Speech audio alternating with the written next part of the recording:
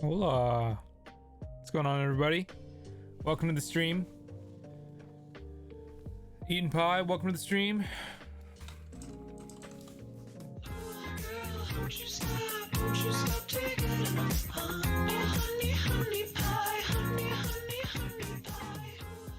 Should be back ASAP. Cool. No worries. We're just getting set up right now. Got a few things that we can do and we plan on doing today, and that is Retro Edition. Welcome to the stream, man. How's it going? Today we're gonna be playing some Starfox, and we got a few other things that we can do. But first, what I can do is open up some packages. So I got some packages in the mail, and we're gonna do a little bit of an unboxing.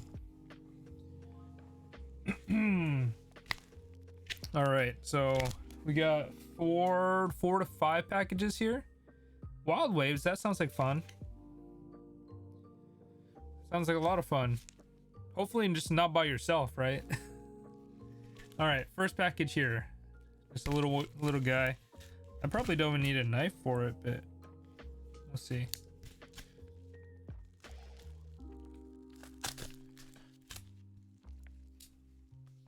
StarCraft, yeah, they're both good games.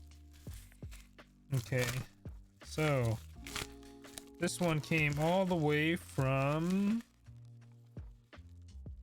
where'd it come from?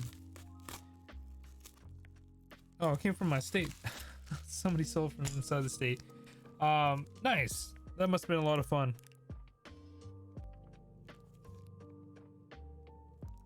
So what we got here is this little bag of stuff. It looks like drugs, but it's not, and that's just because the light. If we actually unbox it or unbag it, hopefully they had fun at Wild Waves. It's a very good day for it. The weather was really great. So we have,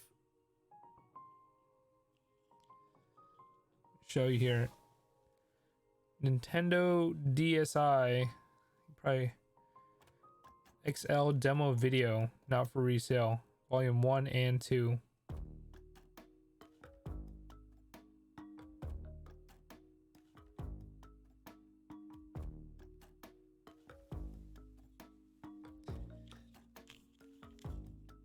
And to prove more of its authenticity, we have these stickers on the back, these not for resale stickers. And I know that these are legit because when I did contract work at Nintendo, if they want to focus,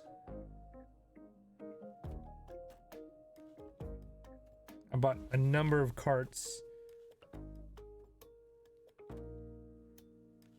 There we go. A number of carts with that sticker on the back.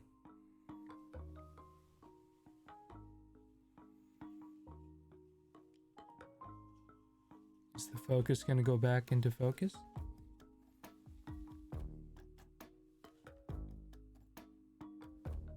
There we go. Yes, they'd be in the demo units, and these are demo videos. So kind of went down a DSi rabbit hole a little bit, because now I have the official US set.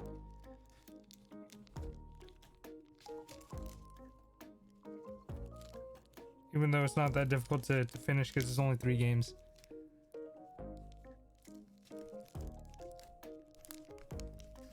These baggies fit these games perfectly. I'll be probably putting them in a case.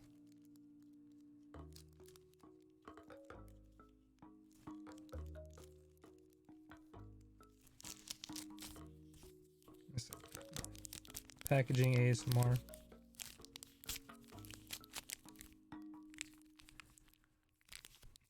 No, they're not drugs. They're DSi games. Not drugs. DSi games. So that's package number 1. Garbage. Oh, don't worry, I'll take care of that. This is another box here. I'm gonna open it up this way so you guys don't see where I live.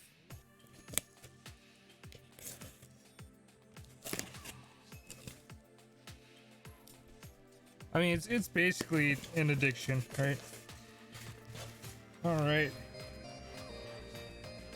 Thank you for the host. Nothing else in this box. It's just this. Some more unpackaging ASMR. And this is from Retro Modding. Retro Modding. And it's nothing too crazy, really. They're capacitor kits. So I'm gonna be using these to fix Game Gears. So I have a couple Game Gears here. I got one downstairs. I got one underneath the bed that I haven't fixed for like 3 or 4 years. That need these. And so the very common issue with Game Gears nowadays is the fact that I keep showing you these camera close-up camera angles, but the issue with Game Gears nowadays is typically there's either screen issues, so turn on and you don't see anything, or there's audio issues, and then you turn it on, you see the screen, but there's no audio, or a combination of both. Typically it has to do with the capacitors. So I got 2 Game Gears that have either one or both of those conditions, and so I'll be desoldering those capacitors, resoldering these on, and then hopefully they work. So we'll be doing that. I don't know about tonight, but we'll be doing that eventually. And fun fact, the Game Gear is actually the first video game system that I desoldered and soldered to fix. So that's kind of a cool thing there. I haven't done it in a long time. All right, next package. We got this one here. This one is from Portugal. So this is an international package.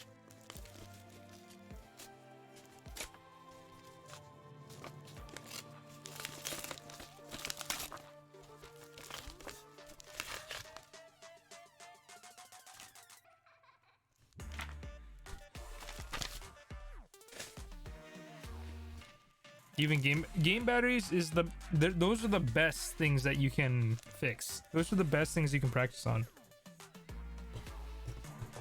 Because even then, I recently picked up this copy of Pokemon Silver, and this needs a new game battery, so this needs to be on my list of things to fix. But it's only 2 solder points. The battery is typically far enough away from other components so you don't have to worry about ruining the game board or anything like that. You can just take your time.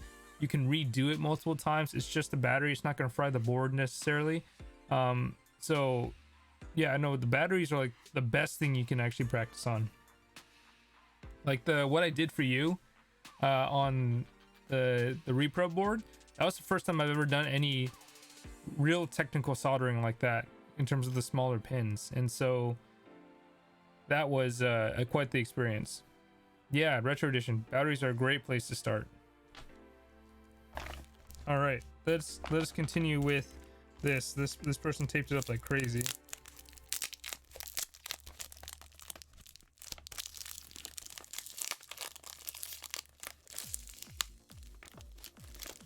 It smells like plastic and rubber and tape packaging.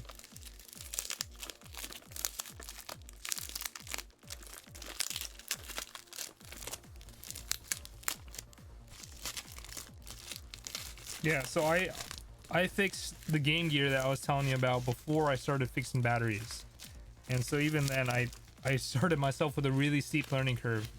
But honestly, batteries are the place to start. Okay, we're gonna open this up, and we have more bubble wrap, more tape. So we did package it pretty well. This came from eBay. More tape equals more protection. Wrap it up. So I'm just gonna... Sounds like the game is loose inside here.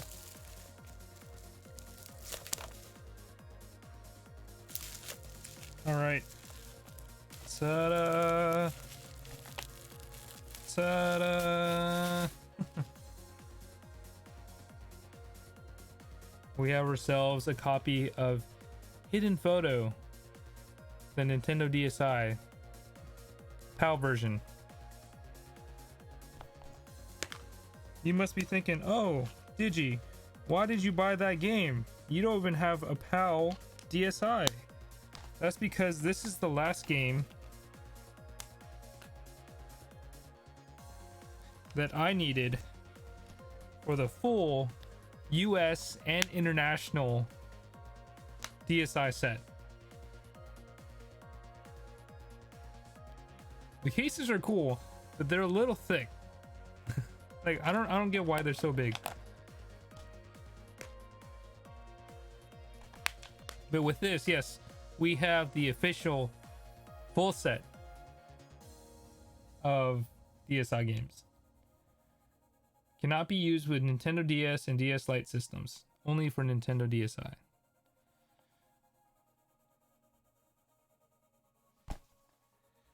So very cool. Honestly, probably my one and only full set of my collection ever.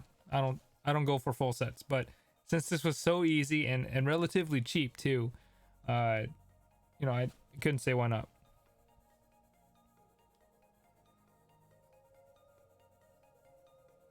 Yeah. That's the cool thing about handhelds, especially Nintendo handhelds. A lot of them were region free. Shit. I can save this box. That's the useful box.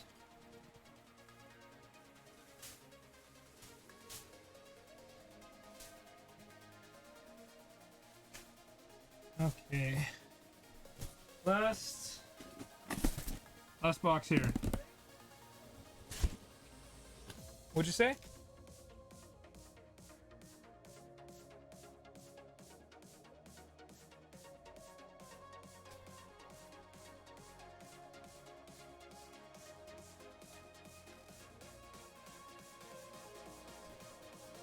All right, I guess it's not the last thing, but we got two more things. This box, and we got one more item from Carrot. Actually, it's a gift from Carrot.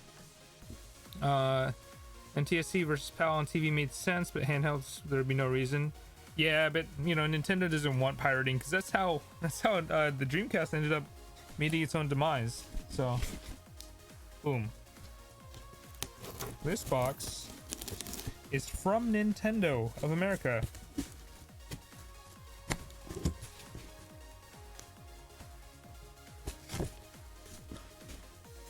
From Nintendo of America.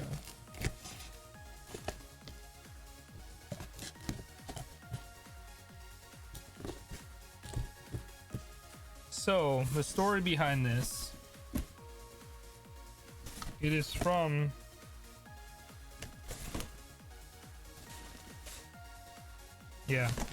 from Nintendo of America. It was my birthday relatively recently, this past month, and they sent me a coupon to use in their store for like 20% off or something. So me being me and seeing that, hey, I could get 20% off something, I was impulsed to buy something. So they had a very selective list of things you could buy from, and so this is what I got.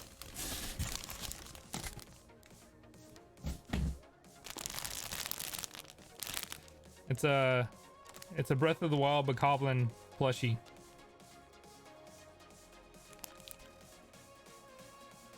So I really like these guys in Breath of the Wild.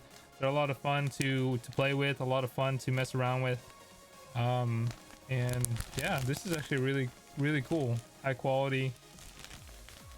Something you'd probably see at the Nintendo booth at like PAX or something. It's going in the plushie collection. All right, last thing. Last package here.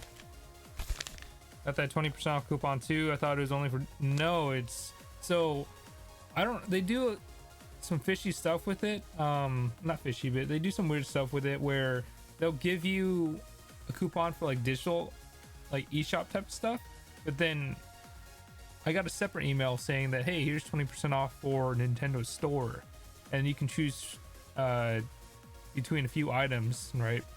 So they had they had like accessories, and then they had plushies. They had mostly accessories actually. Yeah.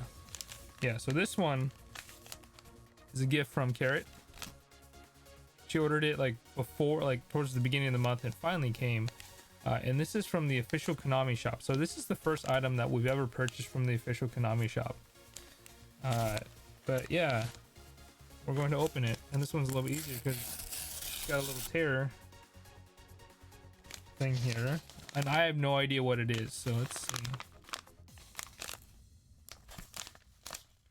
Got the receipt here.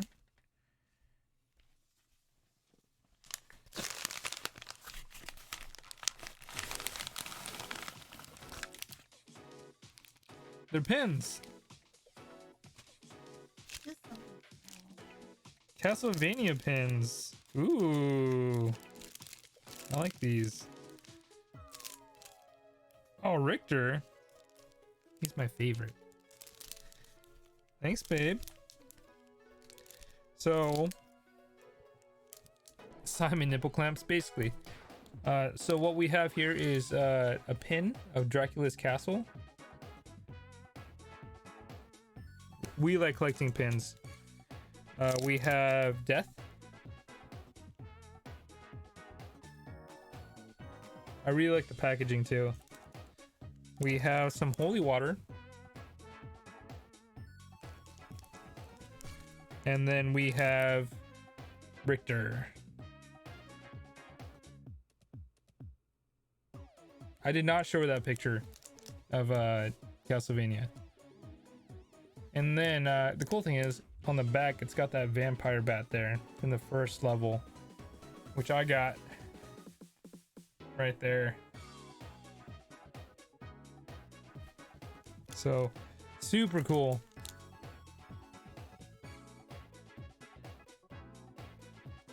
Do we get the focus back? Am I slightly out of focus? I don't know.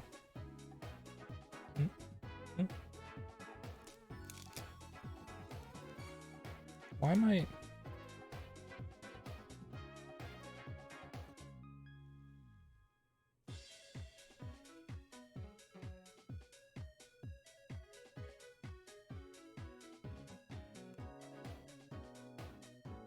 That's a little better there. Okay. Yeah, Castlevania pins. Thank you. Love you. I shouldn't say it back. It's okay. It's okay. Okay. So yeah, all these pickups today. For our unboxings. Also, we recently picked up an NES slot. Brits, welcome to the stream.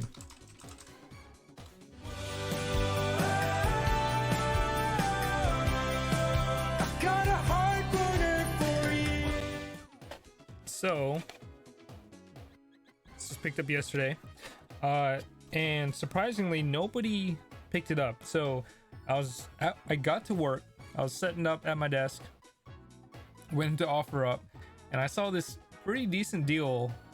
He originally had it listed for $200, but it was he dropped it down to $150, and you can see the price drop. And so I messaged him. I was like, hey, if you're available today, I'd like to buy this lot. So it came with the NES system, controllers, a zapper, the AV cords, and the power cord.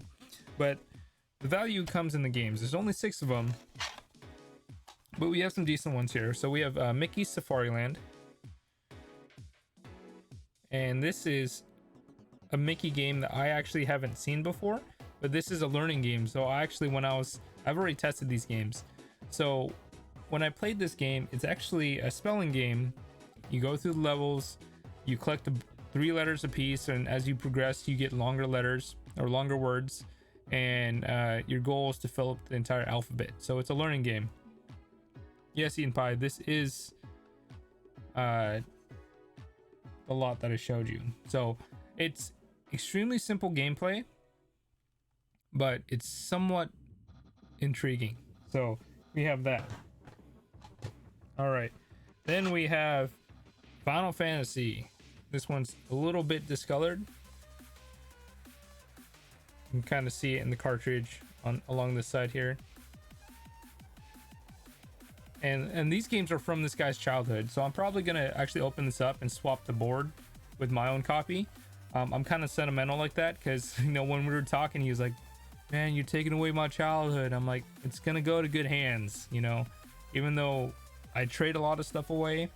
What I'll do is I'll swap out the internals and the guts, and so that way I keep a little piece of him with my collection.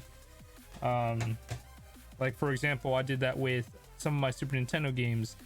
A lot of the RPGs that I have came from a gal named Mary Beth, right? It was somebody's aunt. She passed away and her niece was selling her games off, and I got them like crazy cheap.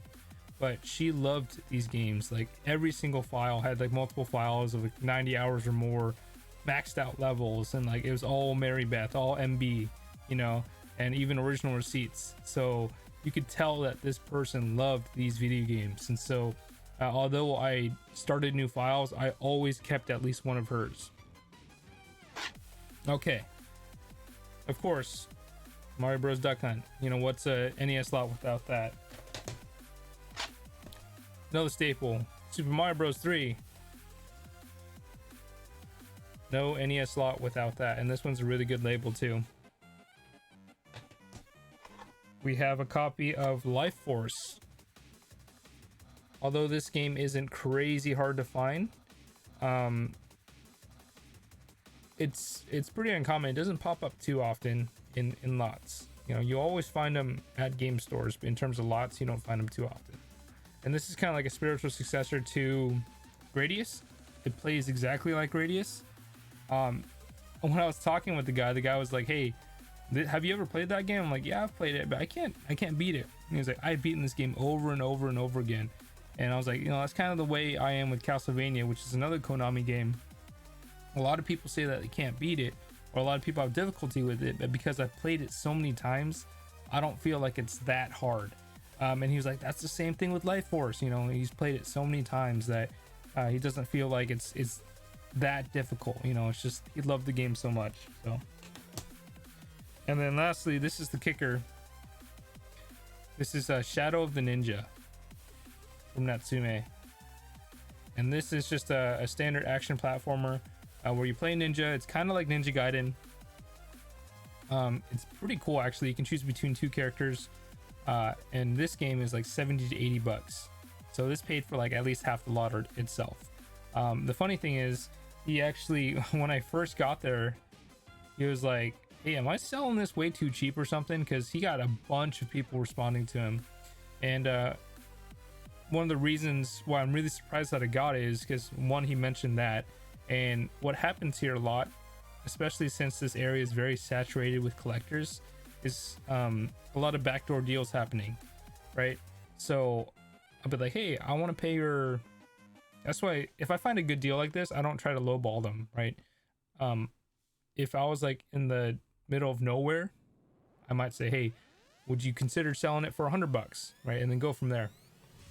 But because I know it's already a good deal, I offered his asking price. And what happens a lot of the time, especially on OfferUp, is auctions. You know, so somebody comes in and says, hey, I'll pay $180 for that, right? If you sell to me. So ignore that Dan guy, sell to me for $180, I'll buy it today. And then they upbid you, right? Especially if the person has the lot or the game or whatever they're selling really undervalued. So like if they had this game separate for like $20, everybody would be on it, right? But then eventually somebody would be like, hey, I paid $30 for that. Hey, I'd pay $40 for that. And eventually it would get up to like 65, $70, which is fair enough, right? Just enough to someone consider that a deal, like where they get $10 off. But then everyone else is rolled out because they're hoping to get like a decent deal and not gouge themselves with pricing. But then, you know, you got the one person, Mr. Moneybags, who can just say, hey, I'll give you as close as you want to the asking price. And then everybody misses out on it, right? So yeah, it happens, but that's part of it. Like, I don't get too upset with it because if they can do what they want with their money, right?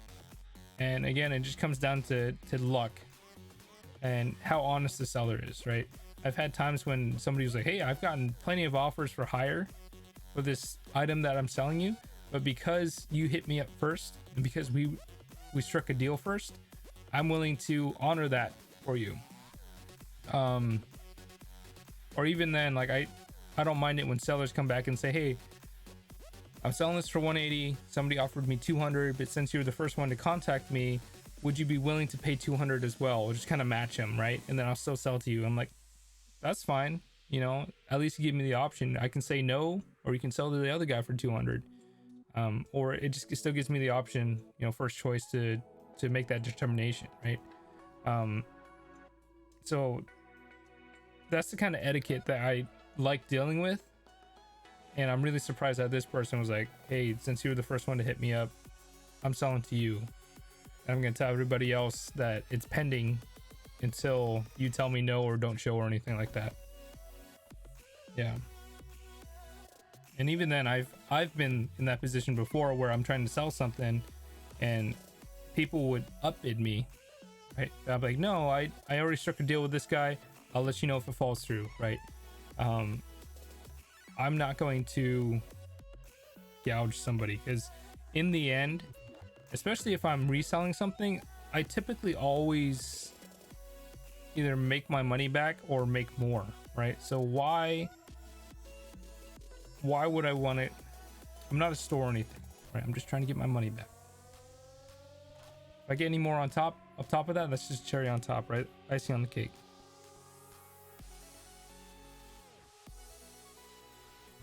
All right, so a couple things today.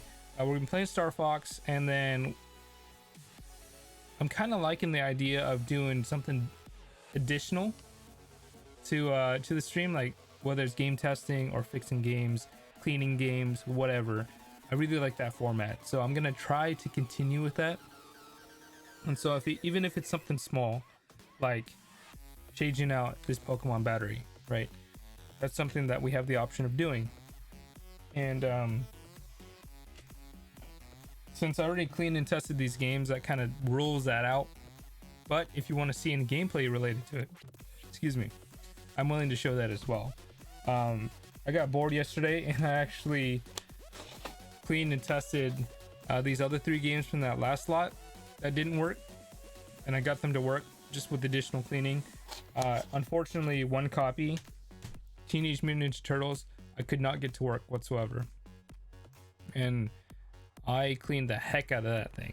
It looks perfectly fine, all the corrosion's gone, but the weird thing it's doing is the chip itself is overheating, just like Tecmo Super Bowl, right? So that's the second game that I've come across that has done that. So I think the next step that I'm gonna do, yeah, that's not good. So if I left it in the system, it would probably melt the plastic. And so the plastic of the cart. So what I'm gonna do is I'm gonna order some boards from Muramasa. I'm gonna do some resoldering and see if that makes a difference at all. See if it's the chip or if it's the board. Put new parts in it, like the capacitor, the resistors, and all that good stuff. And they're simple enough, right? So it's not gonna be like your fix, right? So these are gonna be a lot quicker. So I'll see what I can do with those. And that just kind of creates that backlog of that extra stuff that I can do on the stream to supplement just the gameplay, right? So we got Game Gears we can fix, we got games we can try to fix, we got battery replacements. You know, I'm excited, especially since I'm going to be streaming more and officially making an announcement on the stream, switching gears a little bit. We are upping our streams to 2 times a week. We're doing Wednesdays and we're doing Fridays. So today is the last official stream of this week. If I have more time throughout the weekend, I can jump on every now and then, but officially you can count on me being here Wednesdays and Fridays. Wednesdays are gonna be a little bit earlier because I still have to work the next day. Fridays, nothing's changing, typical time, starting at 6:30 Pacific, 8:30 Central, 9:30 Eastern. And Wednesdays we'll probably dial it back to like 5 Pacific or 5:30. I haven't decided yet, and I'll update that on my screen. So all right, so without further ado, since I'm chatting your ear off and we've opened up all these packages, let's go ahead and get into the game of changing the air. Oh, I didn't read filter, I just saw changing the air. So it's all good. So we're gonna play some Starfox on Super Nintendo. This is my personal copy. The one we were playing before was a tested copy and a lot that we got. This is the personal copy that I have off the shelf. I've never played it beyond, I know I'm holding them upside down, I've never played it beyond the first level. Really, that's it. So I'm considering this my first playthrough. We're gonna see if we can get through it. I checked it on how long to beat, and they said that the average playtime is about 4 hours on average, whereas some people casually can beat it in like an hour and a half. So we'll see where I fall in. So I'm hoping that I fall within that range right there. But we're gonna plug it in, turn on my 8-bit DOE SN30 Pro 2. It should connect, not to that, but I want it to connect to this. I'm gonna unplug that so it doesn't confuse itself. I'm gonna switch up some screens right now.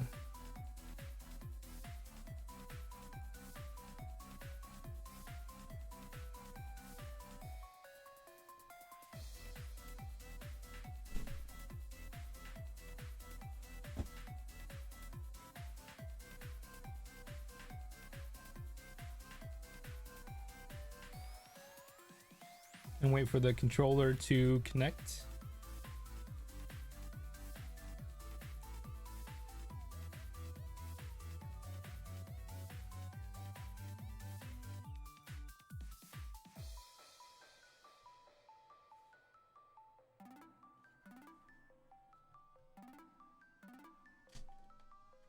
Let's redo this process.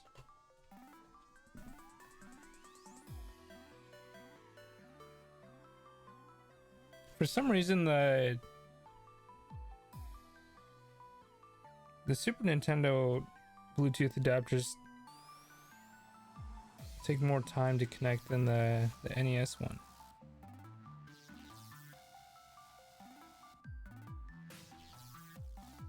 You're back. Welcome back. I was changing the air.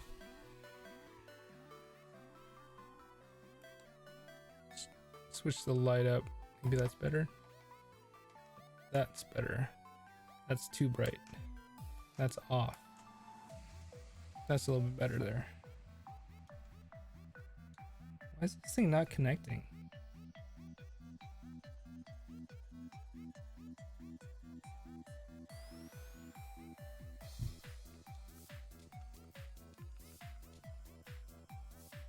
There we go.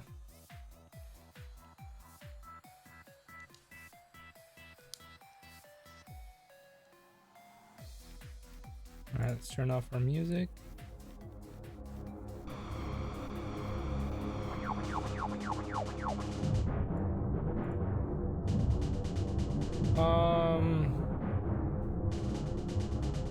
Possibly, but I don't know if it would cover shipping. Actually, it might cover one of the. Well, actually, no, I might. Basic might be able to drive something back.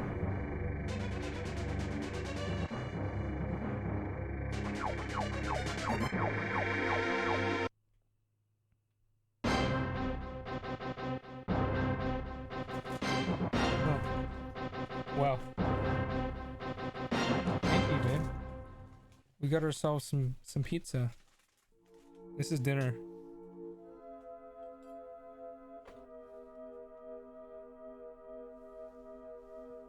I'm gonna try to do this so we don't have to grease up our controllers.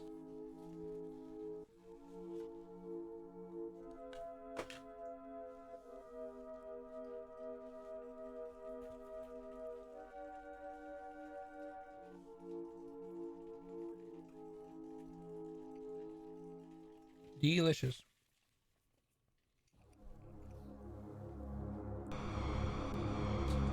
Yeah, I love pizza. Okay.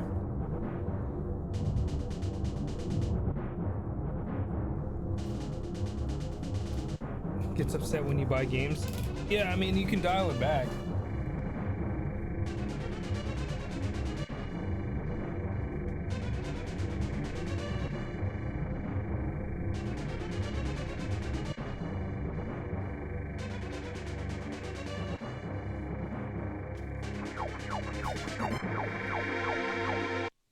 What kind of pizza is my favorite?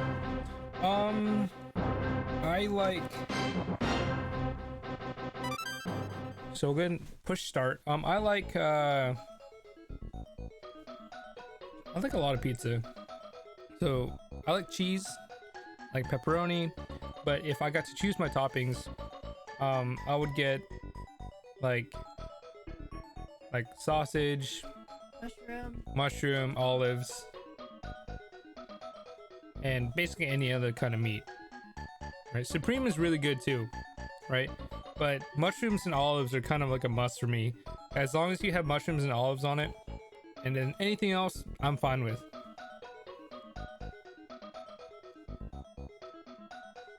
One to 2 games a month, yeah.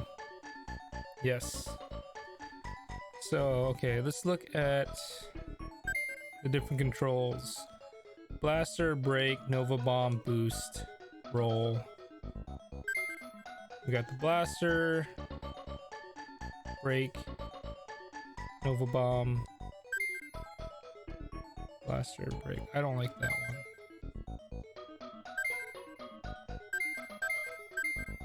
Okay, so we got... Do I want inverted controls? No, I don't. So we're gonna be better with Control C. I like that.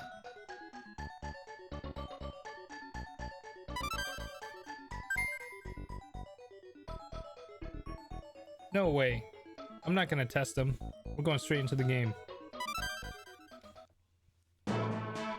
Alright, now I need your help though. Which level should we go with? Do we want level 2, level 1, or level 3? Are these difficulties?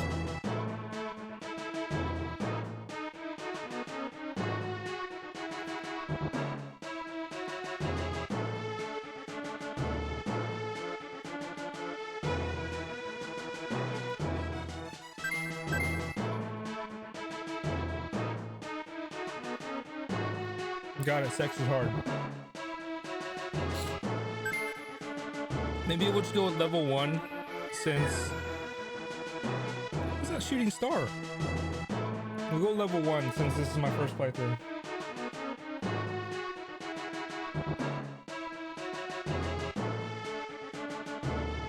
Wait, so this is easy, medium, and then hard?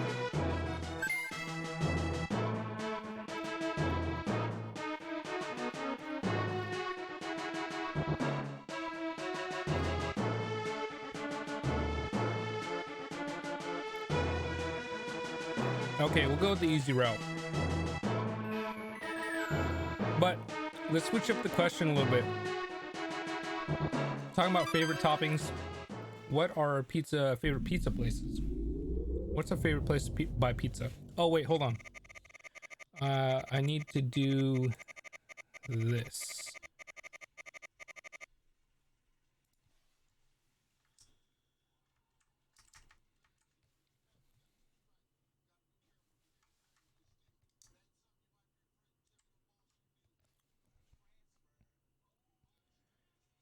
Good luck. And let's go.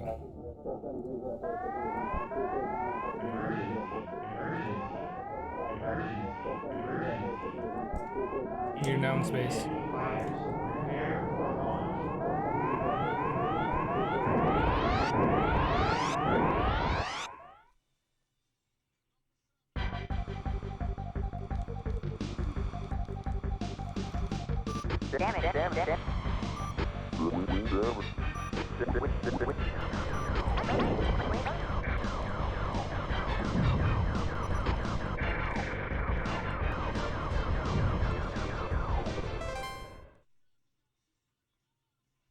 I don't like these controls.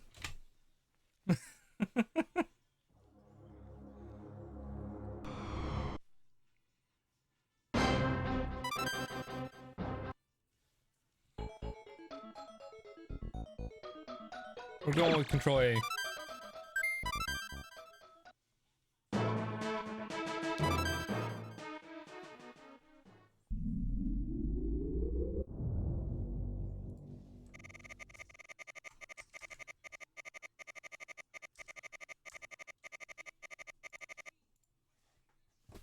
Good luck.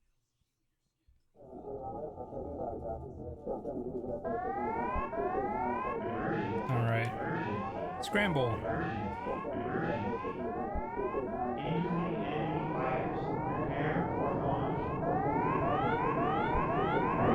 Yeah, I think I've played this game, this first level so much that the inverted just kind of feels natural.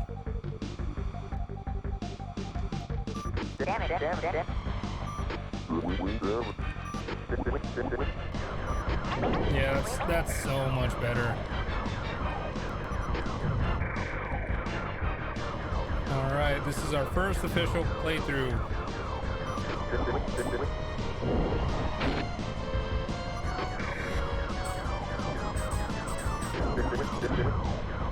I'm not going for high score, I'm going for survival here. Oh, that's a bomb.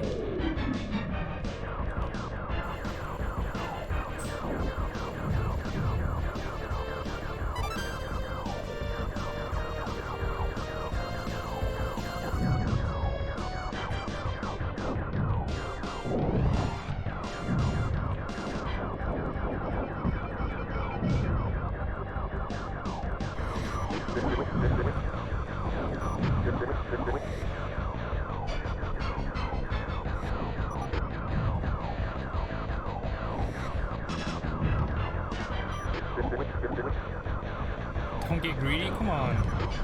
I'm saving your butt, man.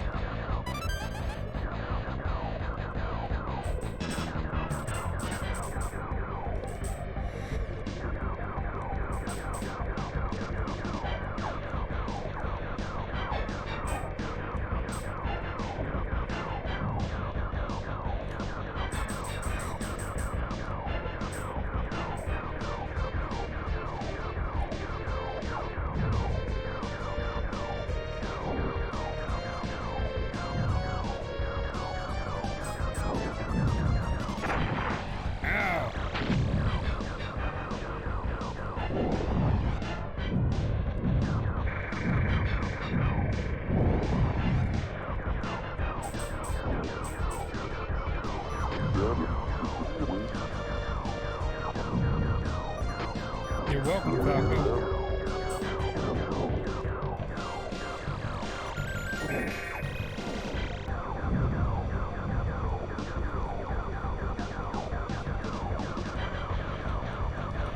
It's got a good soundtrack.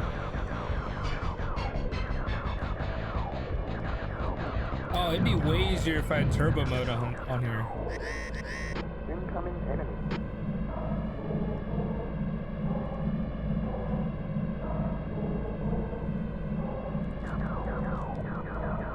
Can I pre-shoot him? No, I can't.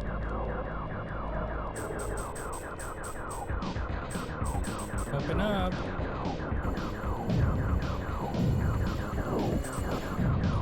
Nailed it.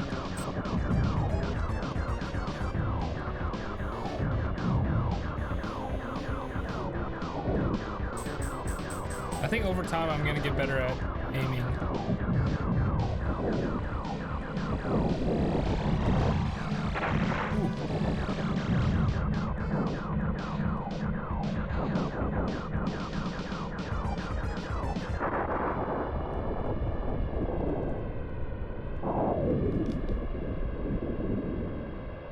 N64 yes, I played more N64 Starfox than this Starfox.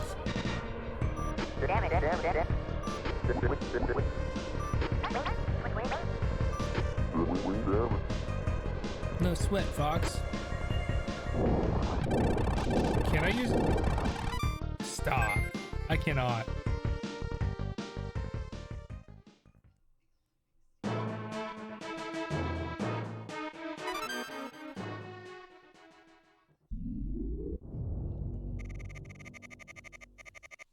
Andross's forces intend to build a base in this area.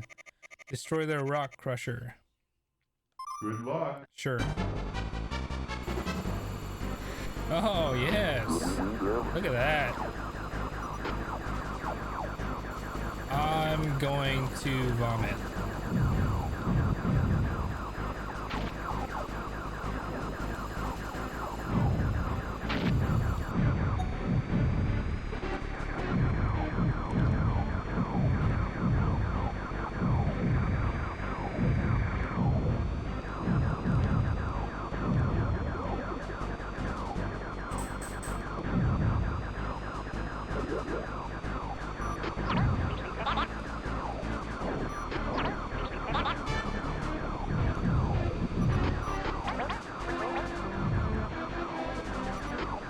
Yeah, I've never played this level.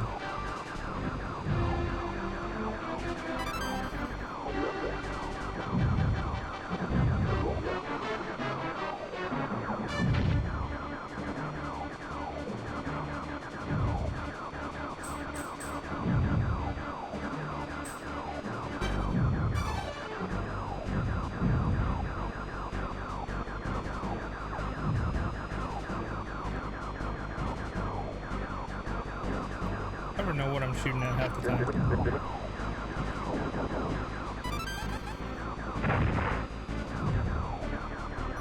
Ooh.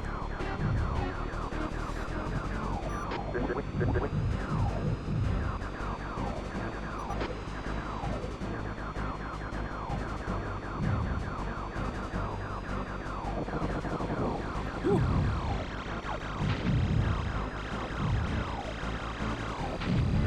Ow. Ow.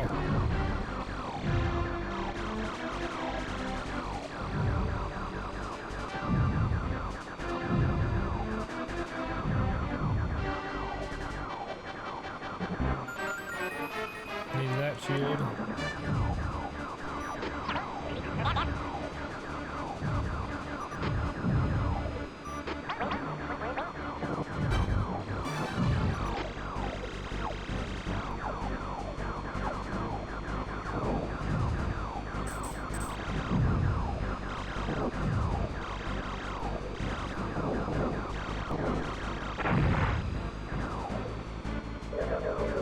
Shoot the kites.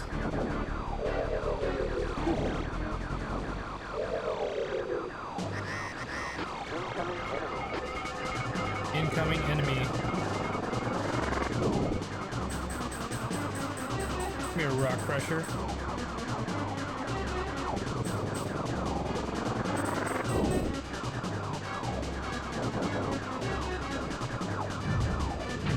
Ow.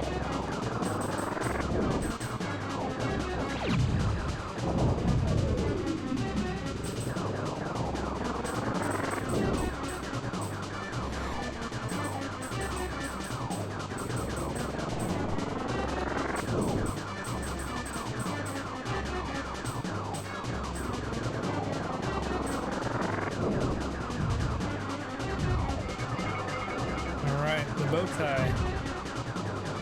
And that's it.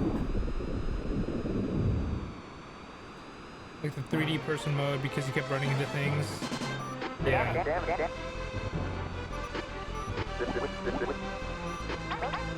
It's because I'm a professional astronaut. Pizza break.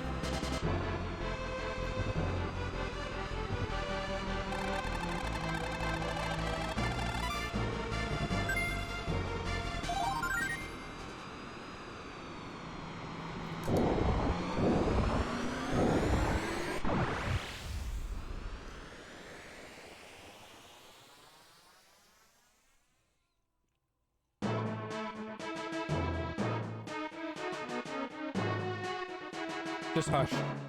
It's fine. I'm a professional astronaut. Just trust me.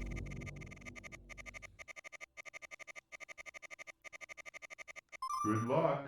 I didn't even read that. Whoops. I don't even know what my mission is. Wait, hold on. No. I have no choice but to use this? No, wait, never mind, I can't. Phew.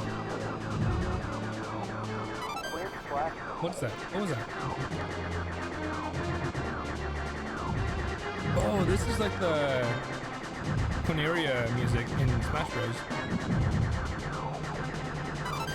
Wait. What is that? What is this? Is this good?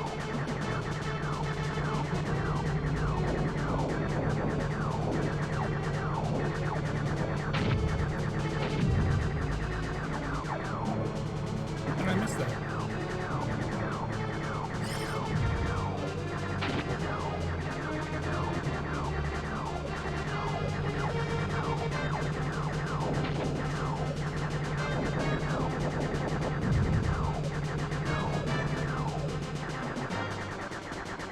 Throwing in some barrel rolls.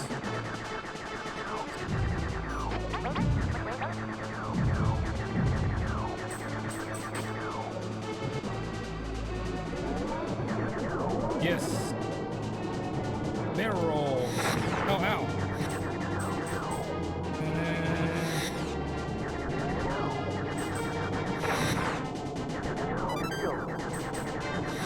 Wait. Am I invisible?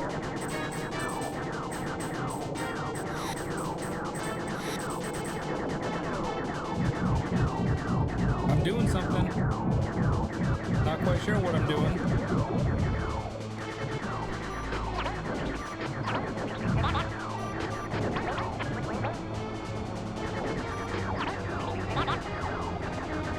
Is that supposed to be a ship? Where's that Jeff Bezos?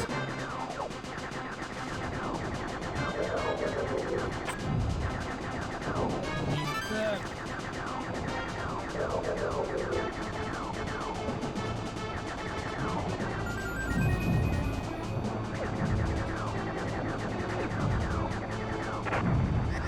Wing damage. Ow.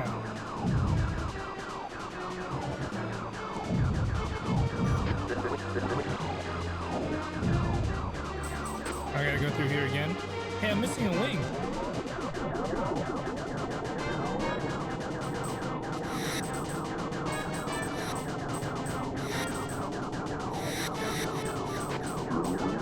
This is kind of cool level. Ow.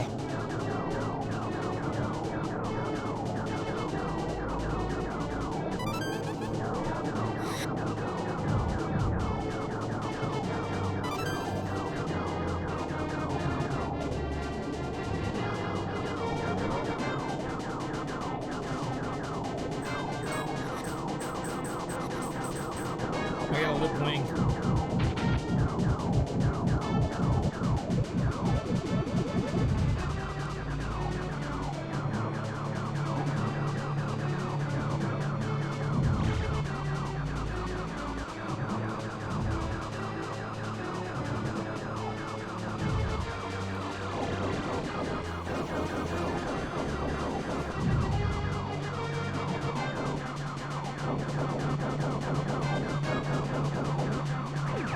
Come on. I want that. Prepare. As I run right into it.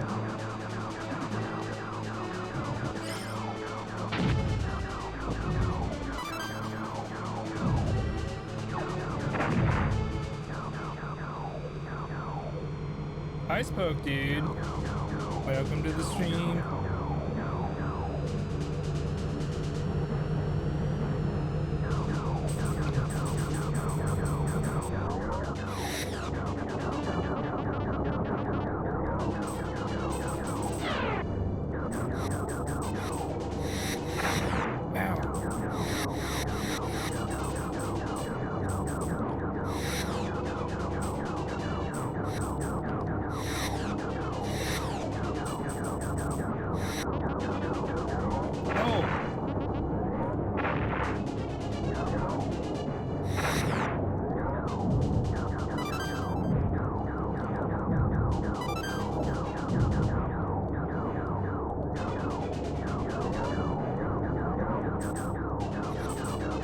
tough section.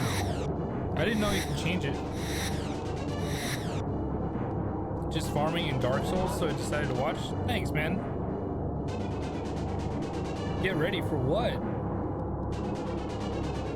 Better never miss a dance stream. Wait, what am I doing here? What's going on here? I don't like what's going on.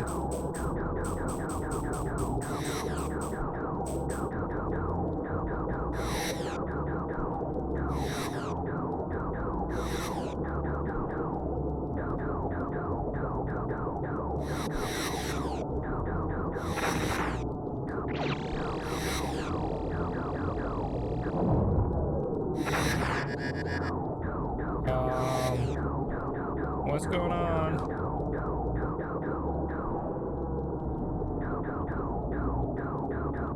How am I supposed to do damage?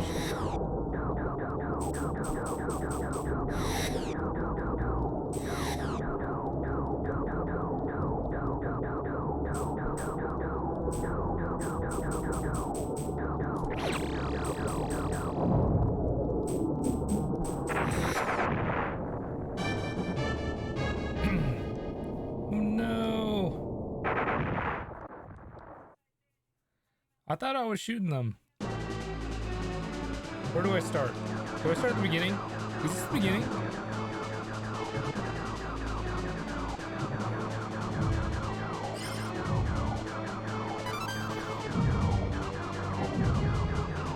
Oh no, this is right before the boss. Gotcha.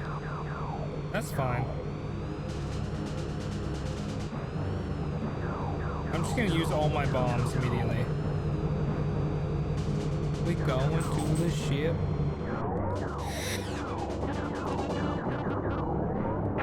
Ow.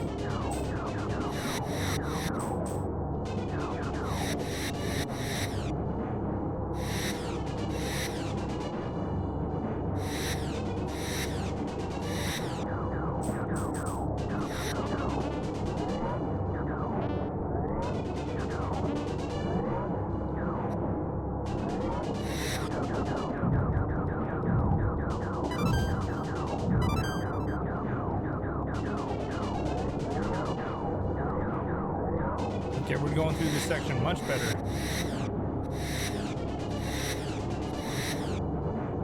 Okay, we're gonna use all 3 bombs.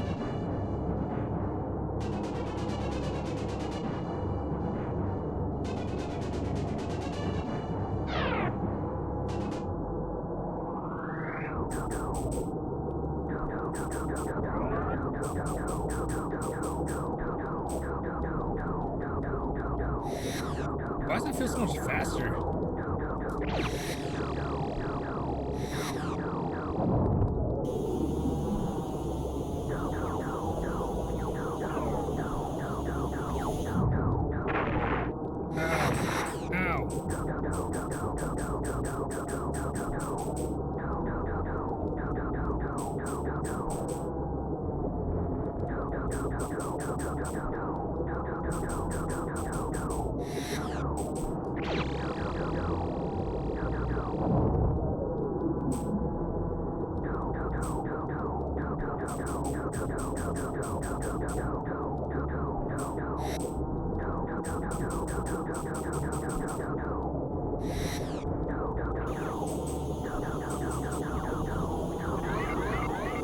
Somehow I did it. I don't know what I'm doing, but I'm doing it. It's just a big washing machine. That's very true.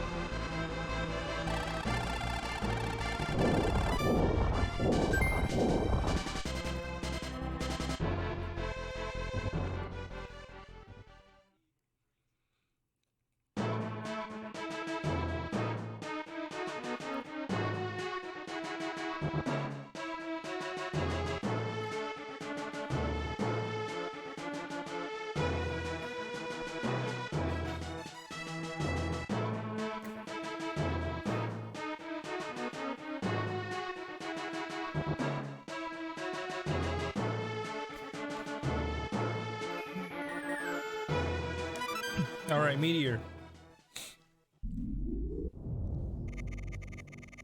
Good luck.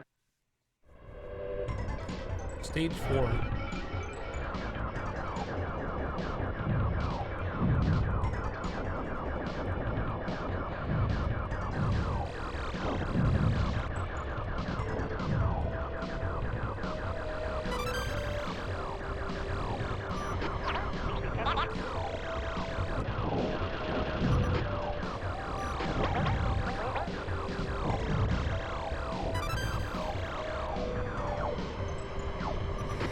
You're in the way of my aim, man.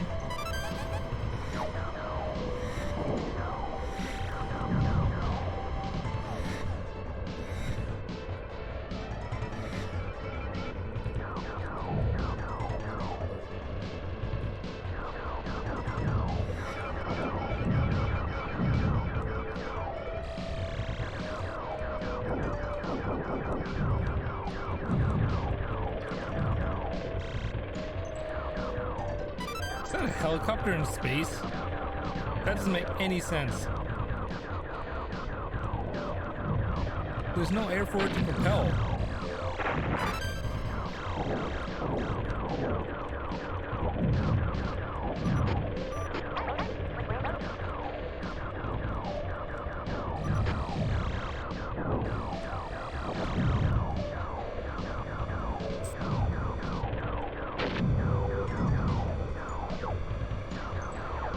You're on a planet? I guess that's true.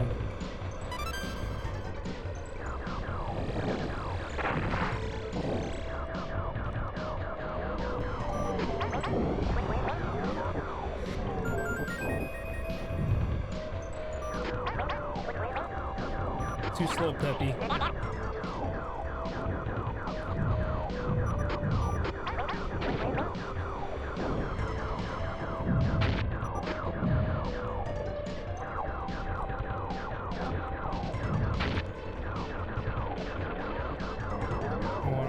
I should go for the bomb.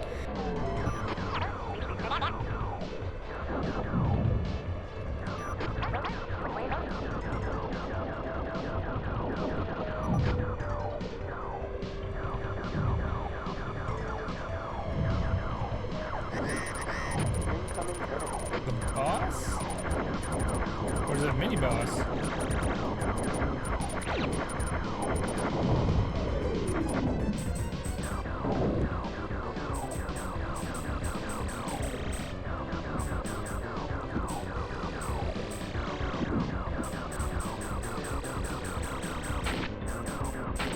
Ow!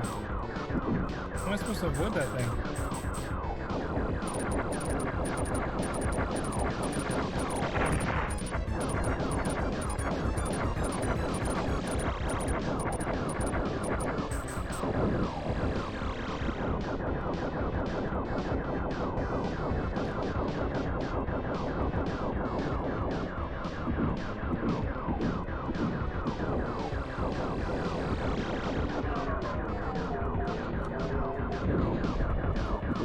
Shooting fireballs in it?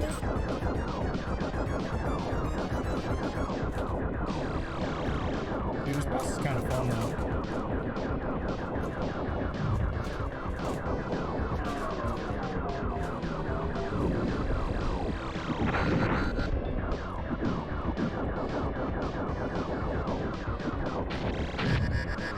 Come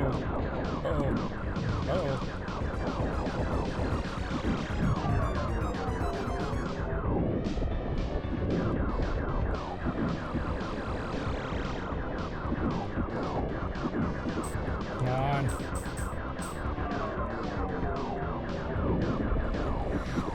Do one more. And we got it. Barely any life left. It only came on the Super Nintendo Classic.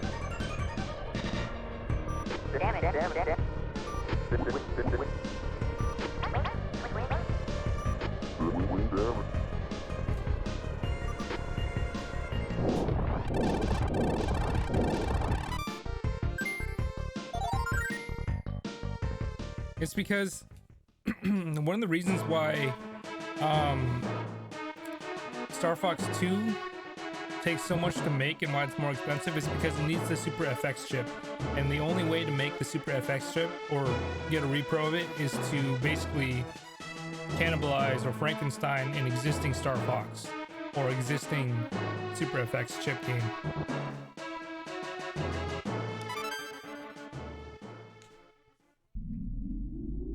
Alright, last level. This is a quick game. The final goal. I mean, we're playing on easy though, so. Oh, hold on. I can do something with... I can do something with this. Hello? This. Do I can Make it sound like I'm in space. Good luck. Not like this. do it like this. No. We'll get back to it.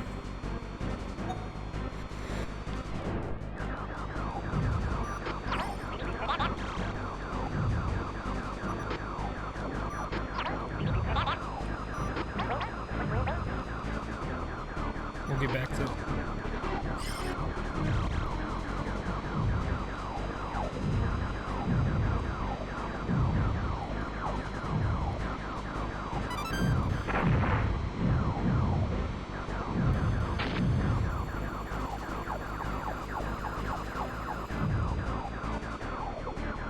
Oh, bowling pins.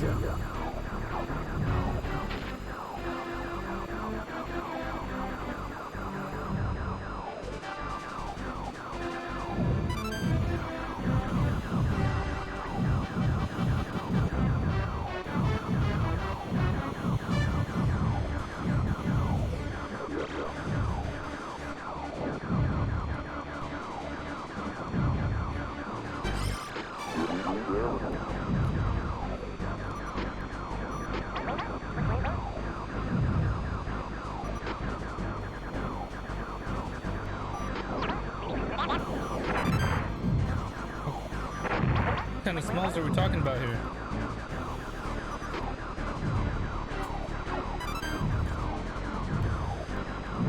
There's no smells in space. Wait, that's probably a good thing that I could have gotten.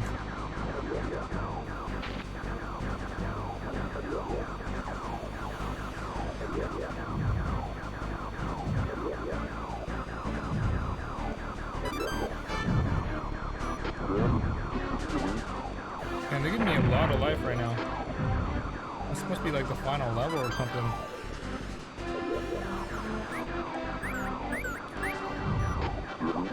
That's a bird.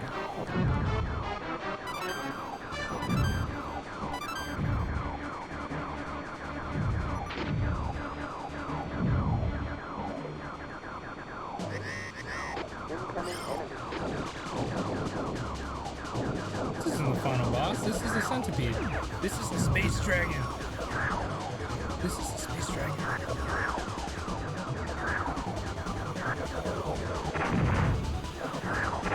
Ow.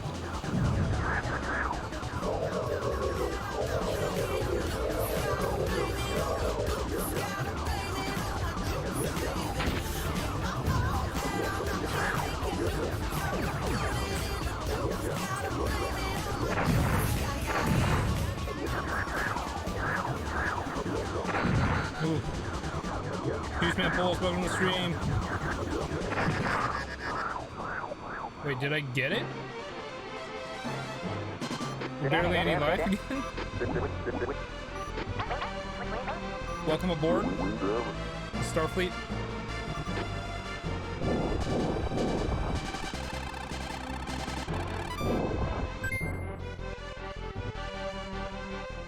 Here, let's...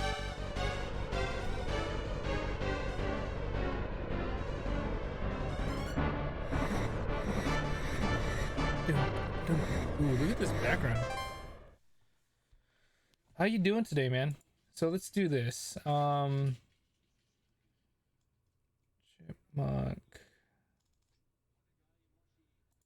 We'll do this and then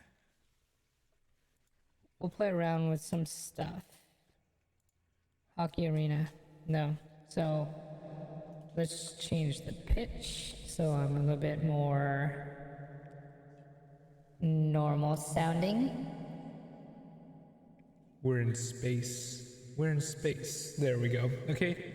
So, Real Play, Music Club, Dark Bloom, Library, Hockey Arena. Hockey Arena might, Chapel. Chapel might be good. Ping. Slap. Multi-tap. Classic slap it. Will be good. And then, let's go over to the right. Narrow, gender. Okay. Radio. Let's do this. Hello, hello, hello. Why? Oh, it's on megaphone. Here we go. Welcome aboard. Or on the phone. Overdrive, buzz cut, tweet. Okay. Maybe this one. Does this sound good?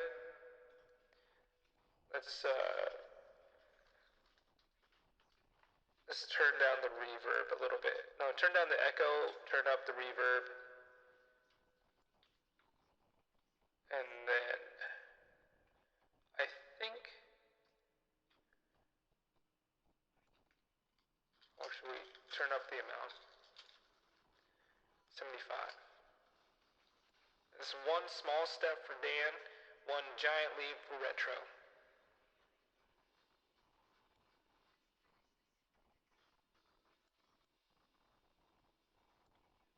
On the phone sounds a little bit better, huh? Sounds like we're in space. Okay, let's go ahead and continue on with Starfox.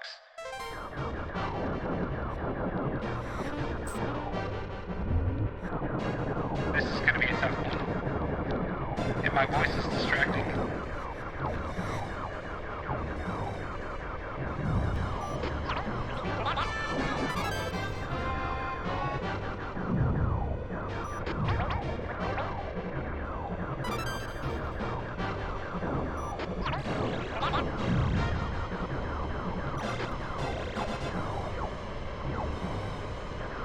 This is awesome. Oh wait, we gotta go this way. There we go. No. Yeah, give me that.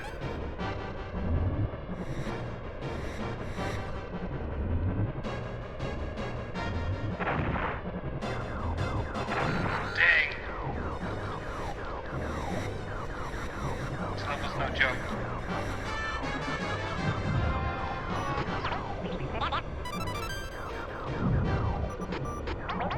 You're welcome, Peppy.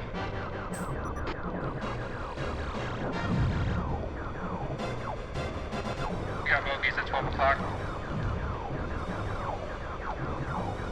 One down.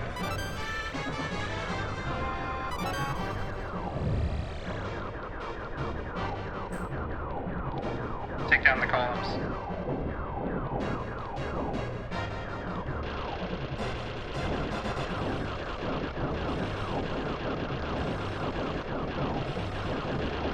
Evasive maneuvers, quick!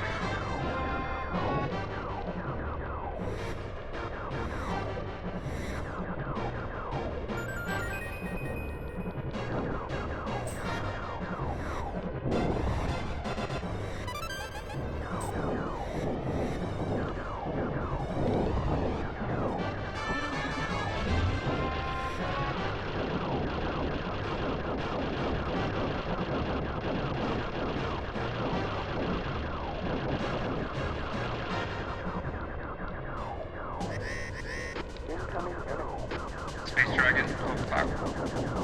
Watch out for its face.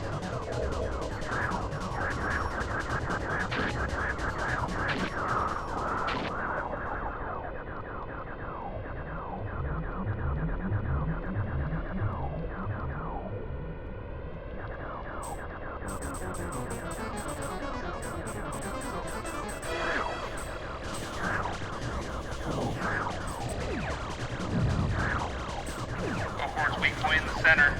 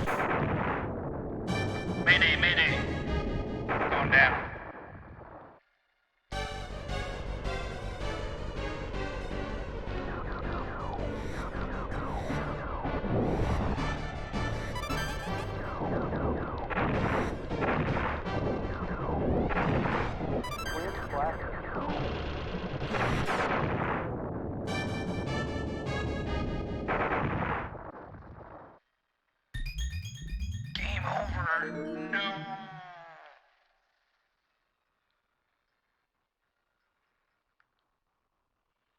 So close. Let's go. We have to start over from Venom again. Refuel.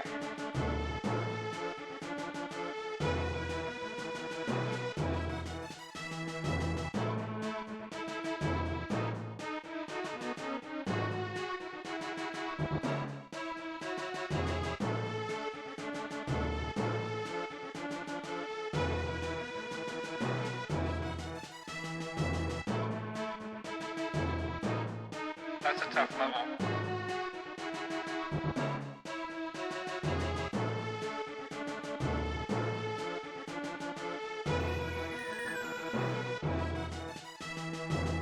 When you wish upon a star.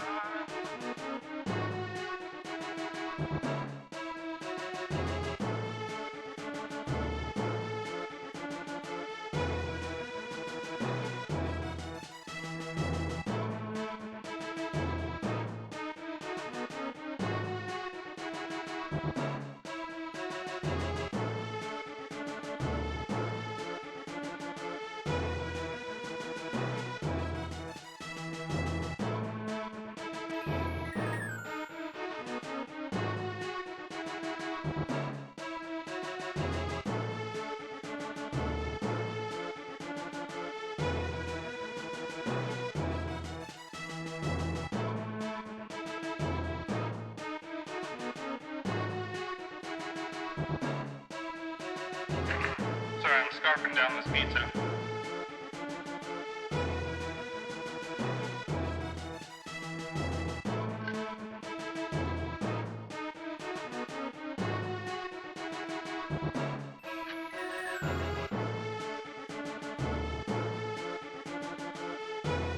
Cleaning my hands with this pipe.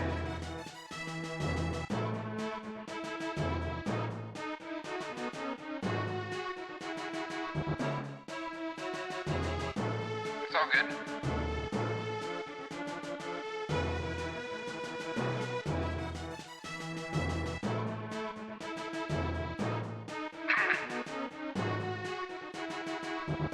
All right, let's go.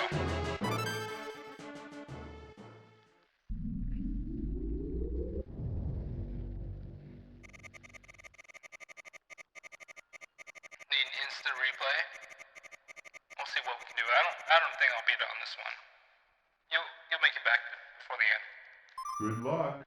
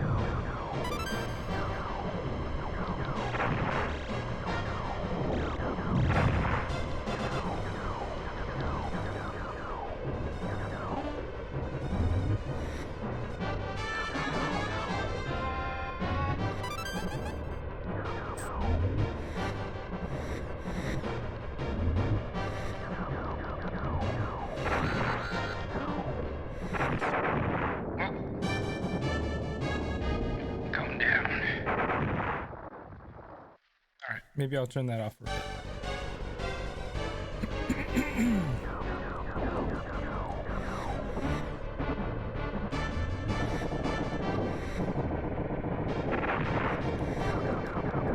This level is tough.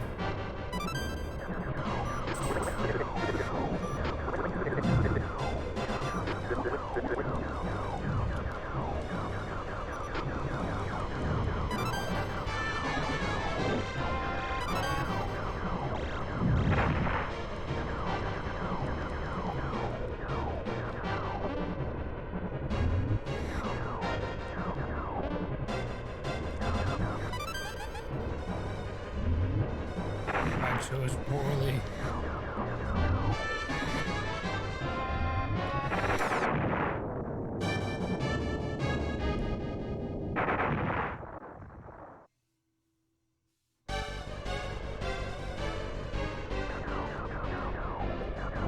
What happens if I run out of continues?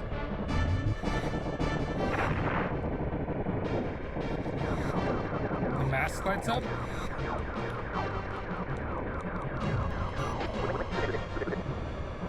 Oh, maybe I need to use my booster.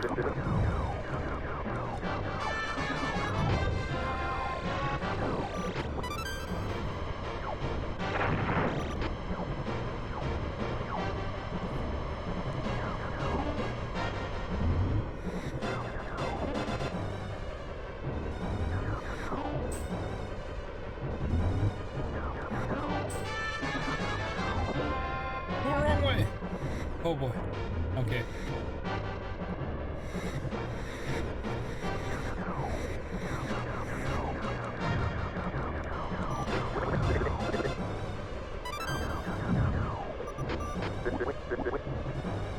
Thanks for the save.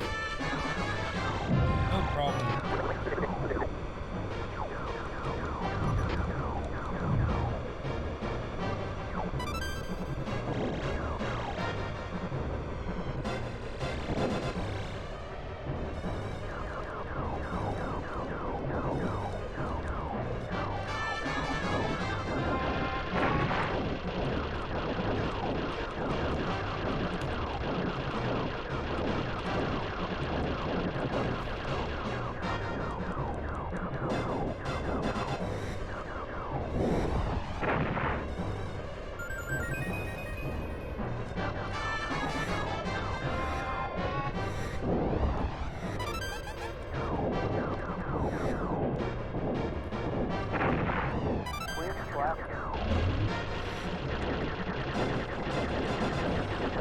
Oh, I got double lasers.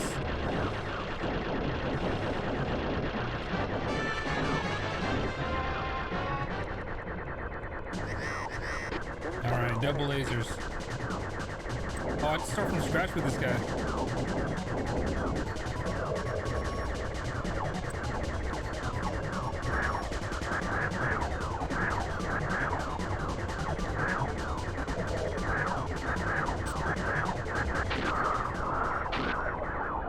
Dude, the double lasers do some damage.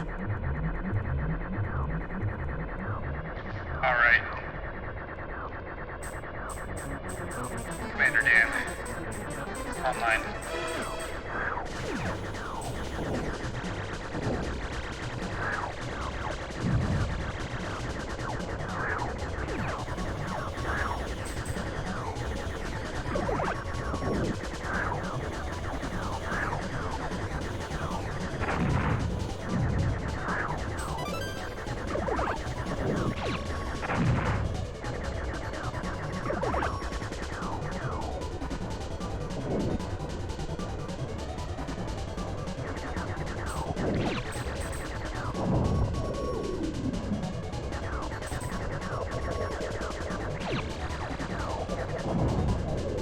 I don't know if that's doing any damage, but...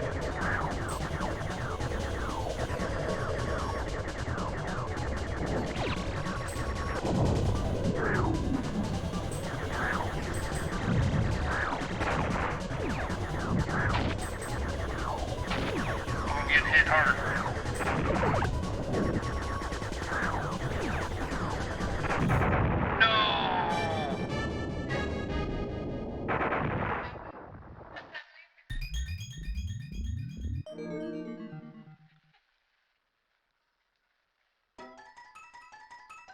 Let's go. What happens if I die all the way?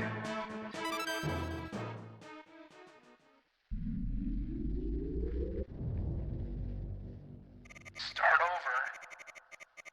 Can't afford to do that. Turn down the echo a little bit. I don't need echo. Okay. Good luck. We're learning. Okay, we can do this, we can do this.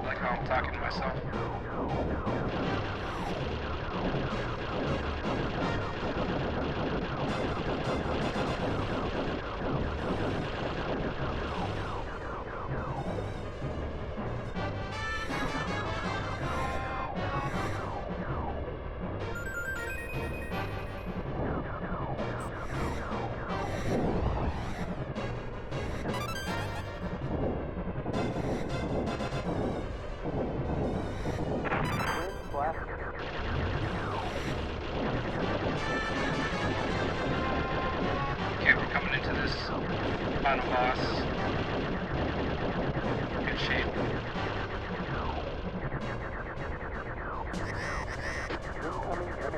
Type and eat, that's fine. As long as I got my 6.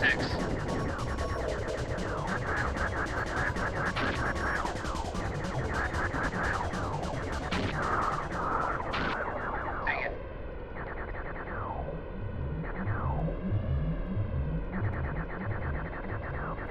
This is all me.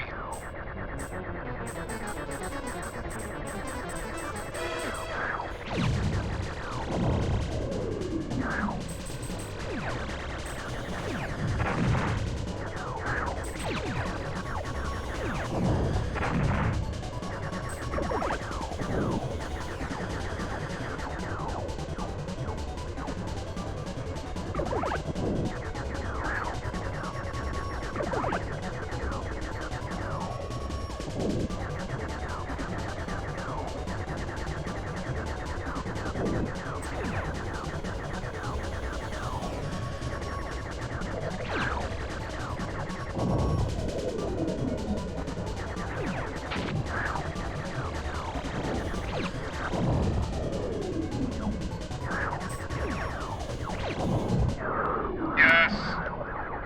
Take that, venom scum.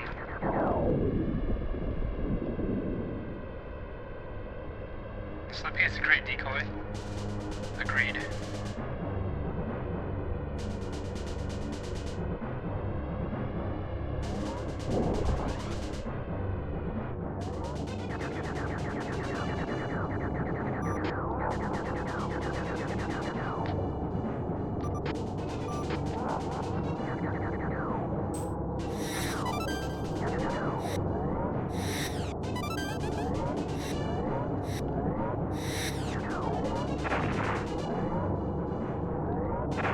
You serious?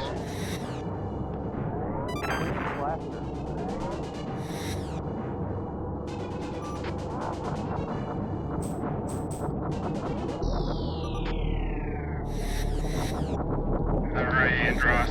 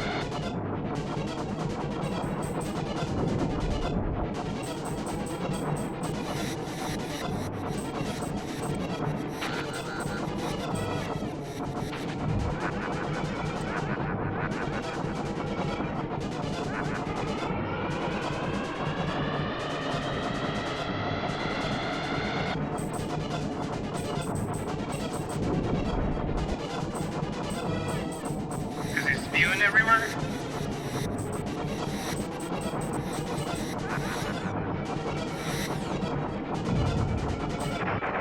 No! You can only hit the eyes when they're flashing?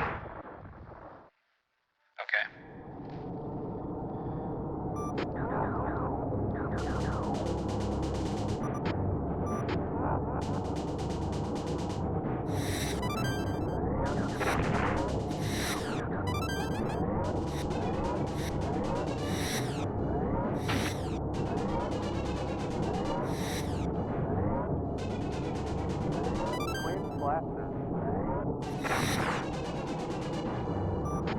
Okay, I'm a little bit in better shape than I was coming into it. Although I don't have the full power up, it's okay. I got 4 bombs though. Okay, one's eyes are flashing.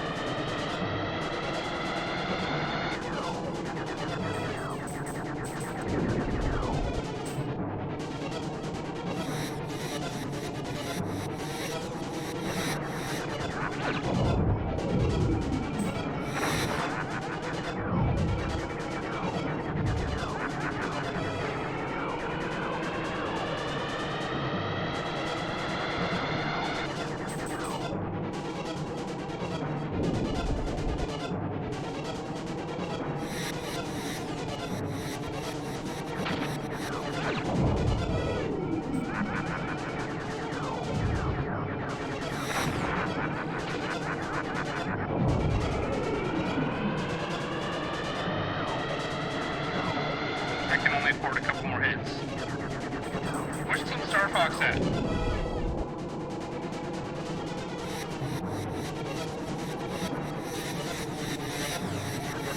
Oh, one eye's out, one eye's out. Both eyes are out, both eyes are out. What's this cube? What is this?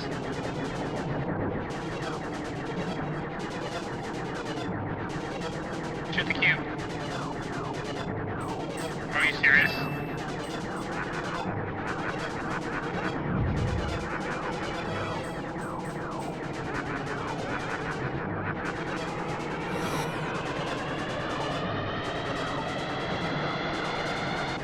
It'd be terrifying, Juice Man.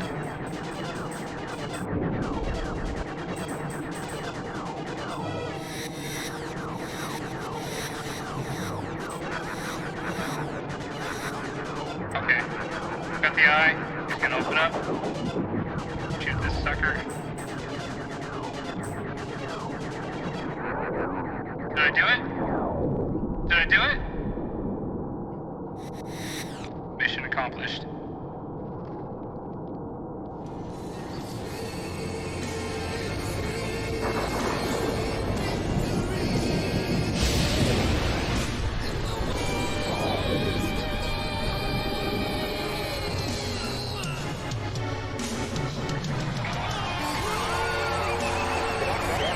All ships checked.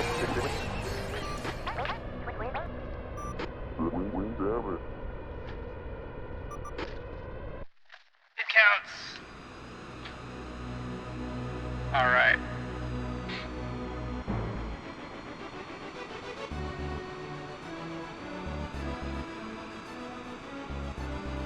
It counts.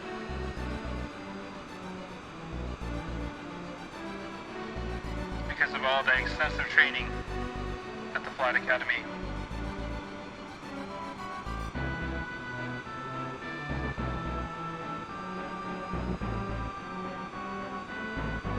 And you know what time it is? Time to take a photo. Stage 4, 95%. Hey, I'm not doing too bad there. Just forget that last one. The last one's still passing.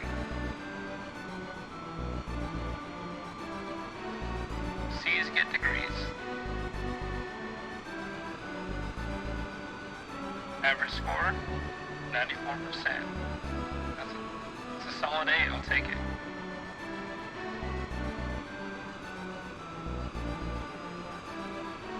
Come in, Cornelia.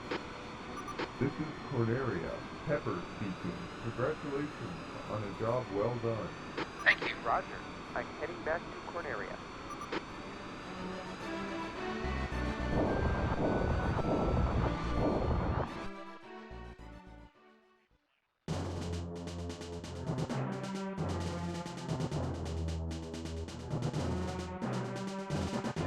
Attack carrier. Took him out easy.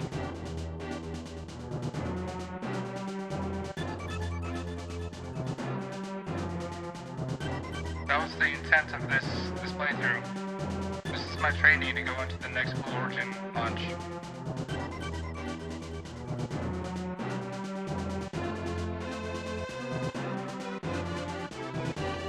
I get to ride in the tip. I want to ride on the tip. Washing machine? Oh, Space Armada. Got it.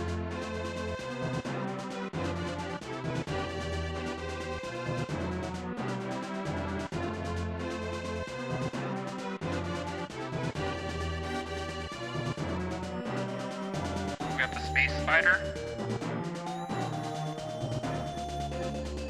Dancing Insector. Thanks, Britt.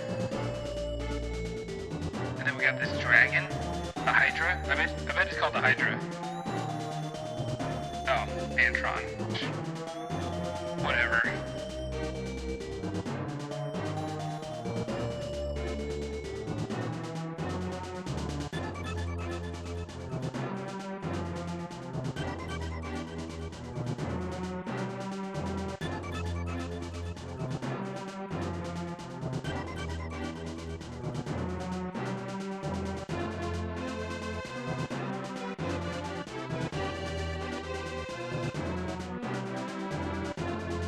Colossus weapon, blowing and sucking.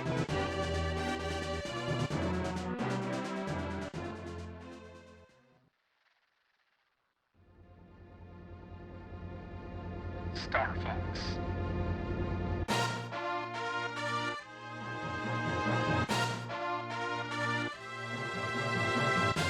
Roshi Yamauchi.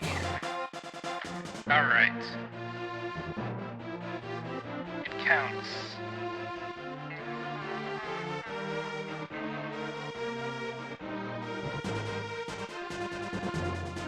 Alright. Twitch, update some stuff. Take a look at the claim sale.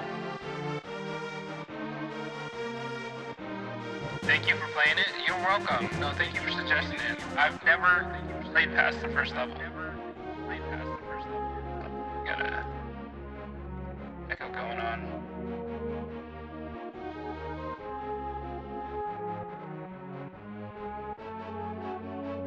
So that was a first time playthrough there.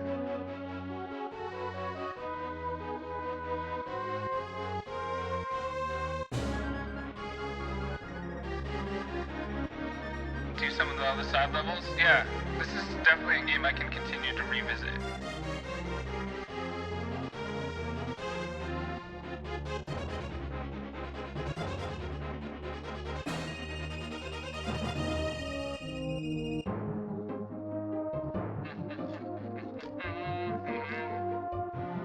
And I actually got to use my Go XLR.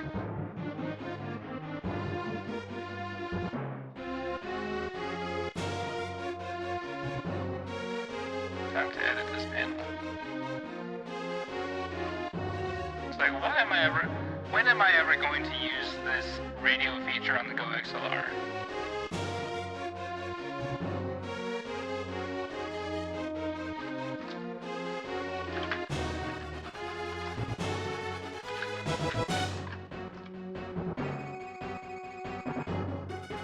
Starfox is like holding my beer. This was a good time to try it out. Yeah, exactly.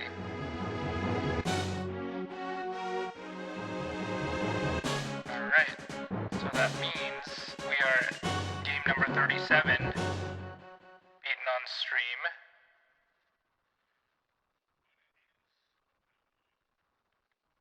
And we're at 12 for the year.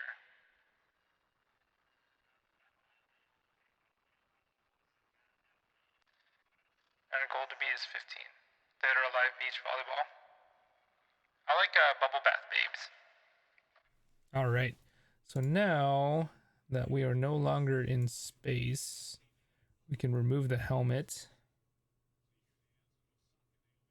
I do like this end screen though. This end screen is really cool.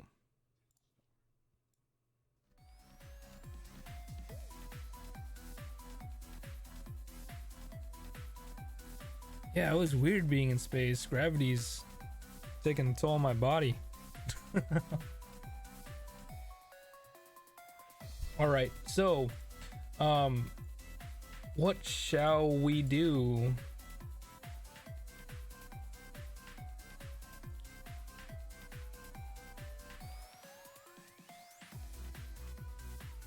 Oh, thanks for the hydrate.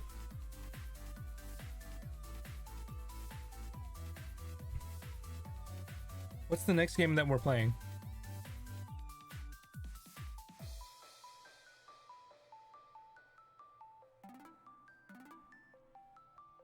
We've been kind of like blasting through games.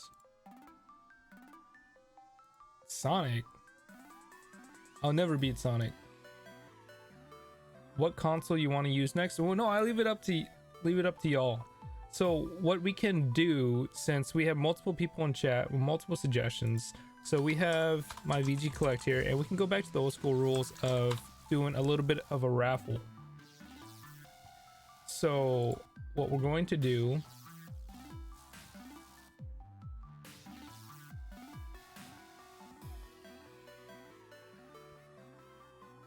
I'm going to spend the next 5 minutes, hopefully that's fair. Is everybody in chat? Actually, no, I'm going to do the next 10 minutes, right? I'm going to open this up. It it's kind of a giveaway. It's just choose my next retro game. And so you got 10 minutes. In chat is my link to my VG collection.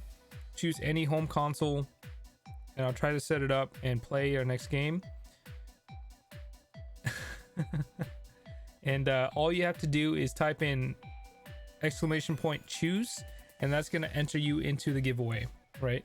The giveaway is strictly for the ability to choose my next game. So if your name is chosen after 10 minutes, then you win and you get to suggest your game. Don't put your game suggestion in there yet.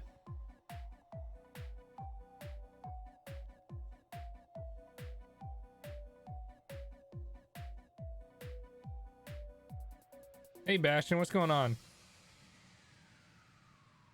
All right, so everybody has a choice in there. I'm putting the timer up for 10 minutes just because it gives everybody some time to kind of dig through my collection. There's a lot there, and make sure that I'm able to actually stream it. So I can stream Game Boy games, I can stream Game Boy Advance games, Game Boy Color games. I cannot do DS, DS Lite, DSi, 3DS. I can't do those. I don't have the capture card for it. I can't do Tiger Electronics, so it's got to be a home console of some sort. It's all good. Take your time, Bastion. Take your time. Just happy you're here. Happy to have you be hanging out with us.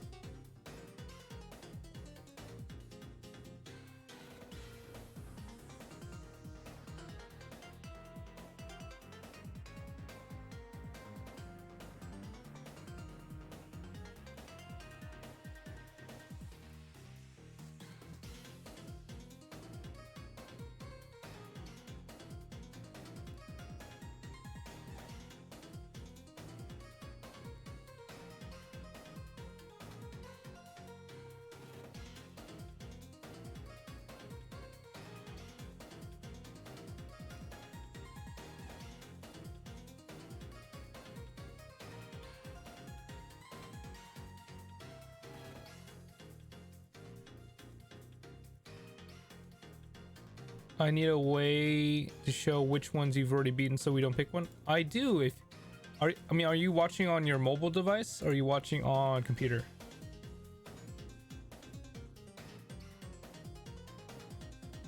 So let me do this real quick.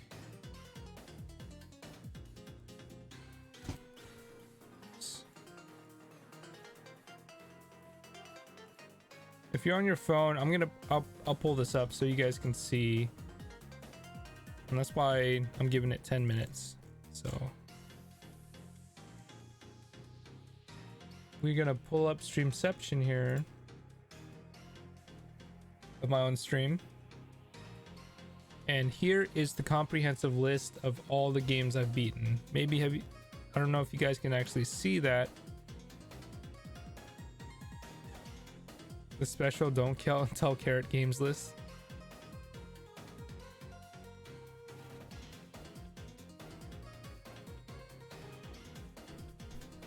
I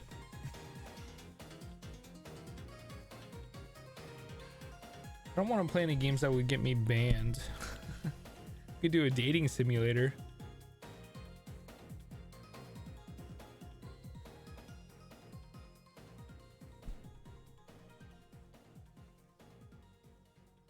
I mean, Fire Emblem Three Houses is basically a dating simulator. Gitaru Man? Well, if you get chosen, that's the thing.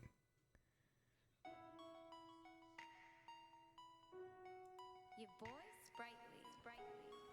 You an alert?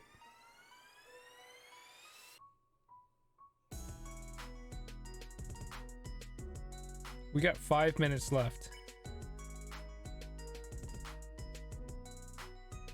So there's still time.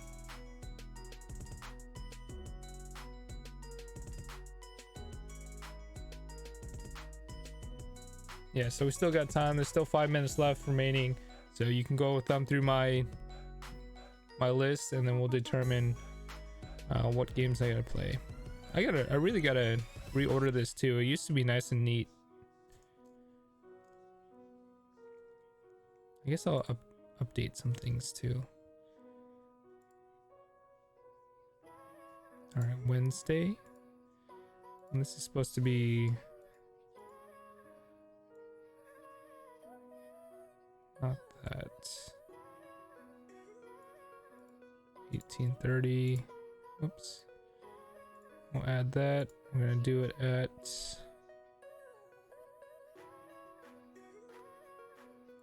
start with 17:30, and then we'll make adjustments from there.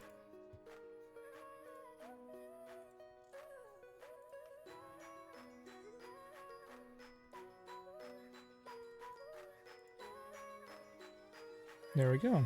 Now we officially have our stream schedule. 5 minutes before you guys can choose. I mean,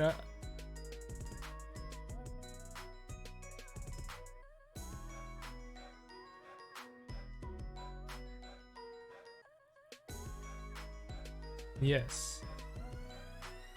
You got like a Dr. Jekyll, Mr. Hyde thing going on right now.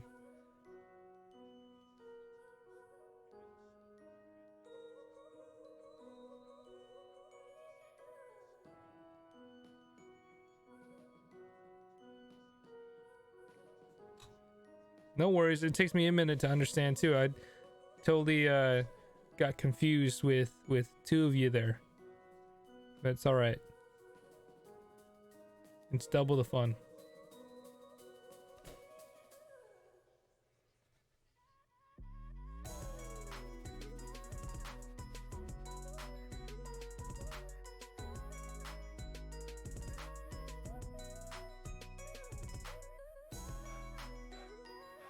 Yeah, so I've actually only beaten one Genesis game.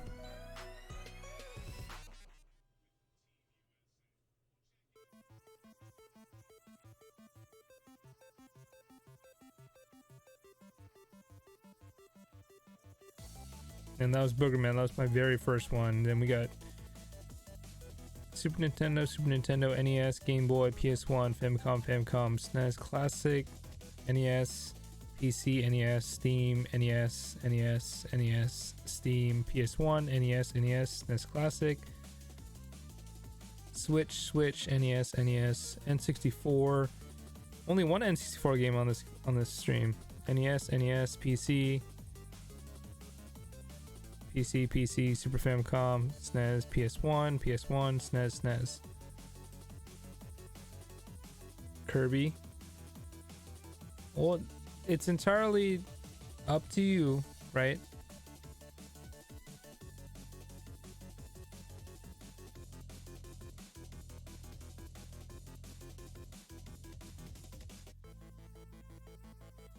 The only thing that bothers me is this right here, where it goes 24 for scale attack. Like, why is that over here?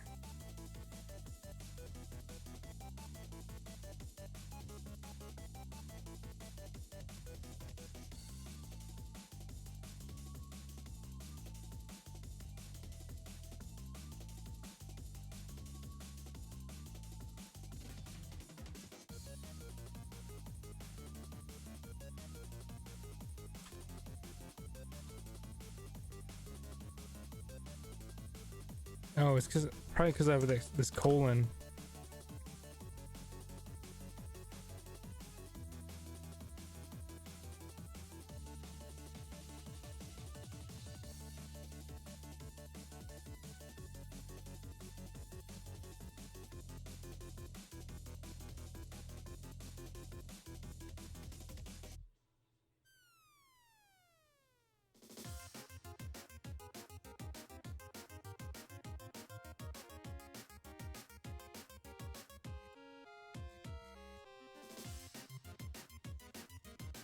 All right, it's all good now. All right, we got 20 seconds. We got 4 entries.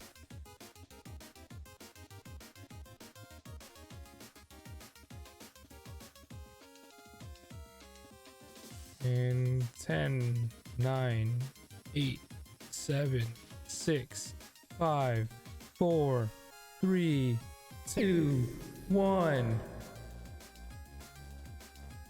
All right, entries are closed. We're gonna go ahead and pick our winner. The winner is Ice Poke Dude. Congratulations, you get to pick the next game that we play. Yes, ice.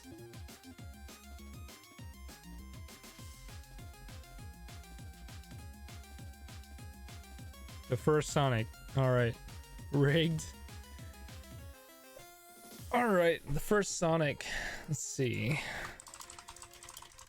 I always like to check how long to beat, because then I can prepare myself for it. And honestly, I've never beaten a Sonic the Hedgehog game, and I'm terrible at them. So main story, about 2 hours. Rush Leisure, 5 hours. Wow.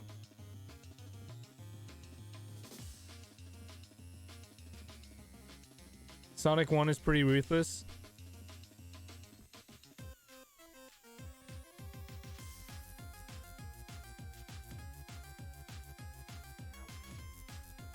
Okay, we'll do Sonic.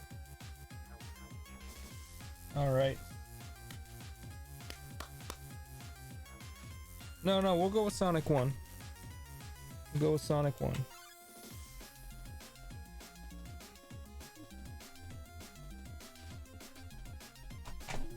You won the giveaway fair and square.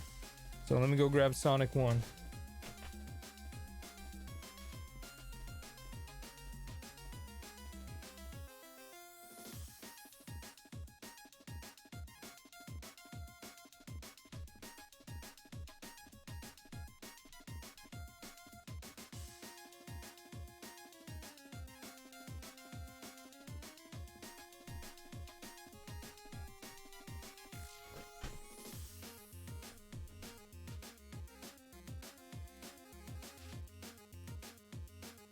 If I got the bits, can I choose for a future game with special conditions?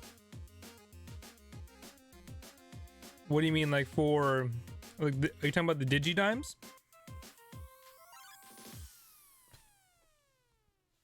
Like the little things next to the chat? Sure. Okay, so we got ourselves Sonic the Hedgehog 1. The original one, and we're going to be plugging it into the Genesis. I don't have a high definition Genesis, so the quality is going to look a little bit worse than these Nintendo games, but that's okay.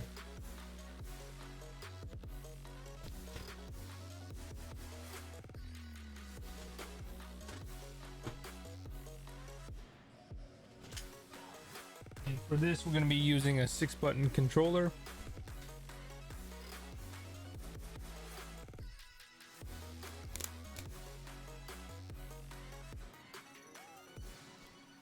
And we're gonna have to switch around some chords. Okay. So first off, whoops, I just dropped that. We're gonna change this to Sonic the Hedgehog first playthrough. Update. There we go.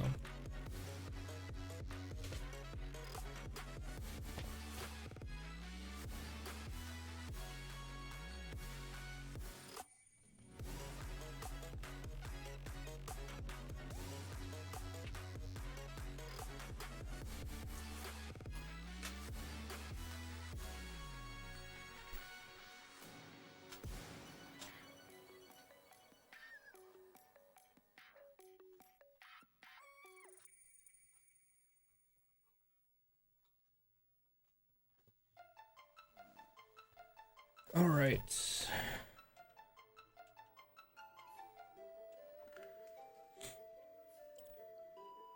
Oh.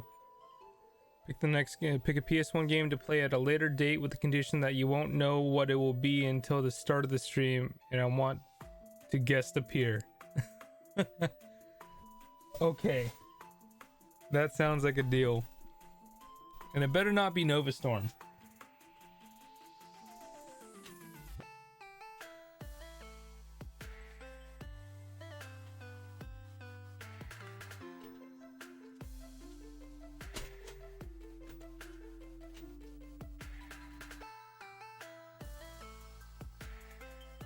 Oh, but you'll bring that as well.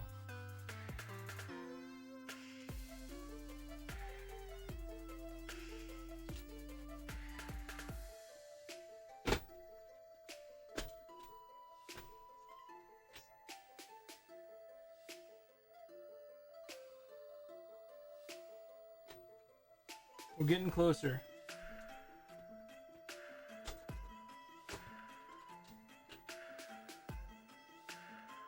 Yes. We've played Beyblade, we've played have we played, I think we have played Nova Storm on stream, but we did it on YouTube.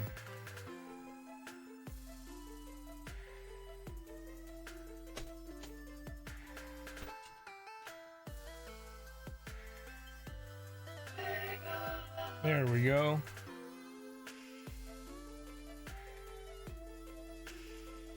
Okay, so I'm gonna be facing this direction because I'm playing on my CRT TV. That's the way I have it set up.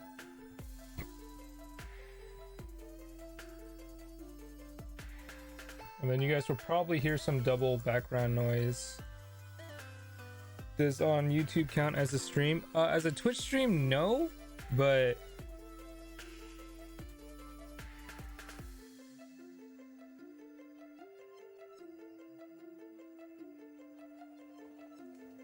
why is it in black and white?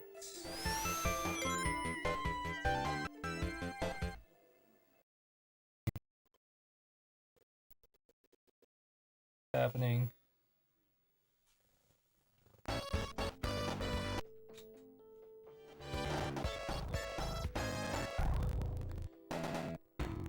Damn, I'm real old school. Just straight up black and white, yeah.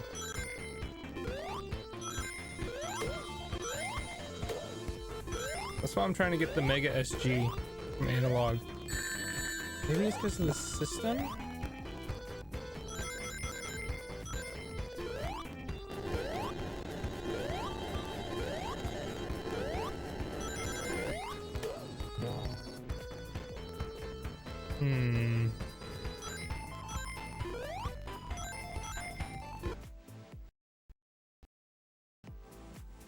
It's because of the system.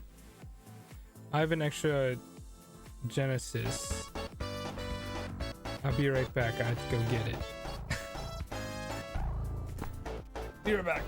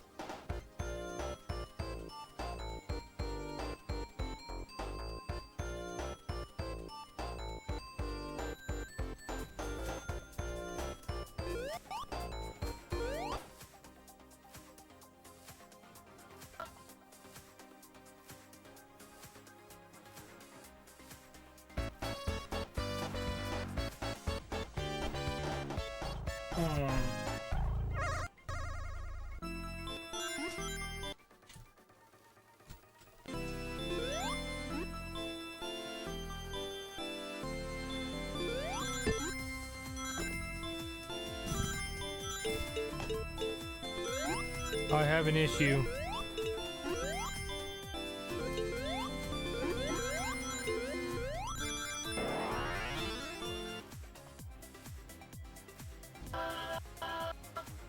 Hold on. Hold on. Do a little bit of cleanup right now.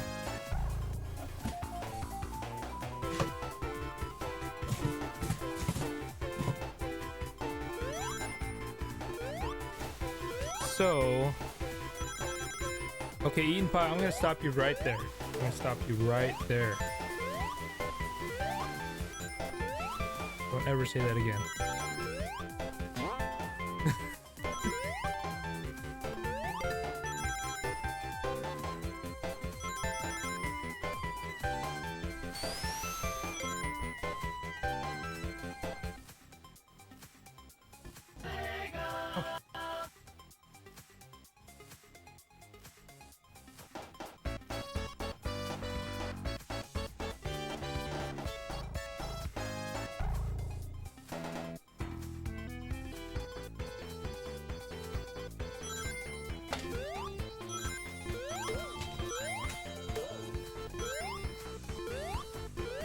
No, I'm gonna get it to work.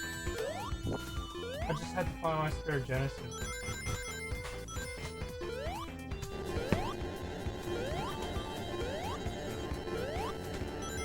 Aha!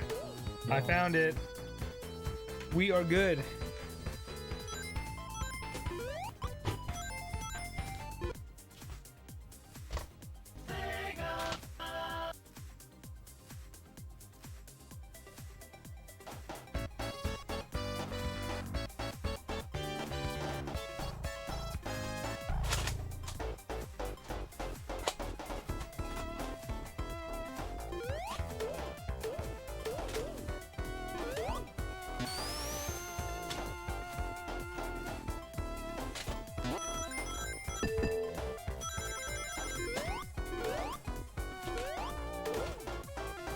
Okay.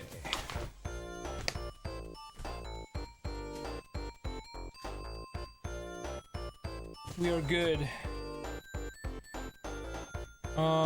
Game value now shows this pretty relatively for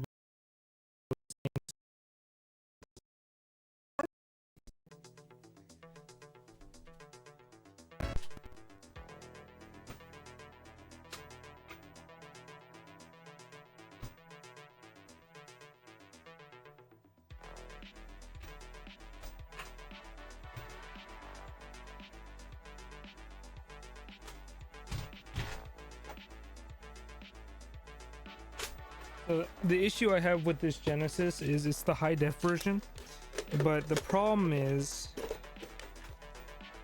the power supplies is going out.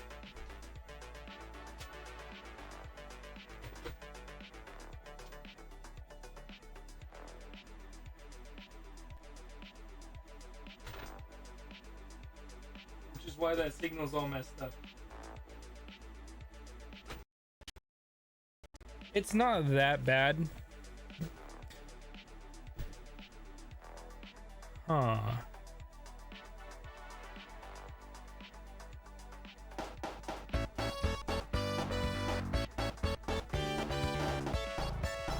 But Juice Man Poles and I was like, this is one of the first games that we played. Why is it black and white?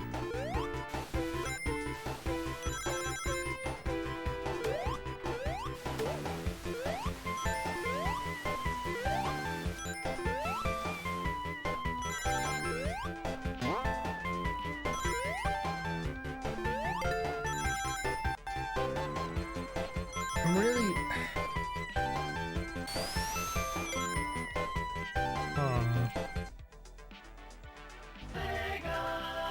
No, RGB. Red, green, blue.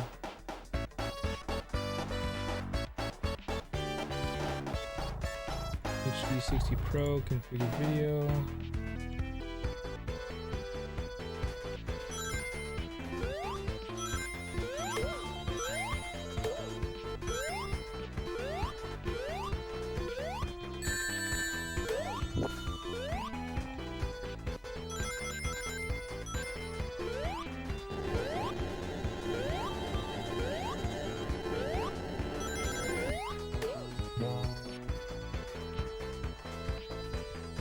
How do I do emulation on this? How dare you? Yeah, I have a lot of questions. Number one, how dare you?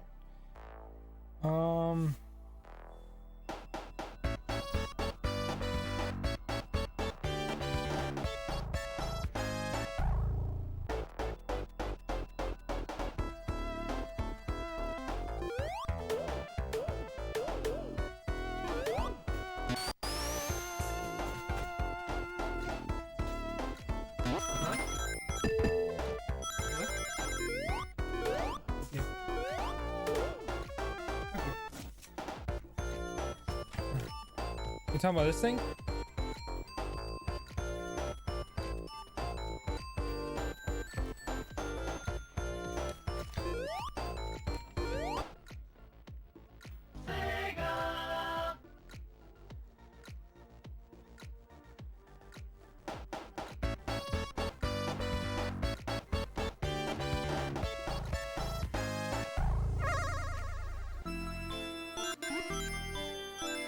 Okay. Let me try something else. Play a handheld, put your full. Well, this has an AV out. So, let me dig into my chords real quick.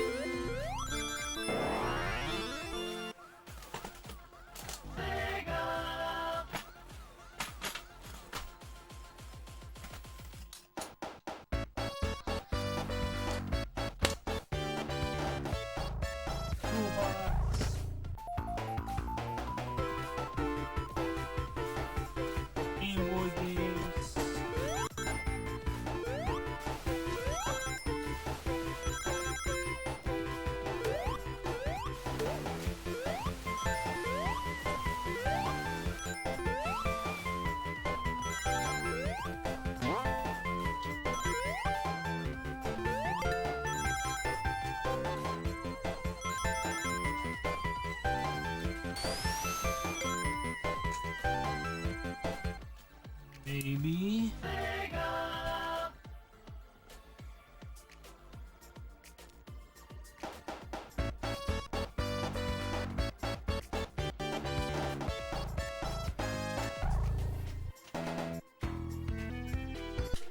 It's color on my TV screen.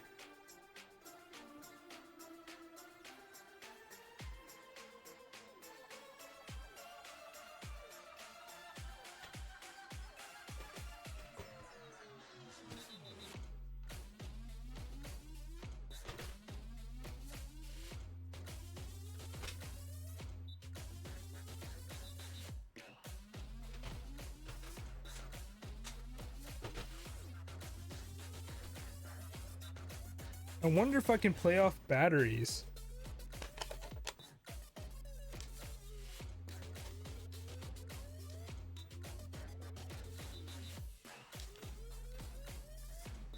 I have batteries.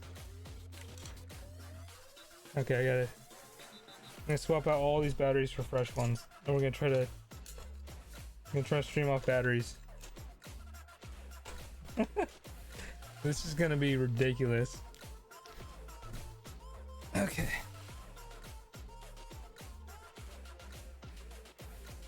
Huh?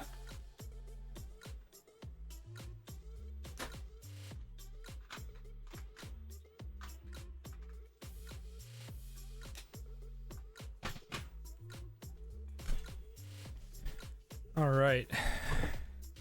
Has a lot of. Dude, your kid's in chat.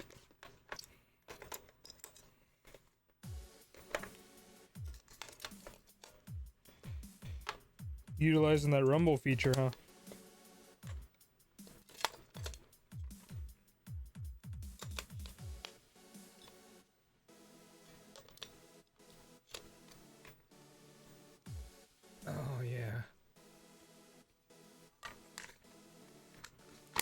Okay, fresh batteries.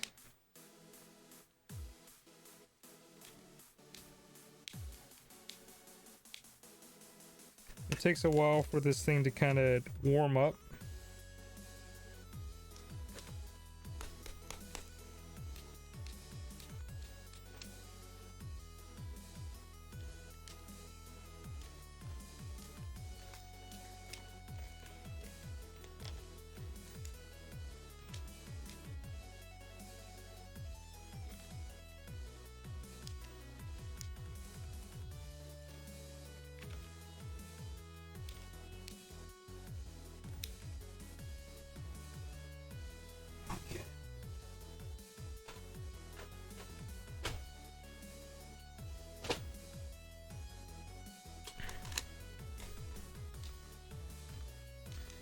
This worked last year. Hey, let's boot it up.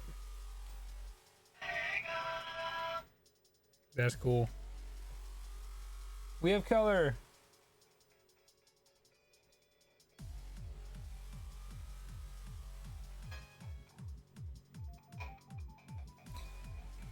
All right.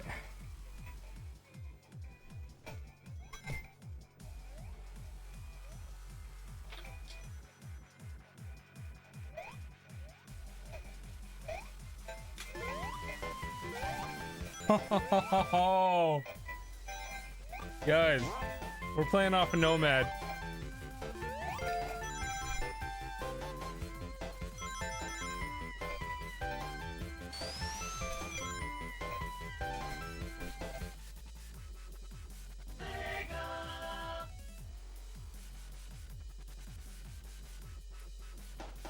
All right. And then, not only that,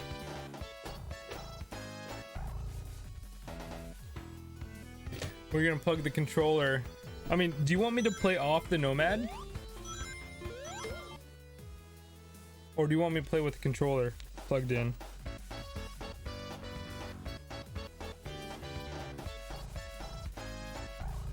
Because look how crazy this setup is.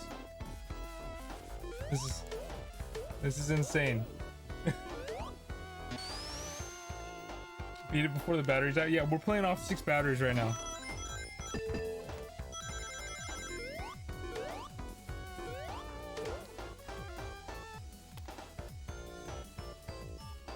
Dude, it'd be pretty tough. It'd be pretty tough. I'm gonna play off the TV.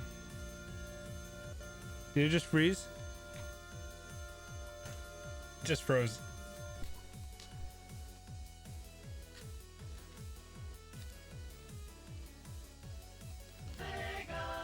Oh, now it's all weird colors.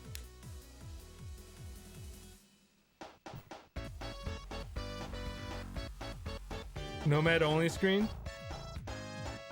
You want to play off the Nomad?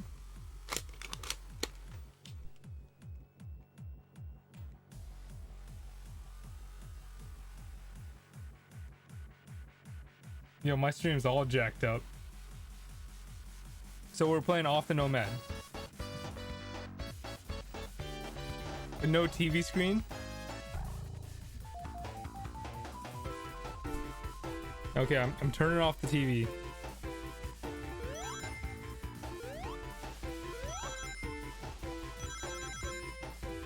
Oh my gosh. This is gonna be interesting.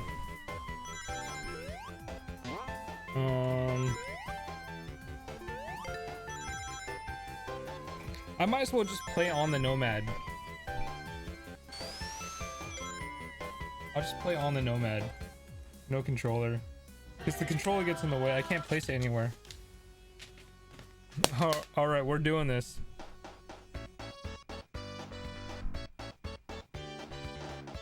And I'm gonna have to have...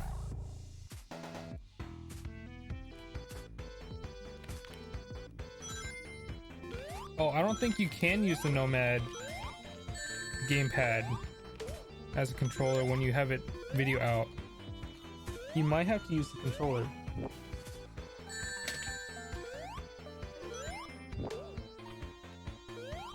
Give it a shot.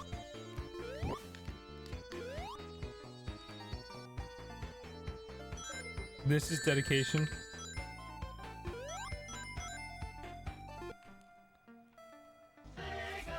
Unless... Why are none of the buttons working?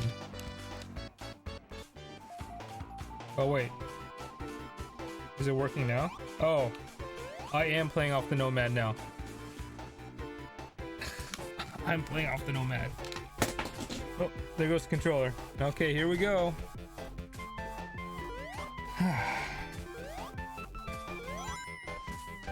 My eyes.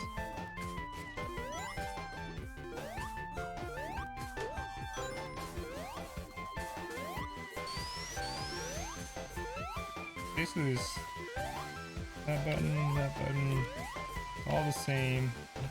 Basically, all you have is jump. Okay.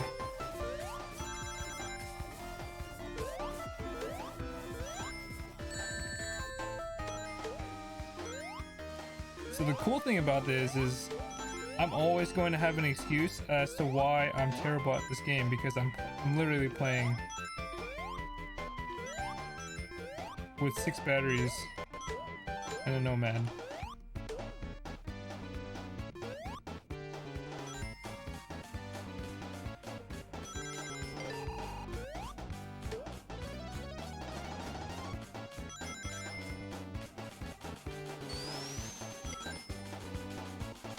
Yeah, maybe I'll sit back like this, so it looks like, is that better?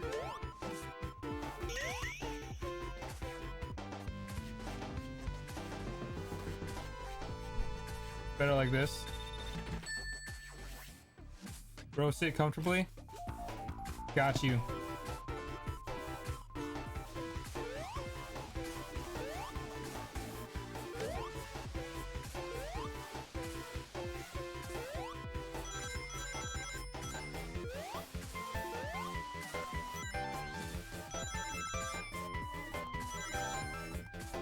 Wait, can you guys hear the game audio?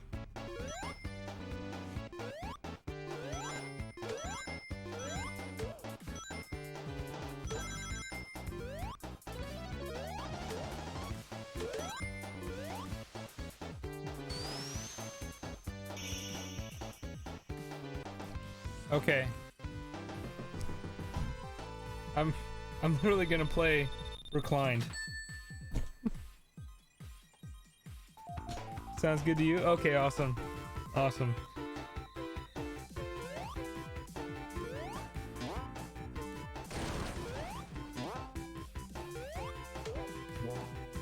Got my shield.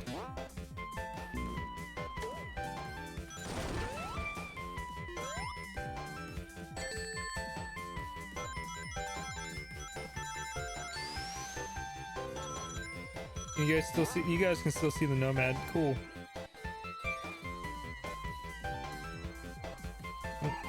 I'm going the wrong way.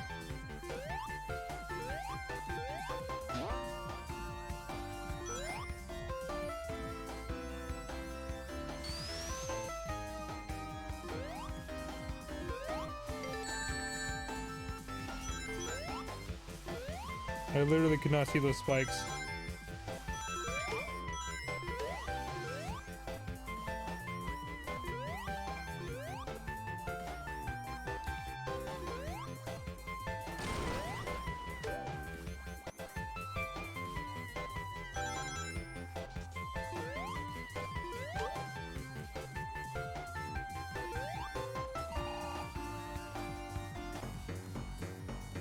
Boss time.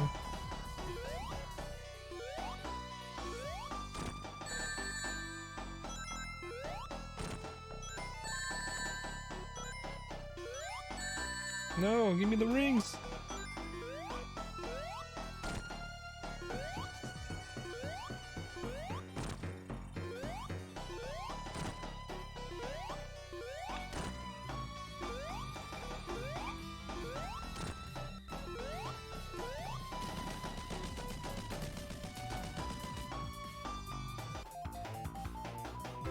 This is what the engineers at Sega were planning. Exactly. I want I want to create a system where some guy can lounge in his reclining gaming chair while streaming it from a handheld.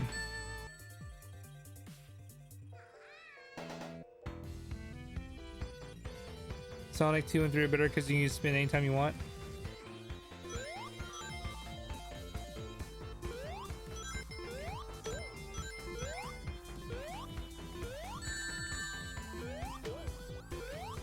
No! I just died. So was Sega the first company to allow you to play the console games portable? That's a good question.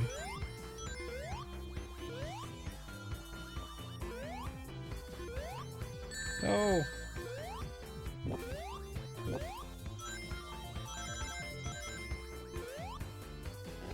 I don't know. That's a very good question, actually.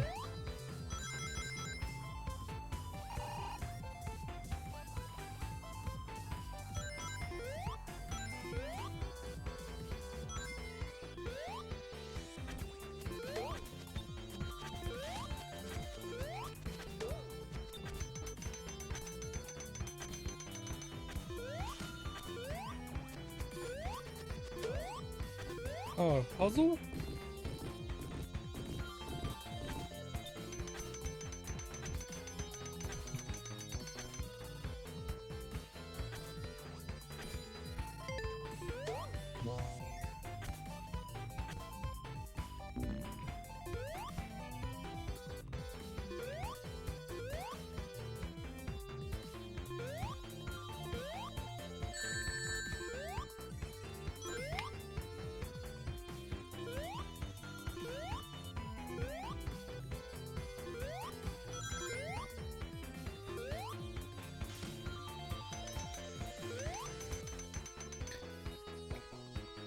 Yeah, they were pretty innovative.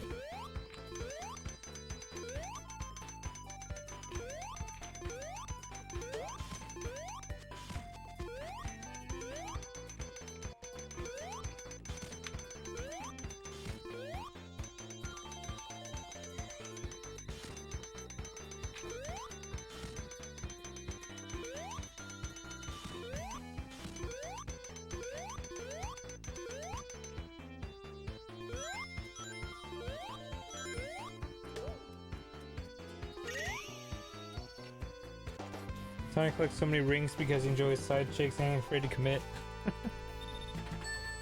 True. Sad they did not know how to market and they would push things out constantly. Yeah.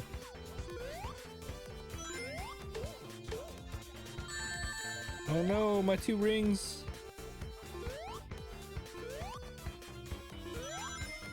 Fun fact, for anybody that didn't know, Sonic, it's actually pretty difficult to die in Sonic. And don't clip that. I was gonna say, it's difficult to die in a sense because you don't necessarily need, you can get hit multiple times as long as you have at least 1 ring on you. What the heck is that thing? Oh, this is what we're doing here.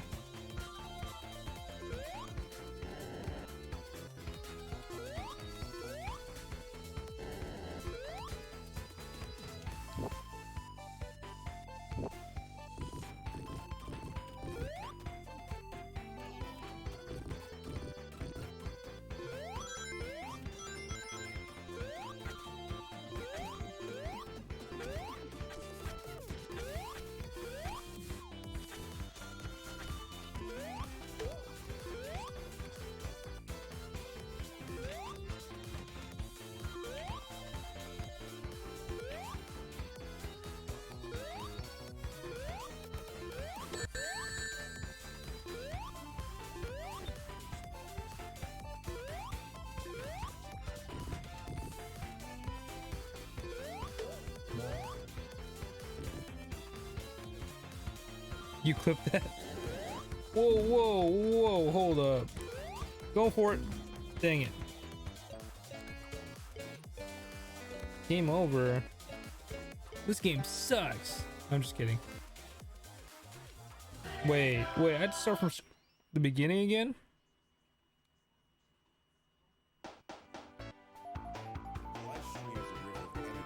Rough.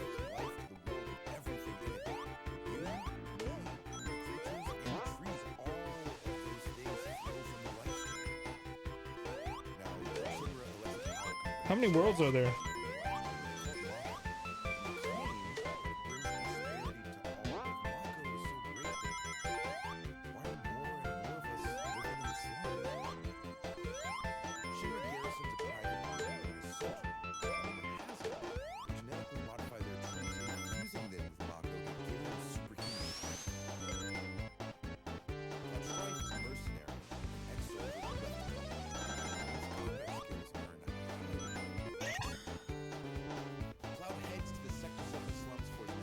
Final Fantasy came out on Sega instead of Nintendo on One Road actually flopped.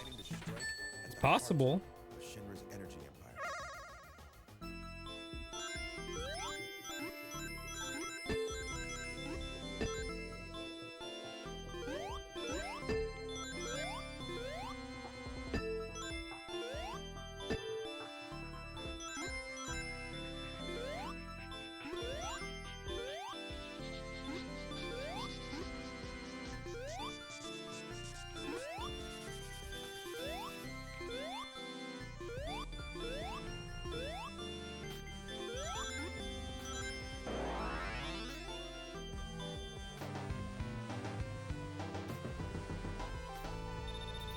Yeah, I mean, Sega's moneymaker was sports games.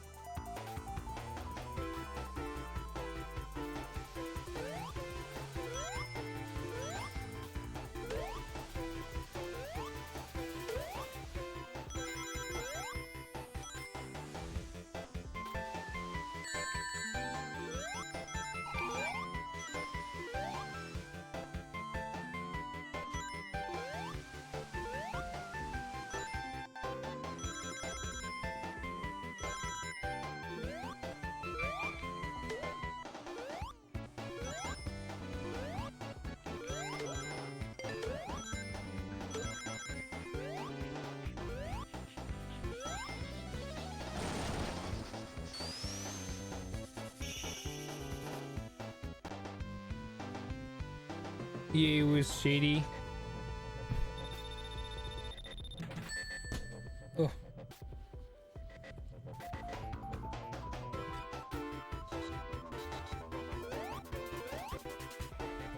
Guys.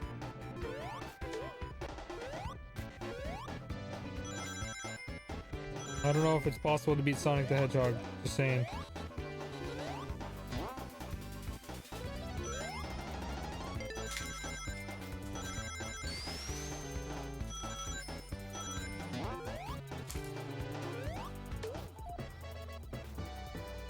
Got the extra life though.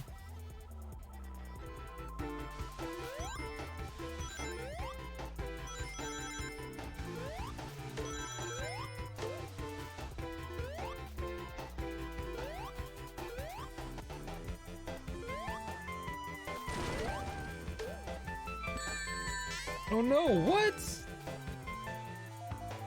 Unless Sonic becomes my new Castlevania? Doubt it.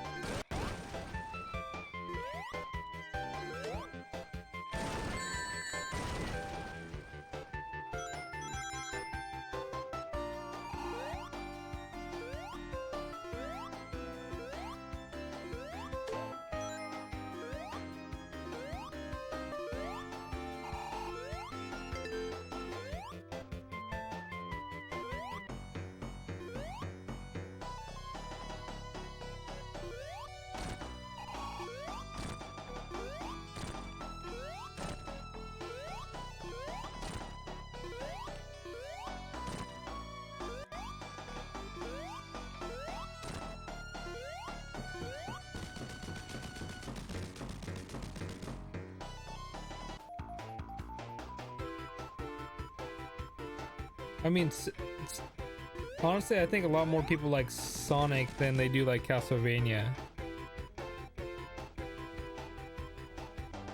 Sorry that I bet you guys are getting like a headache from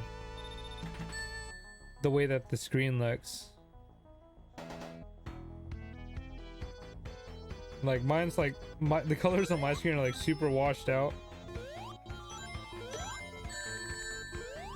And like the colors on the screen on there is like super saturated.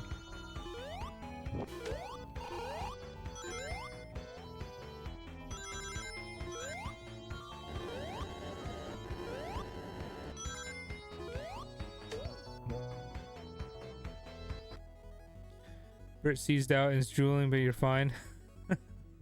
I can change the coloring a bit though. I can do that. Hold on. Bigger video.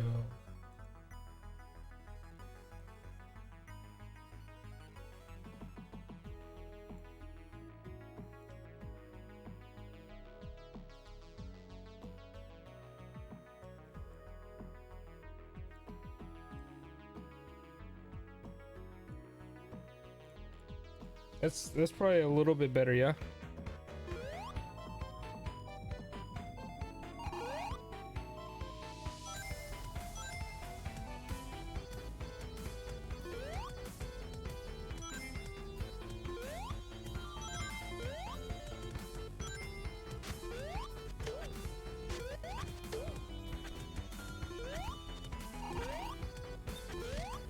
Yeah, being honest, I wasn't ever like a really huge fan of Sonic the Hedgehog.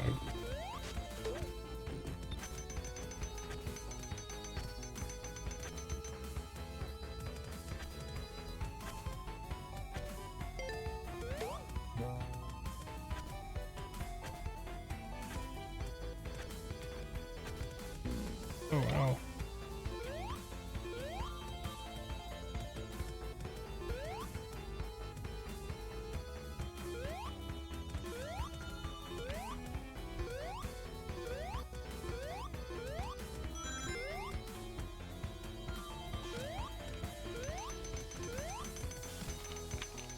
Why didn't you jump, stupid nomad? I can't believe I'm playing a game on Nomad right now.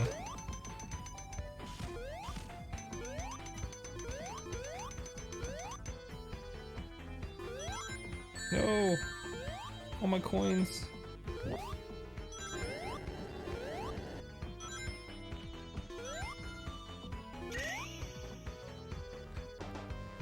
You don't want to ruin the surprise?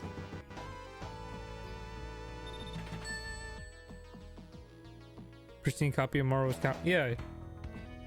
You probably tell on Juice Man, but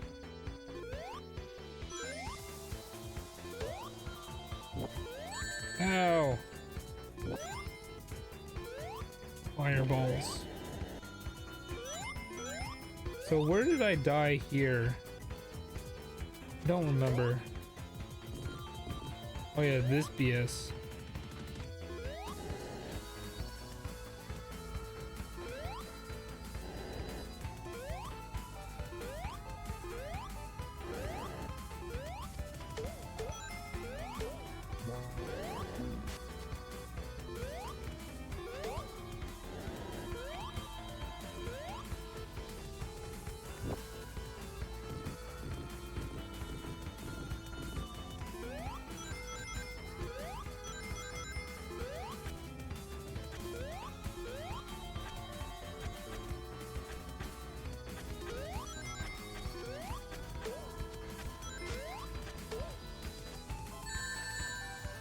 No!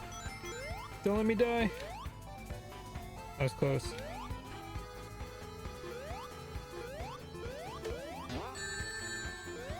That was cheap, man.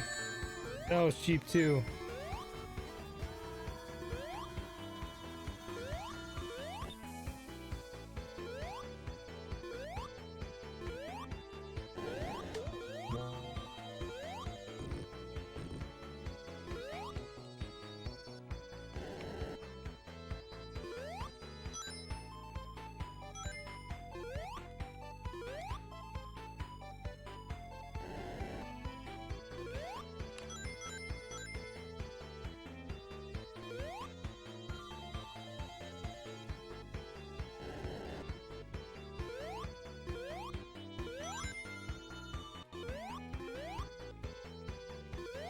hate those worms.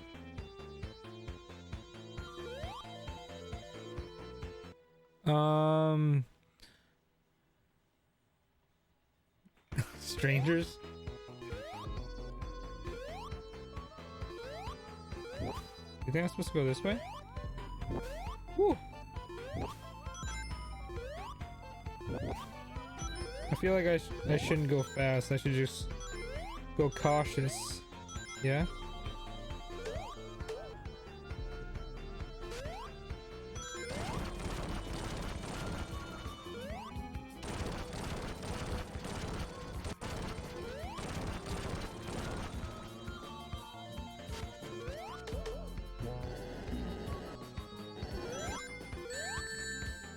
What?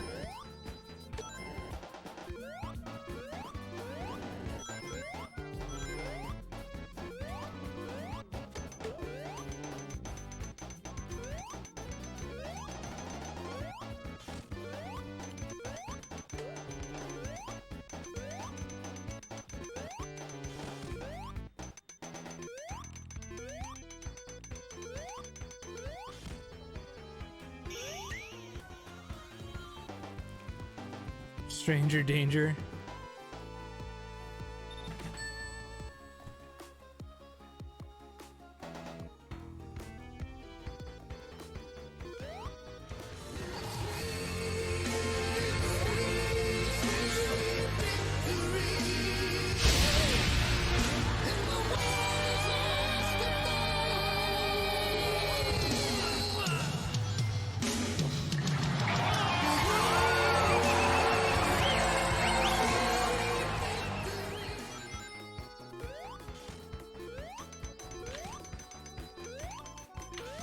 This is some extreme platforming stuff.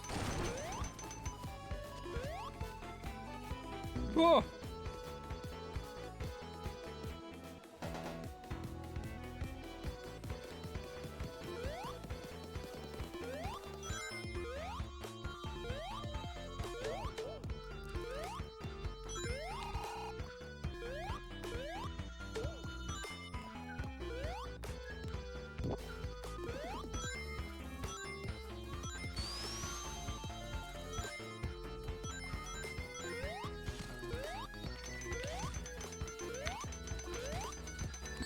No.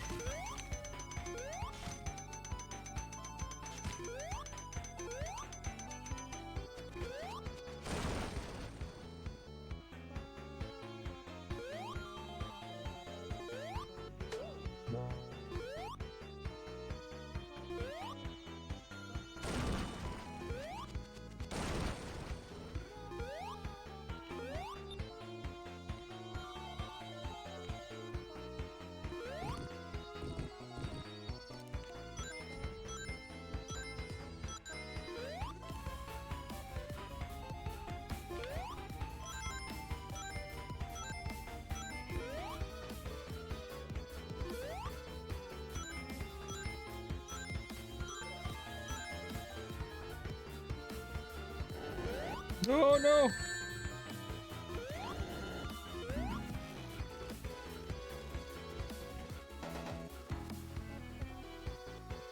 Oh no. You guys are already conspiring.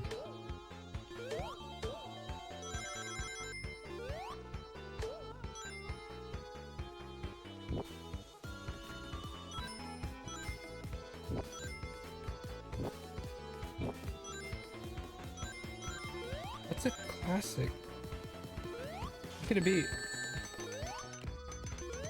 It's something you'd want to play. Oh no. I just game overed.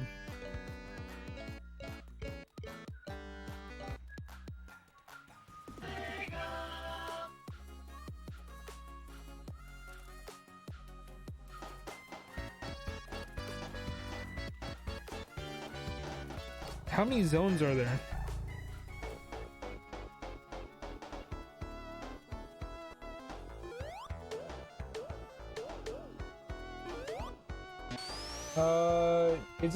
Is it something I would know? I mean, obviously because it's in my collection, right? Or is it something that you're bringing over?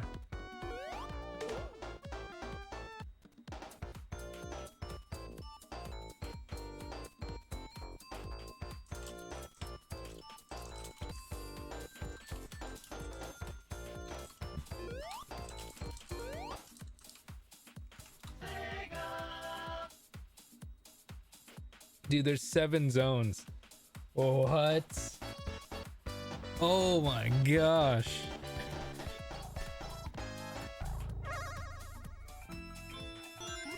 That's where I'm at right now.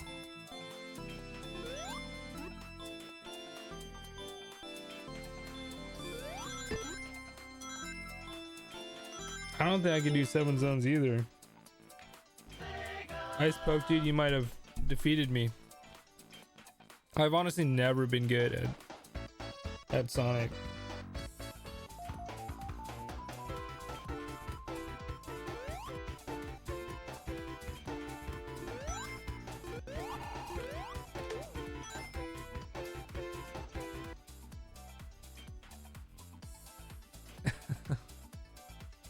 You want to play Sonic a tiny bit? Yeah, oh, I didn't even realize my other music was still going. You should have told me.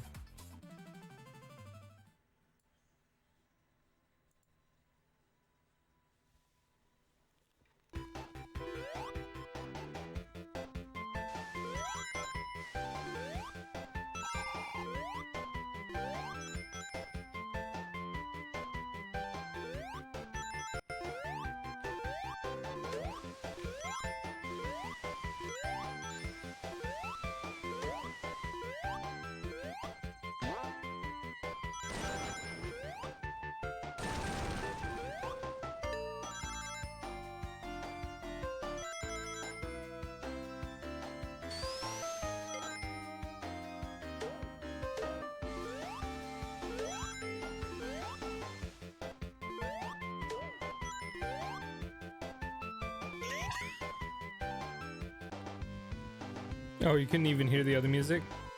Oh, it's all good. Sonic's music is better anyway.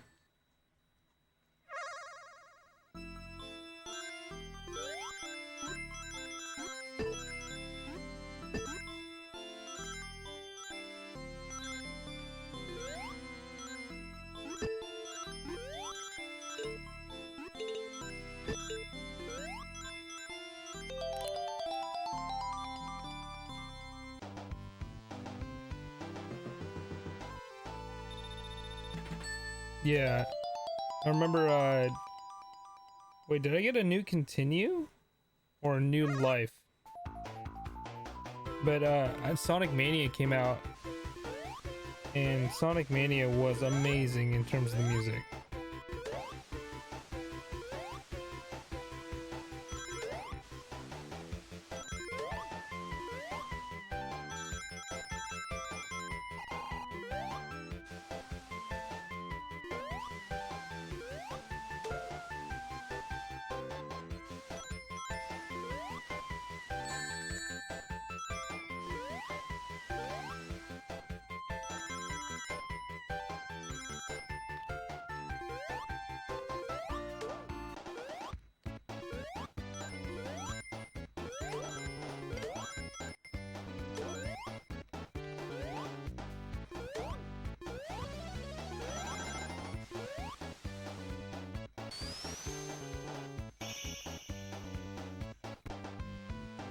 Yeah, Sonic Mania was great. I do agree.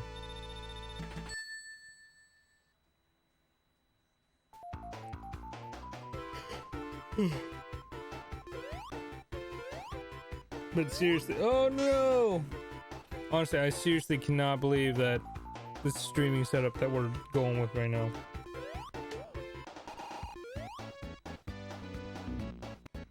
Oh. Really?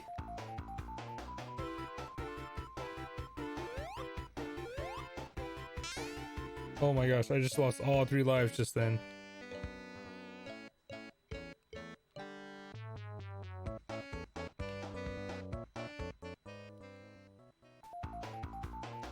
And we're still in the Green Hill Zone. Embarrassing.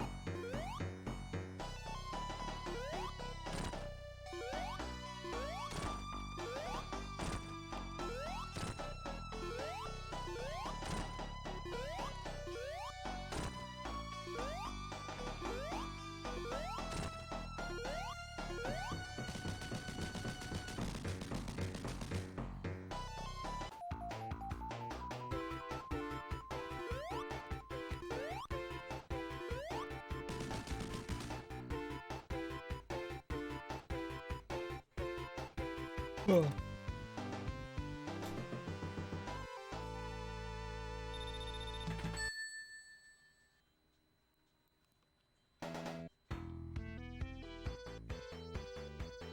It counts.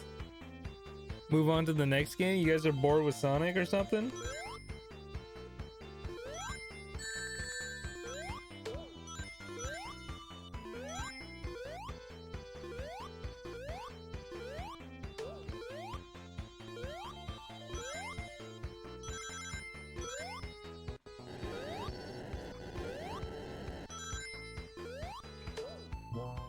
Too hard? Oh yeah. Oh no, I just died because I got... It's not too hard, it's just...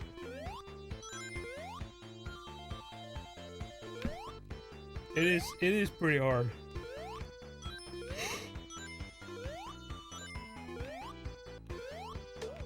But even then... I don't know how to play Sonic, like, efficiently.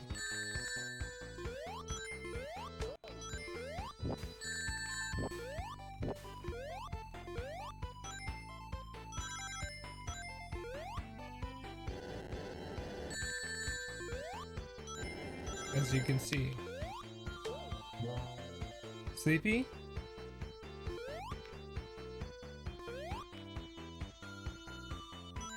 I'm alright.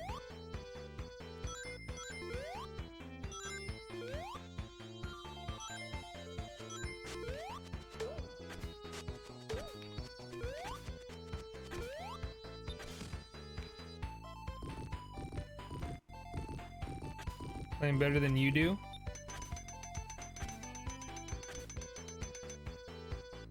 Yeah, but even then, it's still not that great.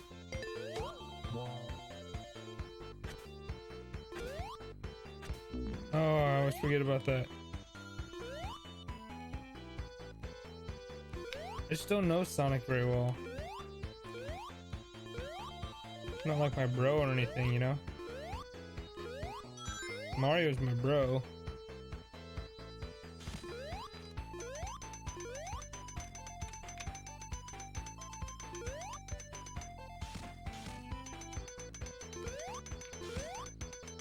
Honestly, I think it's any game that I end up playing as an animal, I don't do very well at. That was close.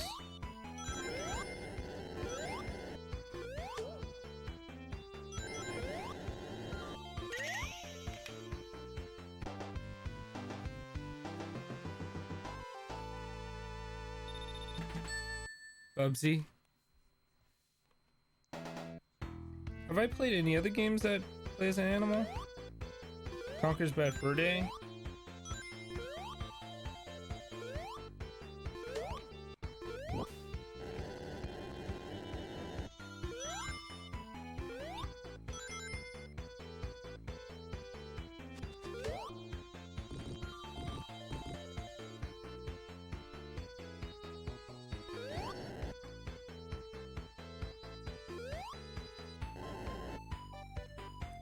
Rockin' the Armadillo? You mean Rockin' Knight Adventures?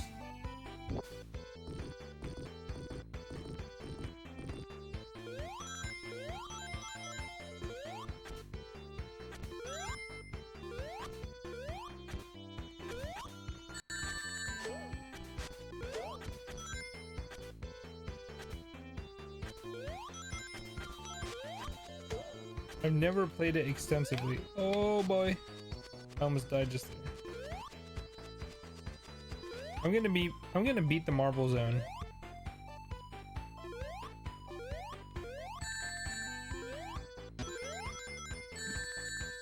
See that's just straight up horse.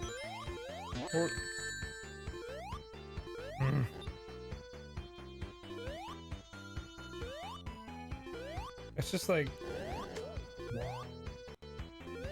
unreasonably hard. It's just terrible level design. Oh my gosh. What the heck am I supposed to do now? Do that. Oh my gosh.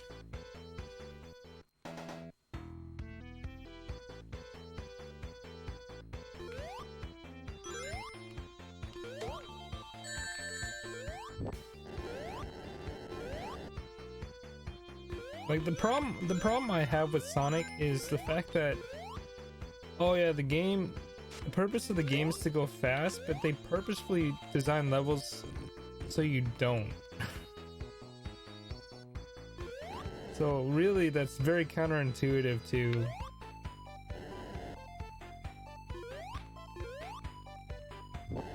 what the purpose of the game is. Not the purpose, but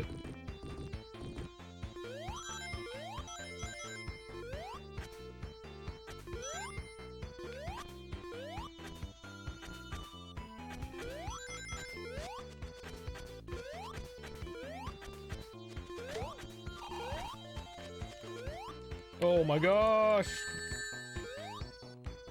I got so lucky and I screwed that up.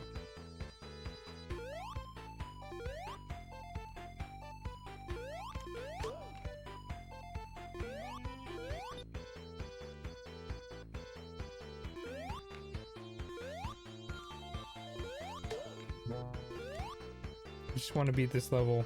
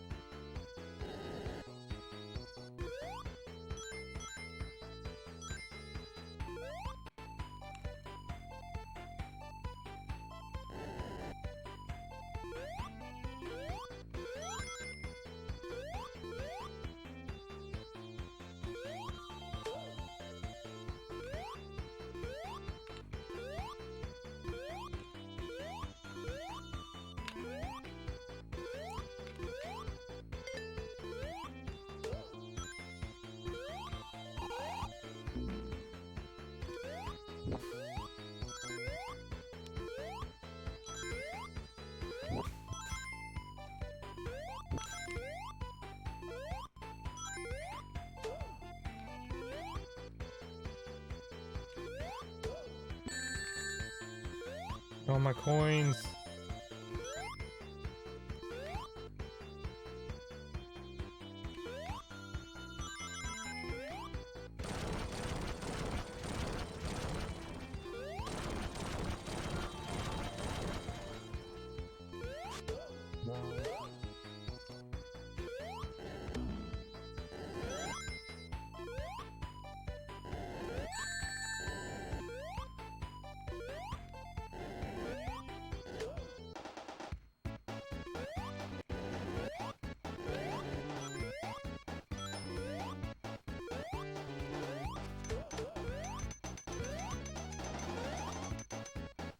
How are those batteries holding up? They're holding up fine.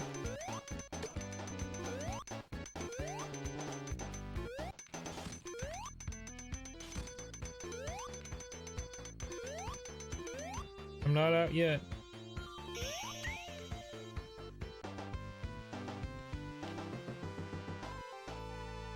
We're this stream is battery powered. This stream is double A powered. Oh, that was only zone 2? Oh shoot.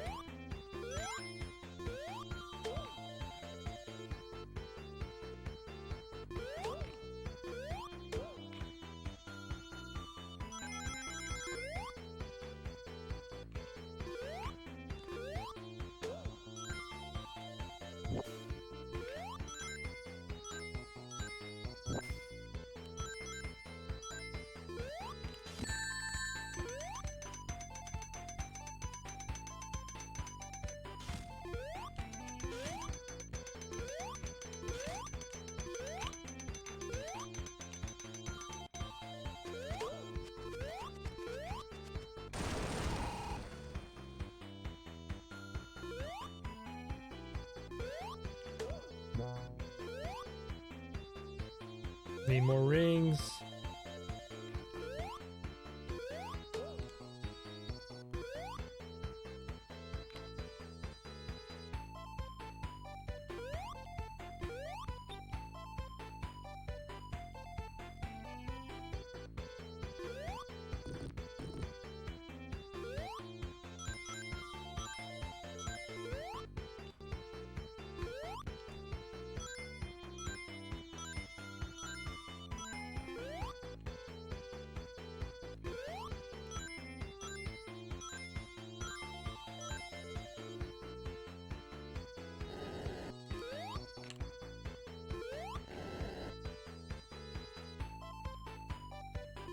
Is that thing coming back? Okay. Ooh. That's the problem with this Nomad. It doesn't. The buttons don't work. Oh. I'm dead. I'm dead. I am dead. What am I supposed to do?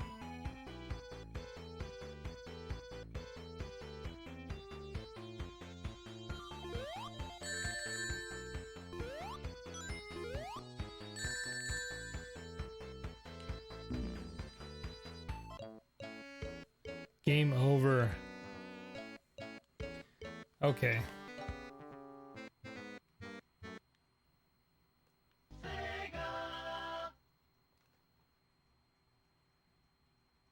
I don't have Kid Chameleon.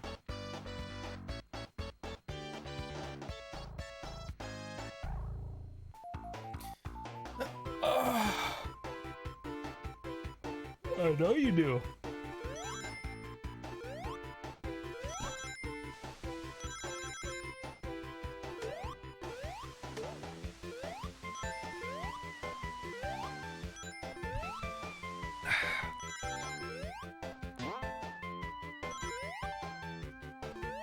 I don't have a lot at all. I probably have 15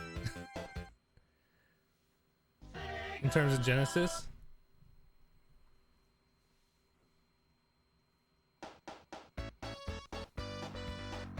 You have one.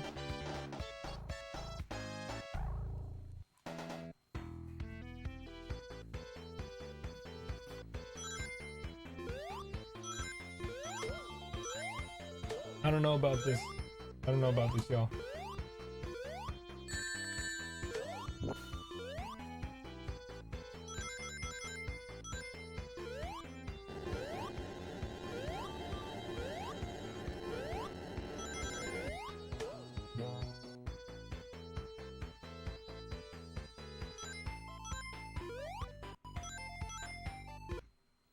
I think the one thing that actually I'm pleased with when it comes to this Sonic stream is the fact that we're playing off batteries off a Nomad.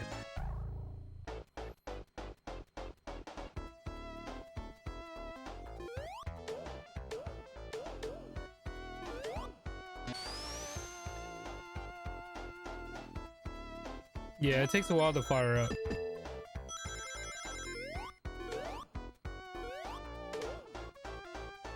What would you think if I changed the battery on the Pokemon game?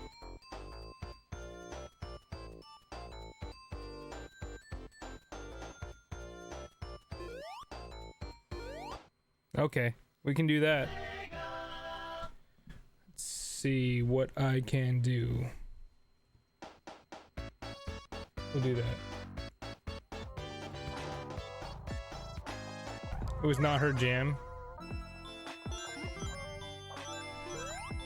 Don't worry, Sonic's cool and all, but it's not necessarily my jam either. But because somebody suggested it doesn't mean I will say no. But maybe we should do a wall of shame where I can't beat the games that people suggest.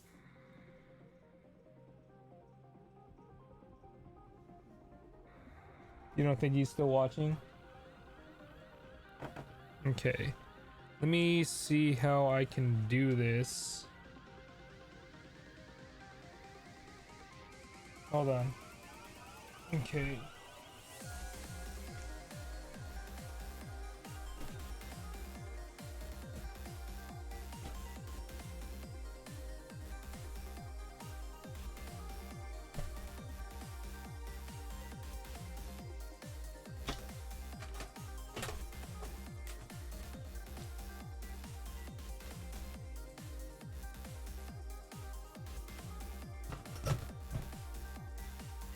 Shows him lurking. It's all good.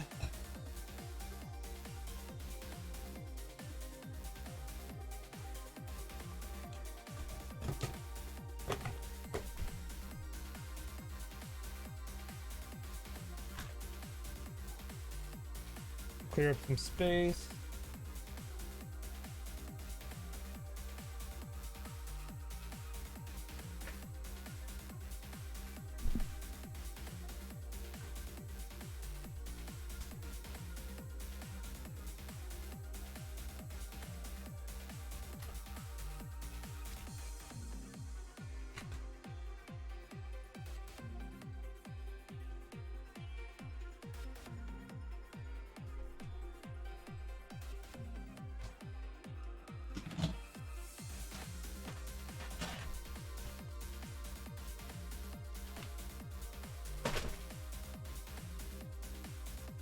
We're gonna have to turn up the light a little bit so I can actually see.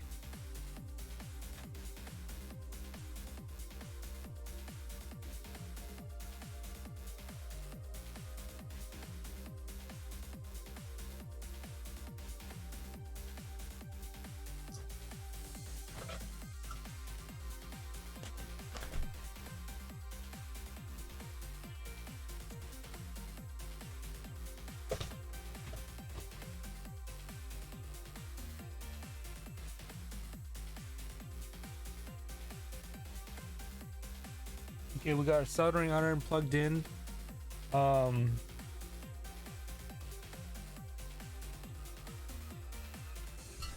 Soldering iron plugged in. I have my desoldering gun here. So this desoldering gun is actually quite expensive.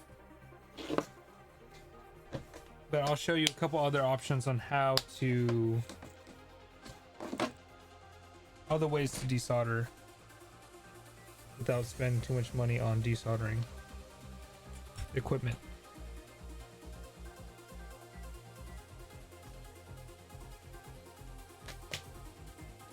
And then we got this. Got another camera here actually. Yes, desolder.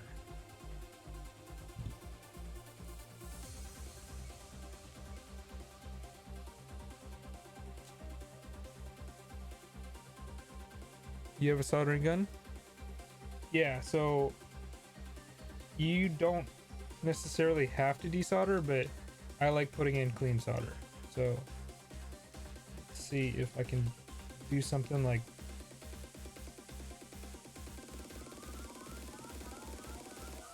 this and see if I can add it.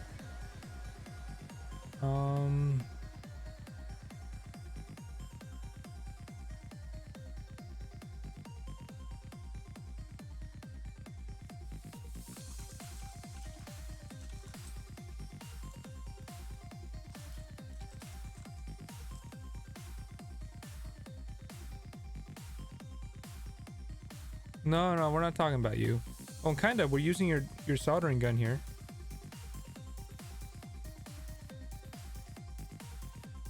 Okay, this is what we're going to do.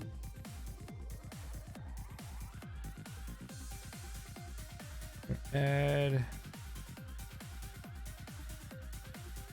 another video. No. Game capture, media source, window capture, video capture device. Okay, we're gonna add another webcam. And that's gonna be. I'm gonna rename this.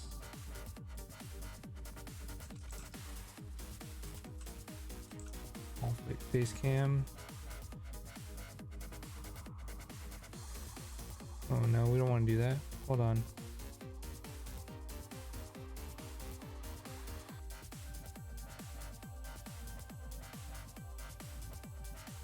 I just had it. Rename face cam. Okay, and then we're gonna add a new source. No, wait.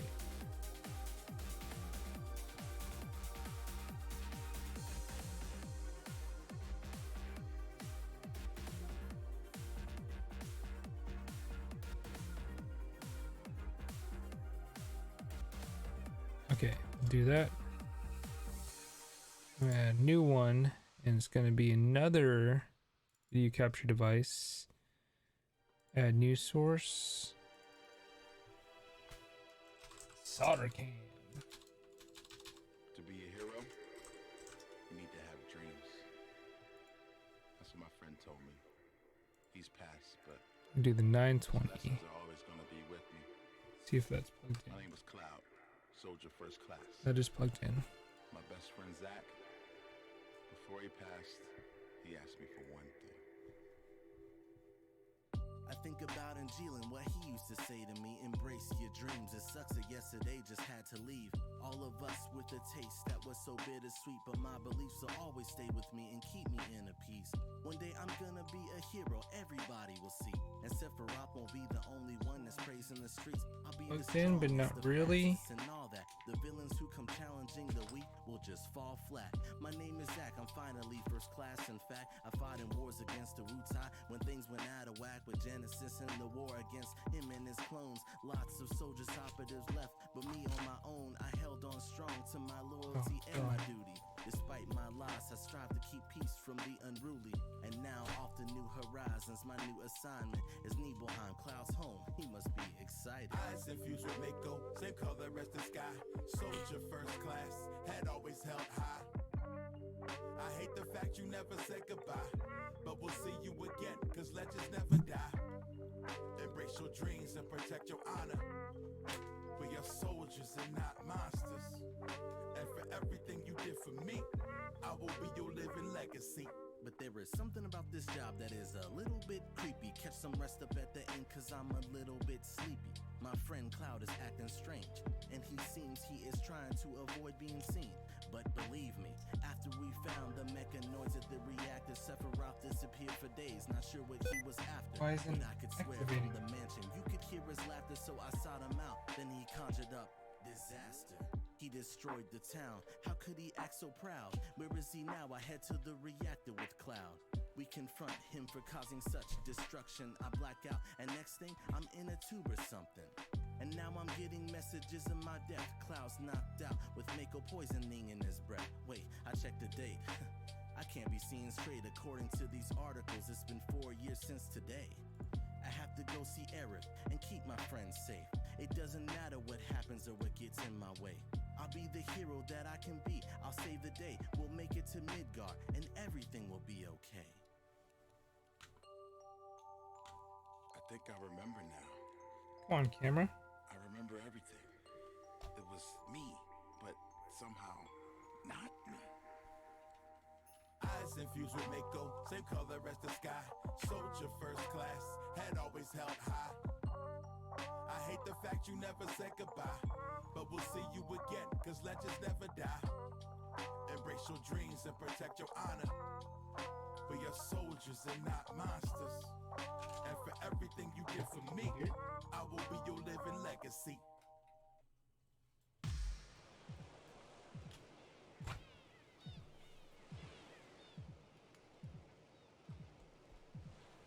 Apparently not.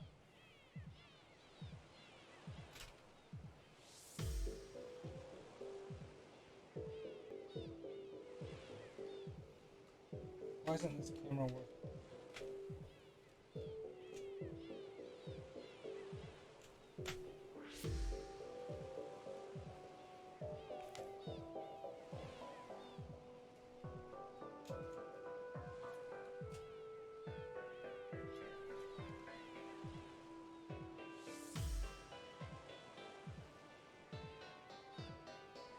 Maybe we'll use my existing camera then.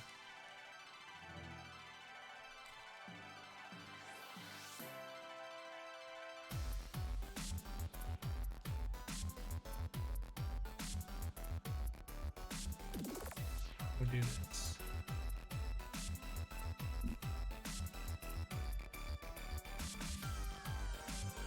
Oh wait, no, I can't. It's already wired in.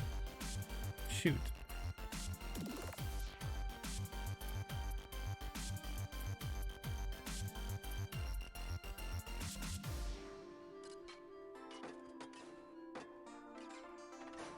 Yes, that is correct.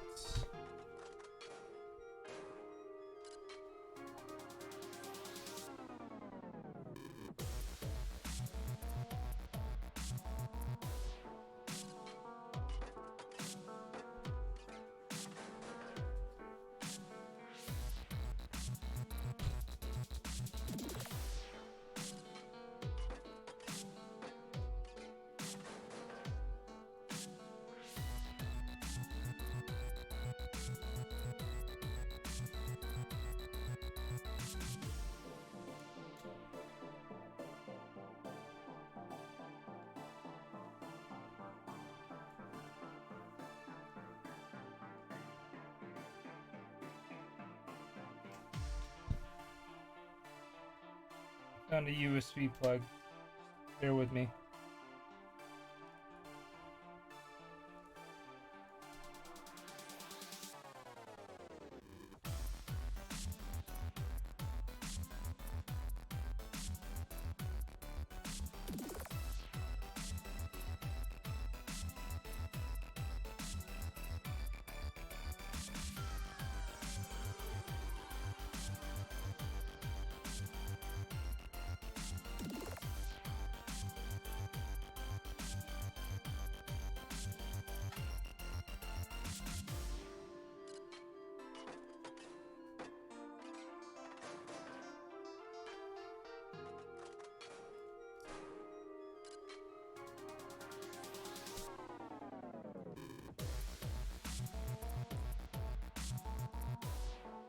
It's weird that the camera's not registering.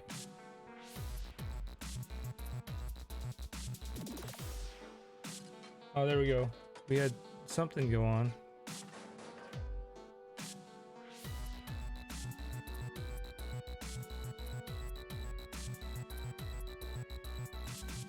Is there not enough power to it or something?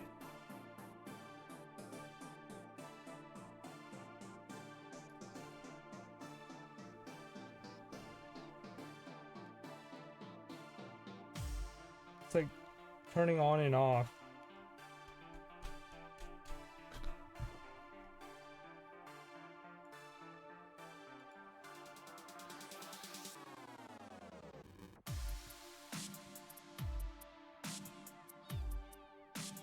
Maybe if I deactivate this one.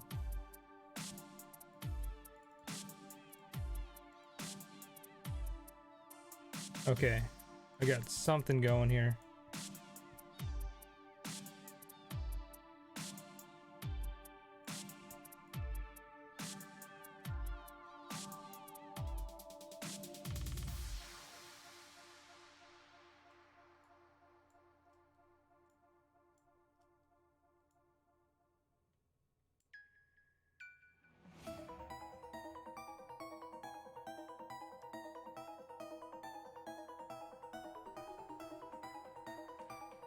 Okay, we got something.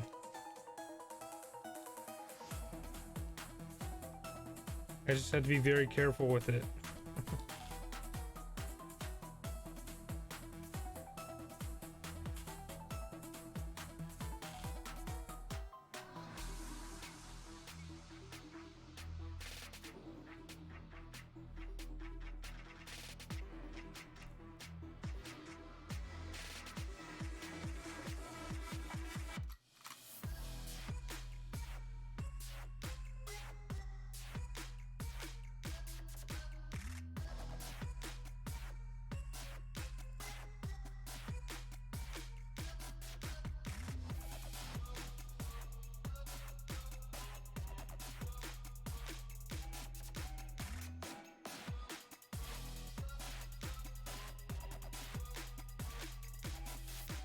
No, it doesn't like that. It's when I have multiple cameras plugged in at once that it freaks out.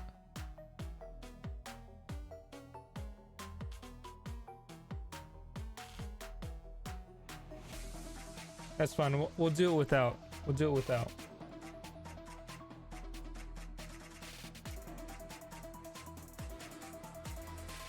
Okay. We got this. You can kind of see that, right?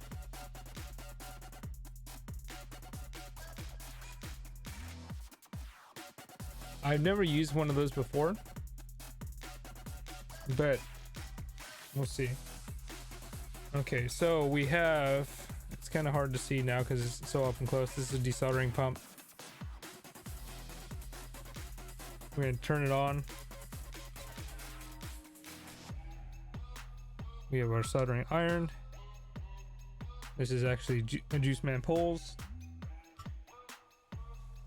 We're going to grab some soldering.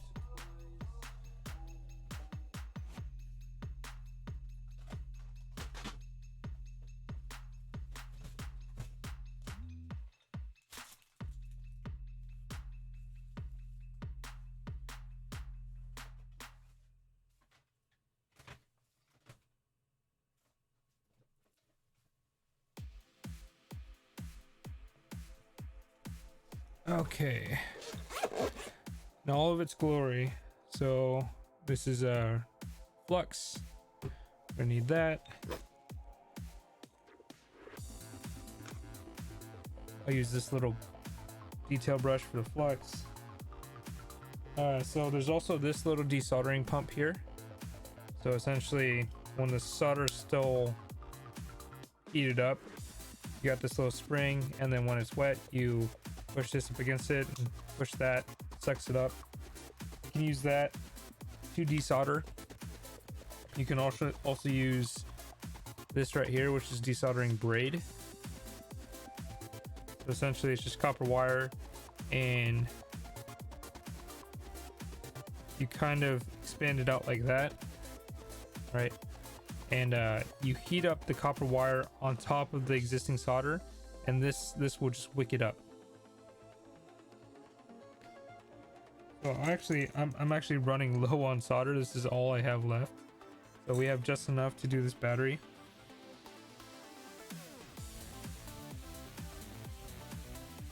I use tweezers,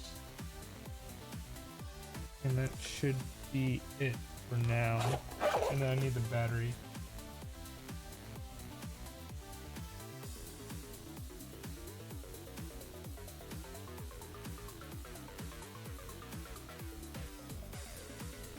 And I have all these, this case of just batteries here.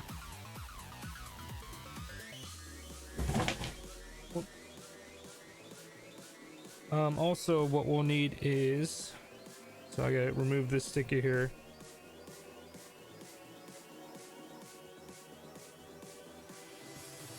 Consists of one screw, just on the back. A standard security bit. We'll take it off just fine.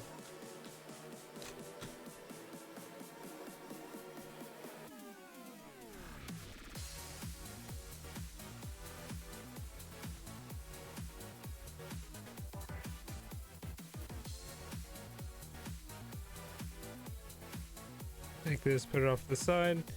And Game Boy games, it's essentially you slide it up, right? So I don't know if you can see that, but you slide it. That motion right there, there's a little offset at the bottom, and you just should be able to lift up from there and open it up. So that's the back of the case.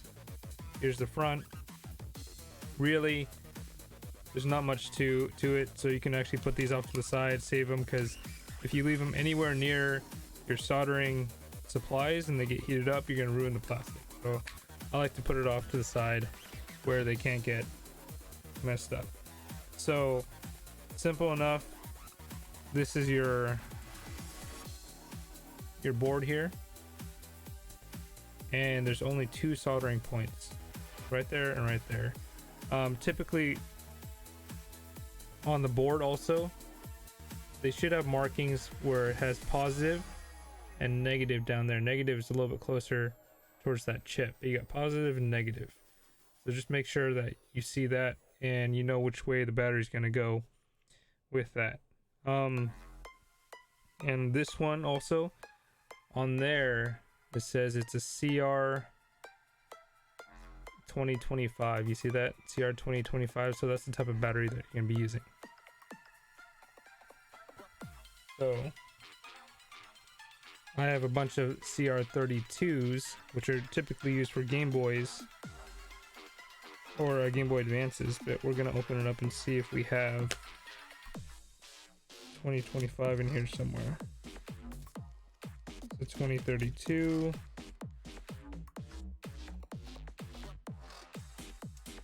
And this one here is a 2025.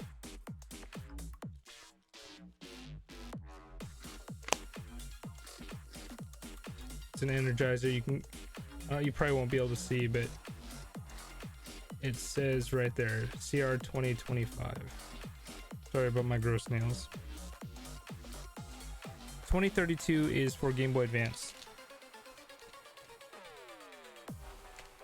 So I'll take the battery out, set it off here, and what I'm going to do, open up my flux, which you got here, take my brush, get a little bit on there, and then put it on the areas that I'm going to be heating up.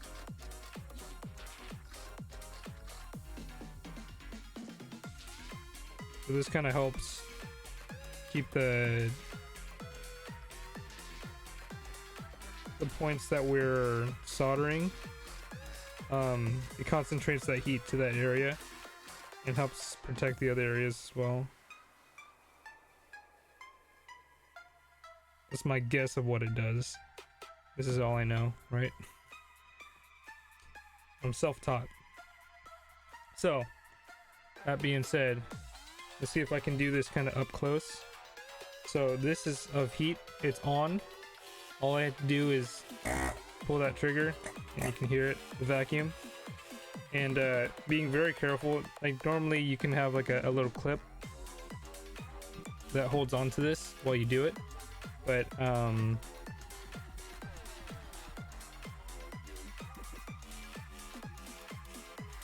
don't have that right now, so I'm just gonna be very careful. Don't hold like far away from the contacts, or else you're gonna probably burn yourself from it, right? So see if I can get that focused a little bit. Essentially what I'm gonna do is I'm gonna touch this to the solder. Let's see if I can do this a little bit. There we go. I'm gonna touch this to the solder, and then I'm just going to pull the trigger, and it's gonna suck right up. It should suck right up. All right. And that is it. Right. Other traditional ways, you would use your soldering iron to heat that up, and then as it's still hot, then you use that desoldering pump to pull it out. This, like I said, is a very expensive tool, but if you're desoldering a whole lot, it's actually really worth it because it makes your job a whole lot easier. All right.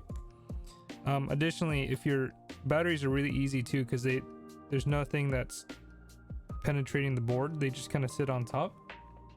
So I brought out this tweezer just in case, because sometimes you need to pry something underneath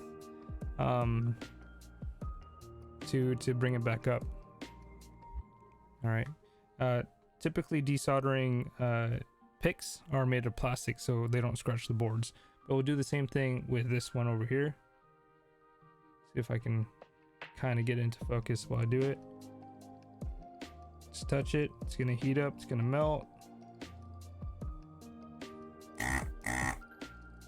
Right. There we go. And the solder is gone. Just like magic. All right.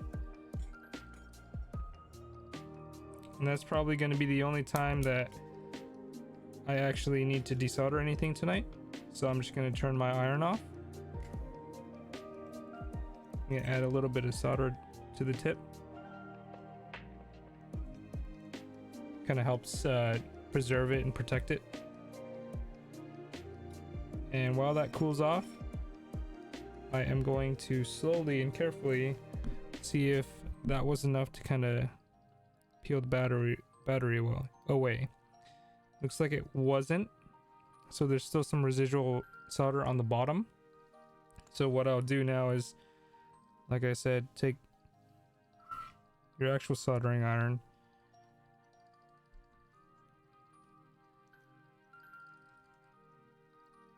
heat it up as you slowly pry.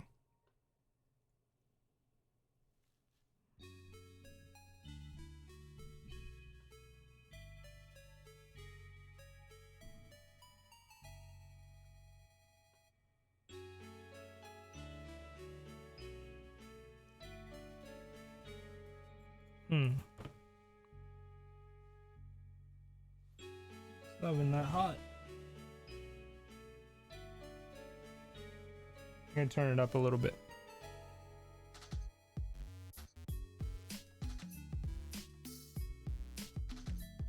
You want your heat typically at like 3 to 400 or 350 to 400.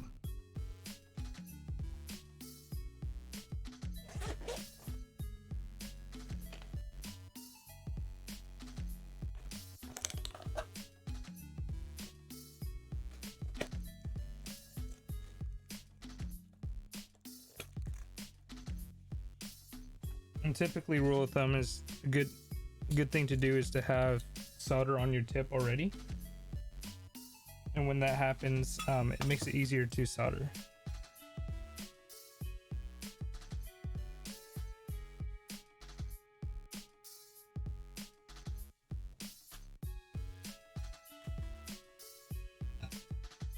What you can also do is get this, get something like this. This is just a sponge with water, right?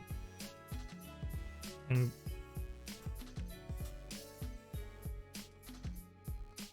kind of wipe off or clean your tip real quick before you start soldering.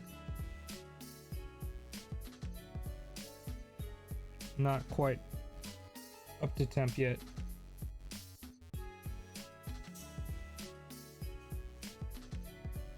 Might be a little too saturated. Hold on.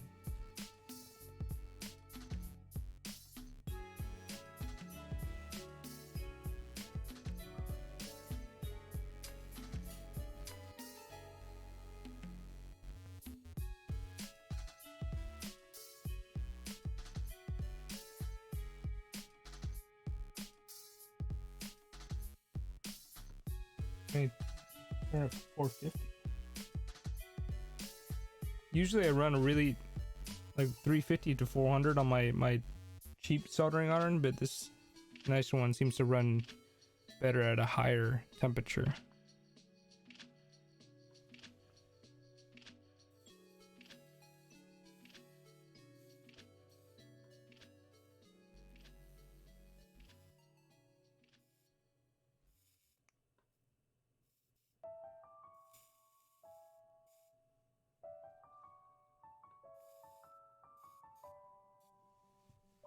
Now, let's see if this works.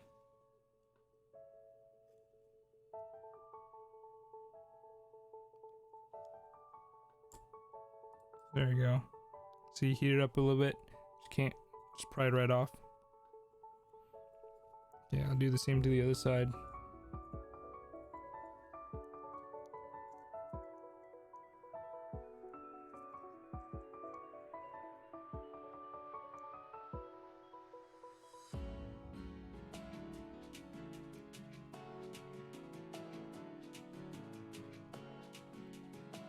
There we go. Just heat it up a little bit and the battery's off. And from what you can see here, it's just two little tabs, right? It's a pretty small surface area, but it's not too bad. Like I said, it's a lot of it is just surface. 2 points, it's not terrible.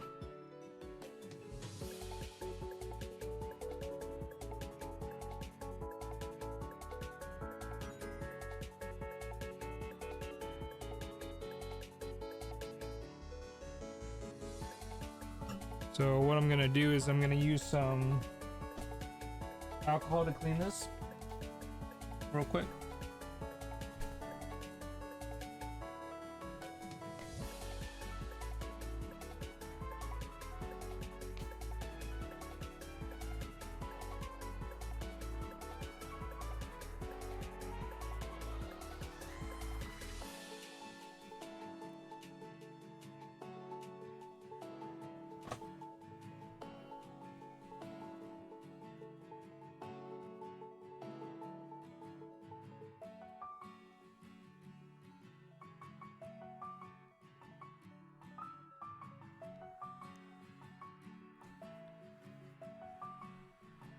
I mean, it's nice to clean it because then you can get some adhesion out of it. Looks like one of the tabs broke off.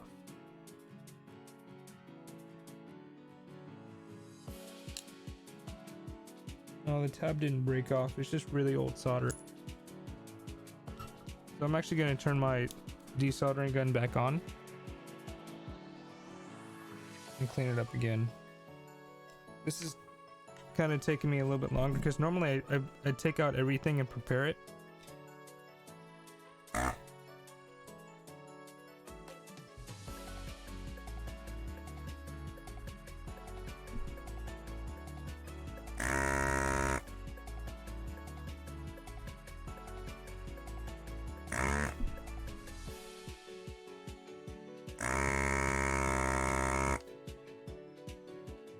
There's that's much cleaner.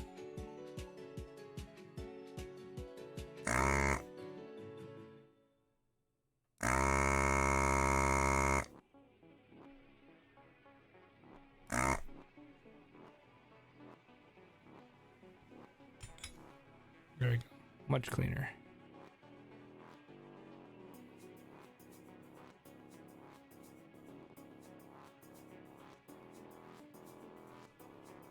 All right.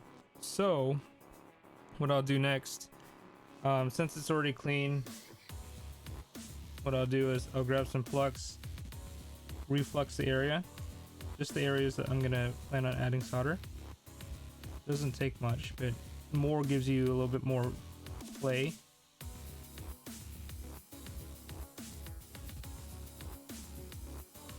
Right, it's pretty forgiving. All right, so what I'll do next is take my battery, I'll kind of mock it up to where it's supposed to be. I'll move these tweezers, and remember you got positive and negative. So the positive goes towards this end where it says positive. Positive right there, and then you got negative down here. Yes, the game will function without the battery, it just won't save.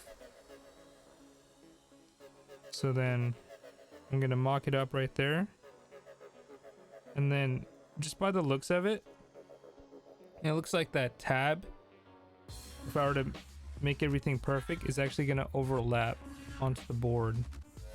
I don't know if you can see that.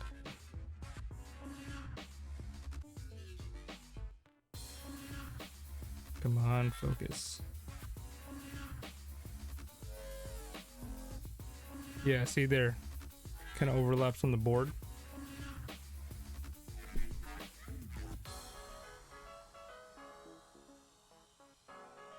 So what you can do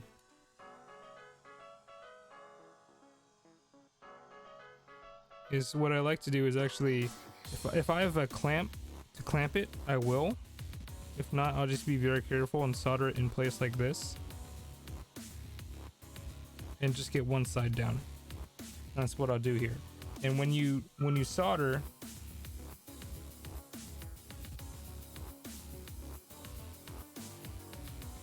you want to make sure that you're heating up the part and touching the solder to the part.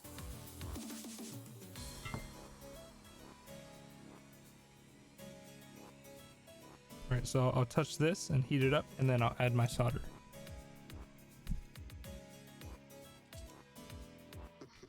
Get yourself in a comfortable position.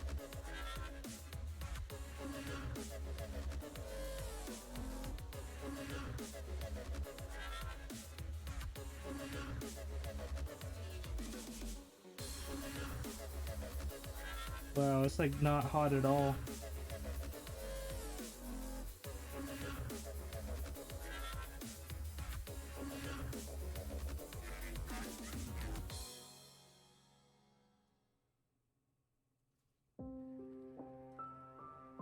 Sorry, I'm not used to using this iron.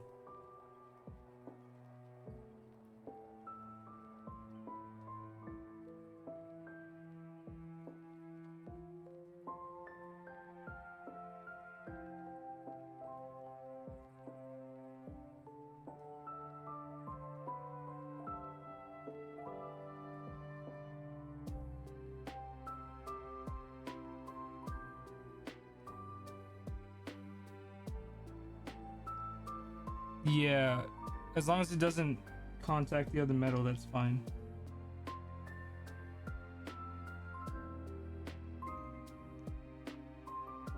This is interesting. I've never had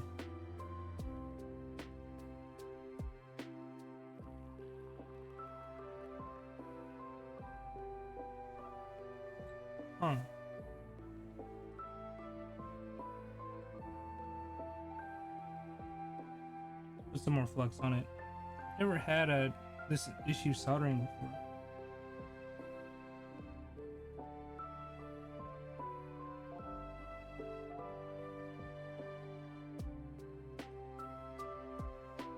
I guess I'll show you this. what's going on. So this is kind of what you would consider cold solder.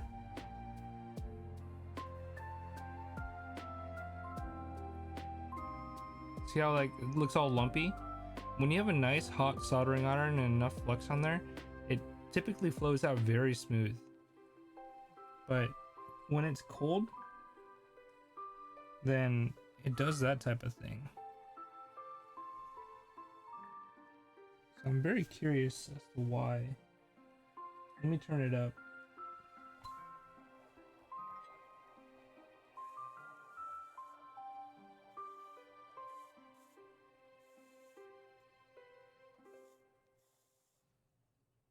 Like my other soldering iron, I have no issue whatsoever with it.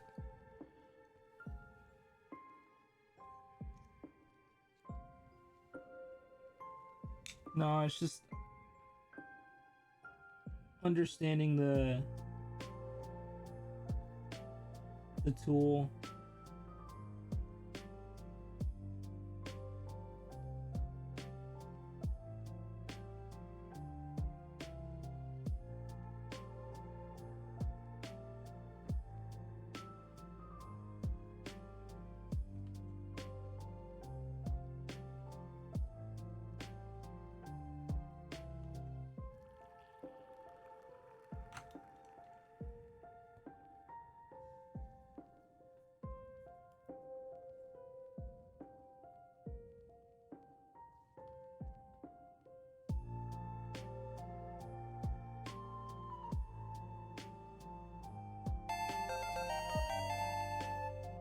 Somebody coming in with a raid?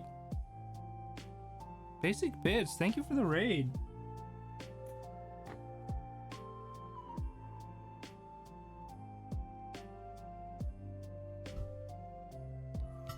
So heating it up helped a little bit.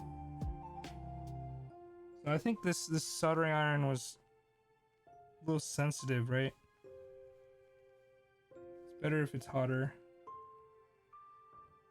The solder looks a little bit better, but it still looks like ass to me.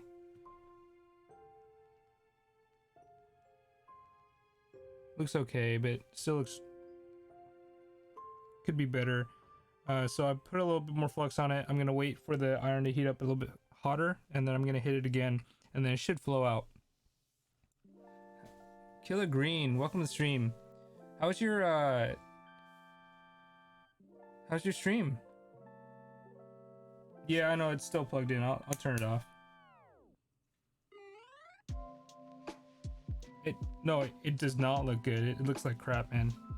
Like, that's not my standard whatsoever. So I'm just gonna try and hold this battery in place and just hit it again and see if it can flow out.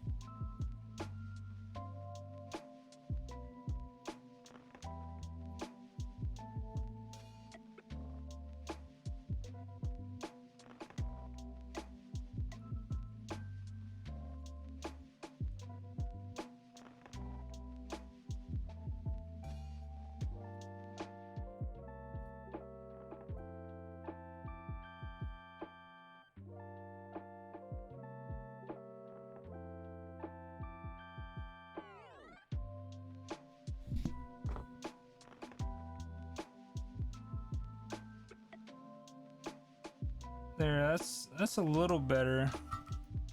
Still not as shiny as I'd like it.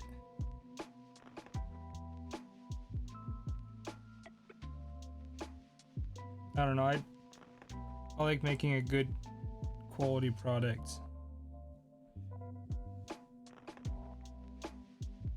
You ended with Operation Tango. Did you guys end up beating it? Alright, so what I'll do next is, since we have this tab right here that's extending a little bit further beyond, what I'm gonna do is what you can do is you can actually cut it, but I don't like doing that, so I actually bend it.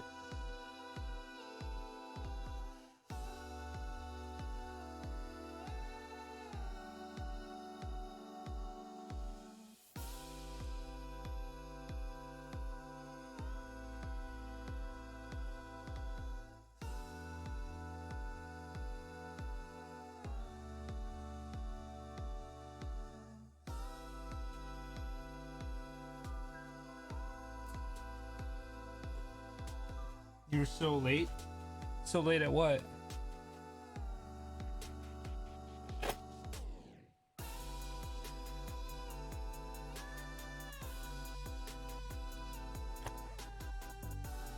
Any other tweezers?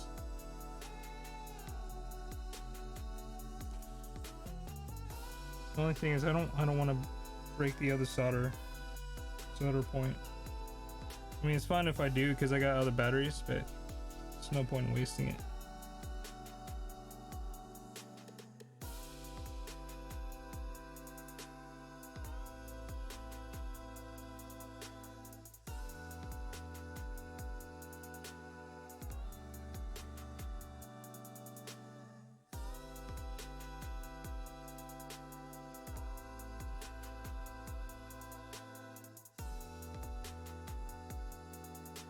Or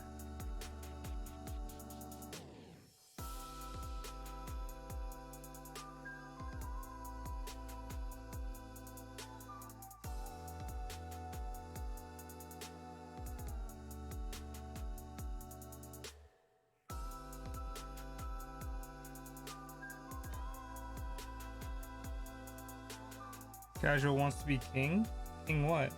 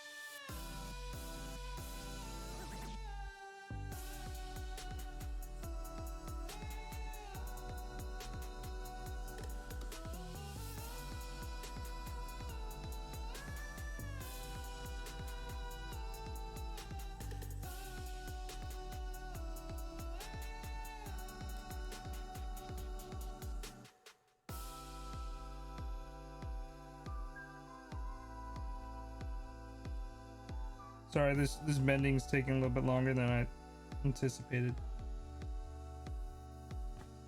All right, so I bent it a little bit just so it fits better onto the board there. See, right in the middle of the contact. And so what I actually have is I have this little clamp. What I'll do,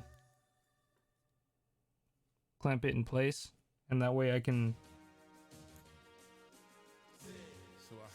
solder this point here. I know he's a scientist. He Put wants some to flux build on it, space. in and around, all up in it. But I know that we got a mission. I don't know anything about what he's got going on. Yeah. So again, we're gonna heat up this area. Notorious JJ, thank you for the sub, man. Holy, wait, it's not just Notorious JJ Basic Bits, it's gifting a whole bunch of subs. Oh my goodness. So this is the last of my solder. So that's all I got left. So what we're gonna do is we're gonna heat up this part. The flux is gonna start bubbling just a tad bit, right? But then we're gonna add the solder into it.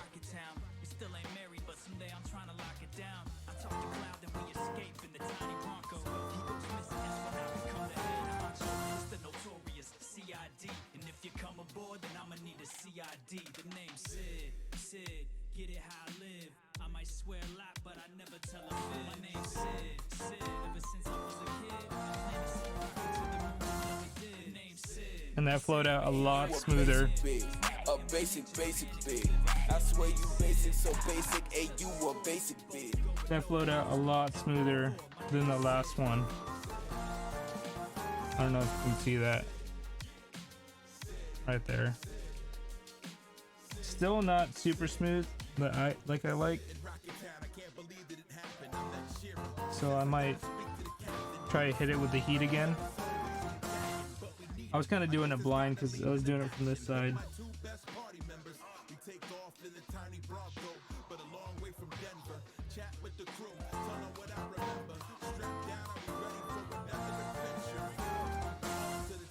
of the ancients. Another day, another enemy is vanquished. Not a gentleman, dude ain't distinguished. He won't stop And that actually looks a little bit better to me. but I think he's got heart and no fear. And he puts in work, he's nice, but that's the constant engineer. There we go. He'll always appear. So go on and put And we have a new battery inside this game. So both sides are soldered down. Simple enough. I can typically do this change without instruction in just like a couple minutes in terms of removal and then reinstallation.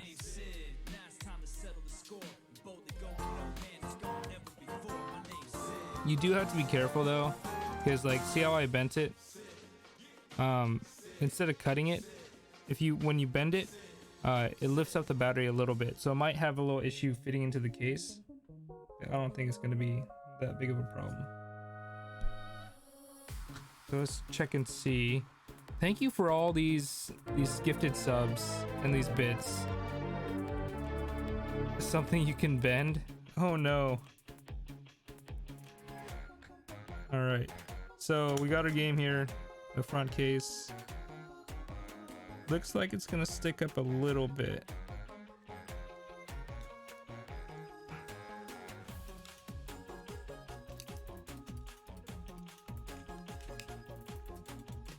We'll see.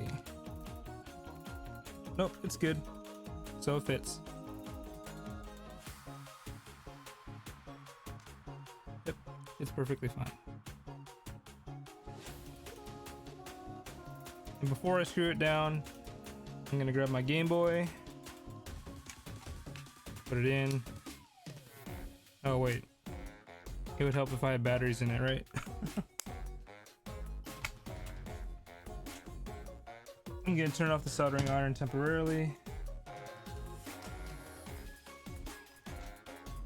We're gonna borrow a couple batteries from this Nomad, because I don't think this Nomad necessarily needs all 6 right now. Okay. This stream brought to you by Amazon Basics. Basics, seriously, thank you for all those gifted subs, man. So check to see if it works still.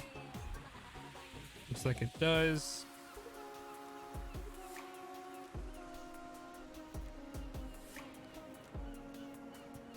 Amazon Basic. You have to peace out. Thank you again, man. Thanks for stopping by. Thanks for the host. So it's working.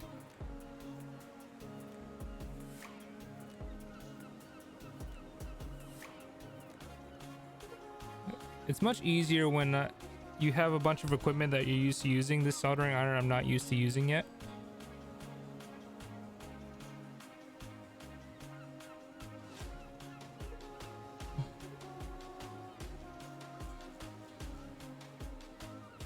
All right, good night, man.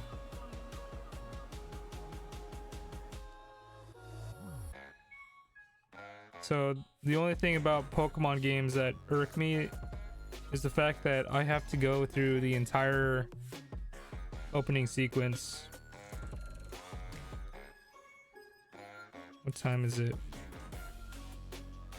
It's 10 o'clock. 32 minutes. Let's go through the entire opening sequence to verify if it's saved still. But honestly, I have no reason to believe that it wouldn't save.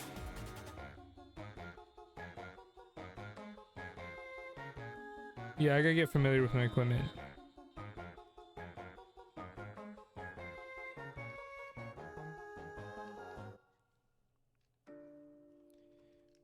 Okay, Professor Oak.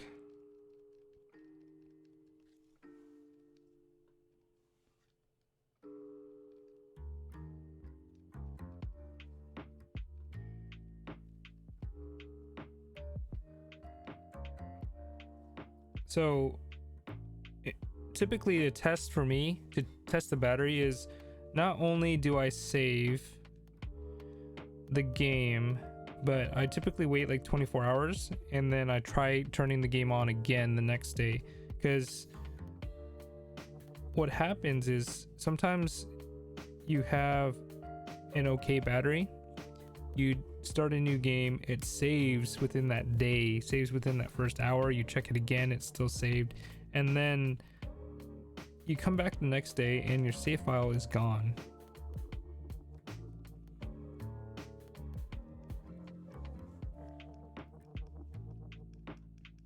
So really what I'm gonna do is save this. It could be a bad battery, yeah.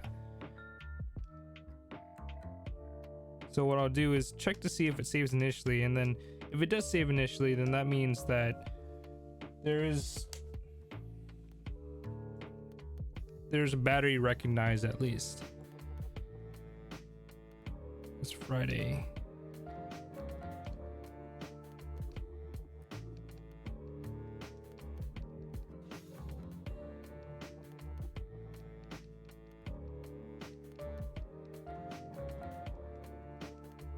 But you know, I always check again 24 hours after to make sure that the battery is keeping. Now we'll hit save. It's been 1 minute. Saving, don't turn off the power. And we saved the game. Cool. So we'll set it down. We'll wait like 5 or so minutes. This is our bad battery. We'll give that a toss. Take this apart.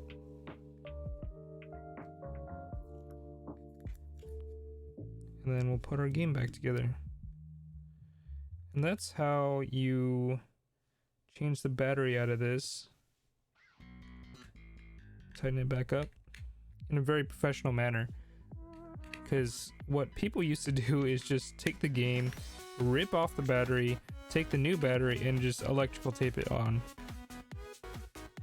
And that's not the kind of product that I want to be distributing. Alright, so we got a perfectly good Pokemon Silver now. So it's been a couple minutes, maybe 1 minute or so. I'll put it back in.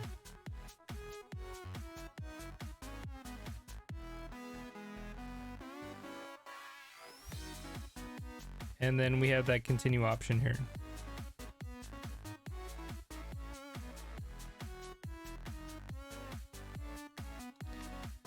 Continue. Let's see. Do I want to be silver? Who played for 1 minute earlier before? Yes, I do. So our save battery is good. And that's it to it. That's all it is. Not bad. So this can go into our trade pile now. And that is it. So what we'll do is, in order to take care of our stuff,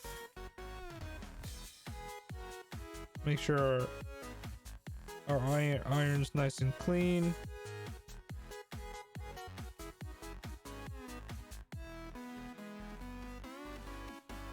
And then what we'll do is we'll add some solder to it to protect it.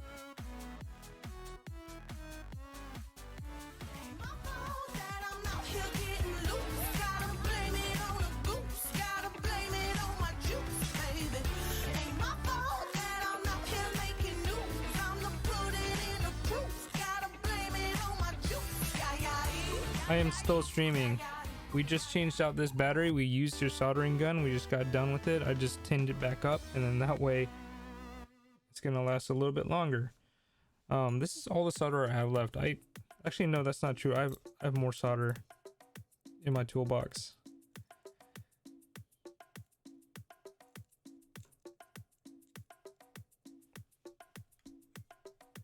And the cool thing about this is a desoldering gun.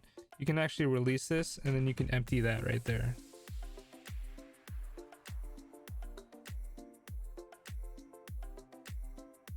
That's still a little bit warm, so we'll leave that out until it's cooled down, and then that way we can store it. And then all we got to do now is put our supplies away. Unless I have something else real quick that I could solder. But I don't think there is anything.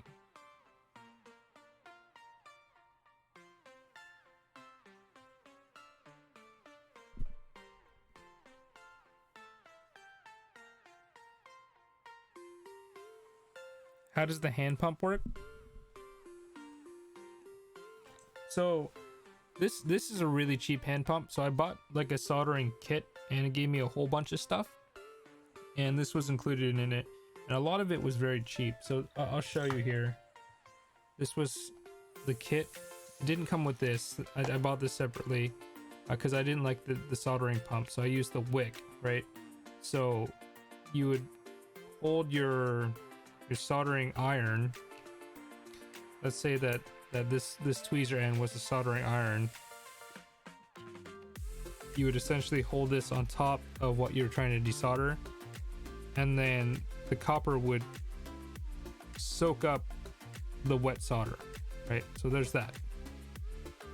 But then the desoldering pump, essentially you would heat up the solder, and then as it's hot, right, kind of take it away and then put it on there, hit your button. So it's a spring-loaded mechanism. Push this, it's gonna draw the solder in using that vacuum, and there's a magnet on the inside that attracts the solder into it so it doesn't go everywhere. There's some on Amazon that you can buy and they're actually really good, but this one came in the kit and it's really cheap, so I hated it, so I didn't do it.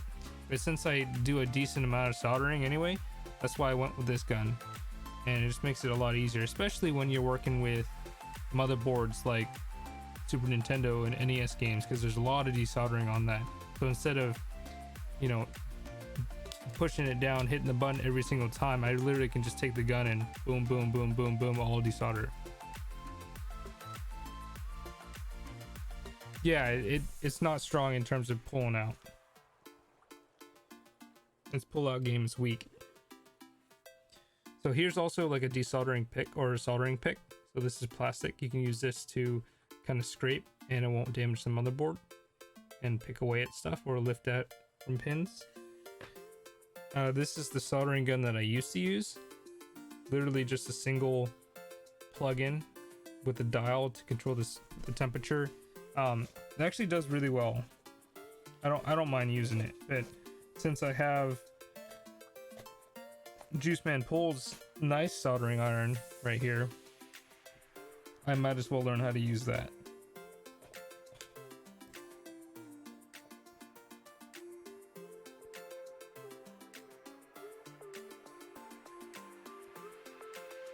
Yeah, so I'm just going to use this time to kind of clean up, since we're not going to do any more soldering.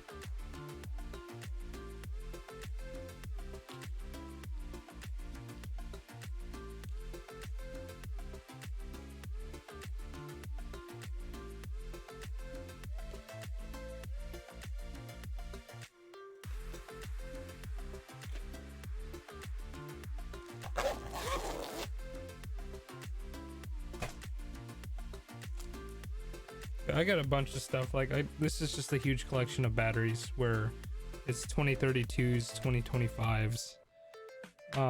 But these ones, some of them even fit the Super Nintendo. So if you look at that, there's like very skinny tabs that will actually go through the board. It's kind of hard to see, but that would go through the board. These ones you use for Game Boy Advance, which are I forgot which ones these were, like the 2010s. I got a bunch of different batteries that can be used for fixing games. Have I watched Gundam Hathaway? No, I saw it on Netflix, but I have not technically seen it yet.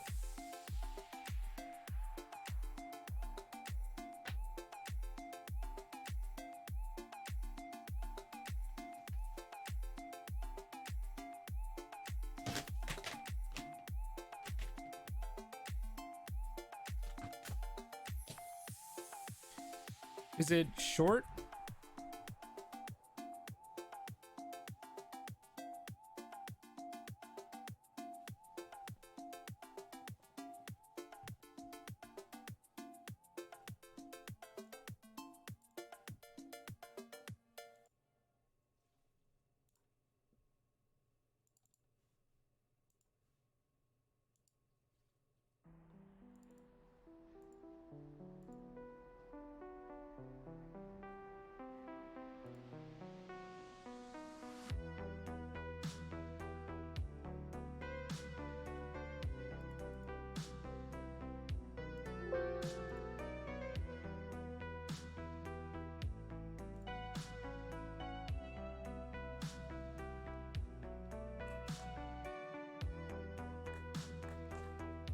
All right, and I am back.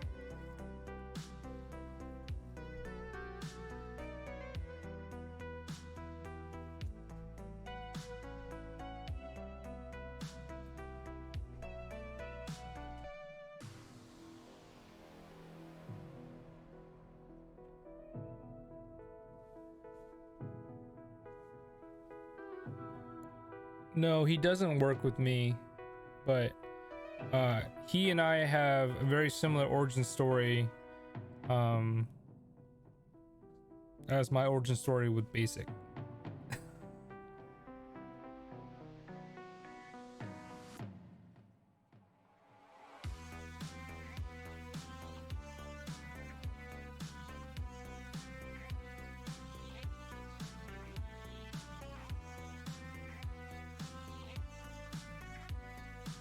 All right, so the desoldering pump is cool enough for us to put away.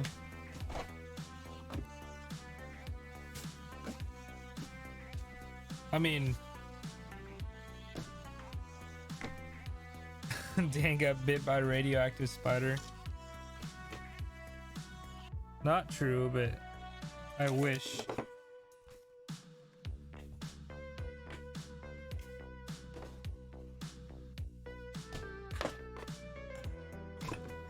So, the origin story is I was at a Value Village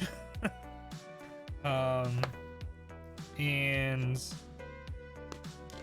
I got there before Juice Man Pulls did, and I had basically any and all the good games, quote unquote good games, in my hand already. I didn't buy them yet, but they're already in my hand. And then I was walking around, and then I noticed Juice Man Pulls was looking at the shelves for the video games.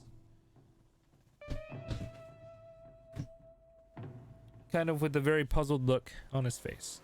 At that point, I kind of recognized, like, hey, this guy is looking for video games. So me looking down at my hand, I had like 3 or 4 games in my hand.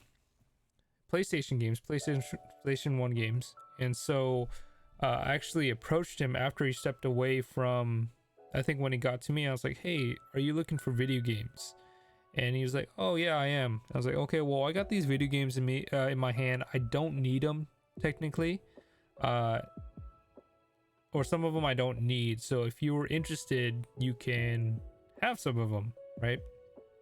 I think that's how it went. That's how I remember it. Correct me if I'm wrong, Juice Man. And he said thanks. I was like, yeah, no problem. And then at that point, I don't necessarily remember exactly how it went, but you know, I think we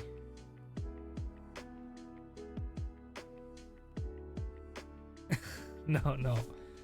Yeah, but that's essentially it.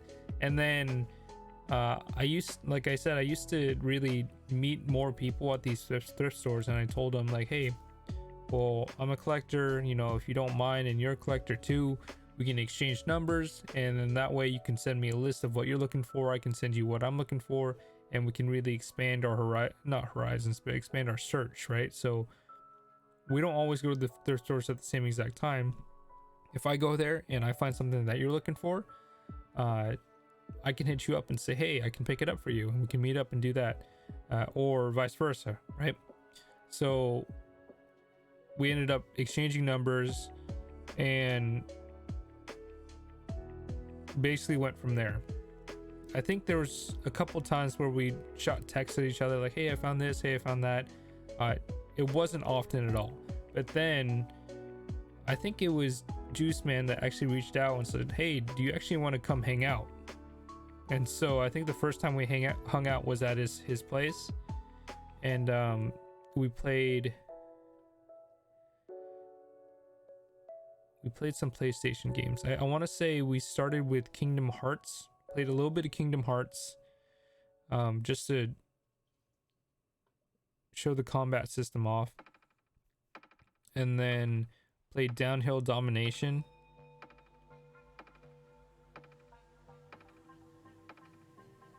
I think those were the 2 games that, or main thing was Downhill Domination.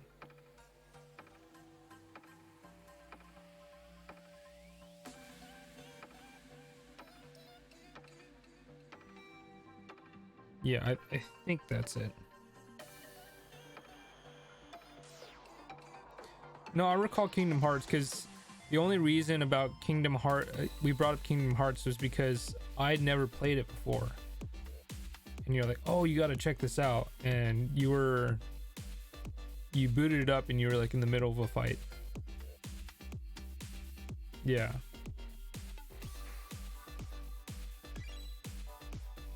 And I still have the game that I bought during that day. That was Worms, like World Party Domination or something.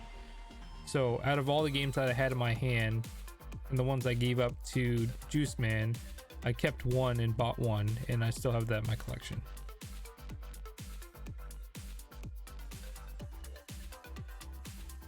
Every text you get from you, I'm like, we need to go game hunting again. I've been just really lucky, right?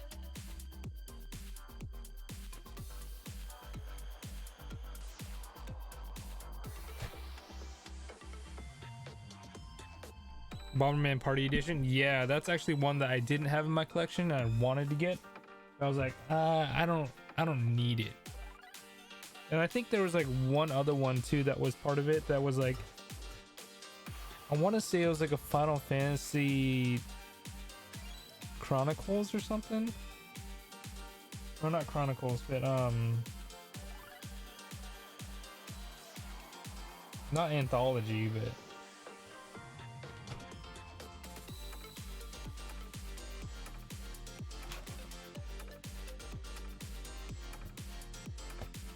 what's the other one? Yeah, Chrono Cross. I know it was a Chrono something.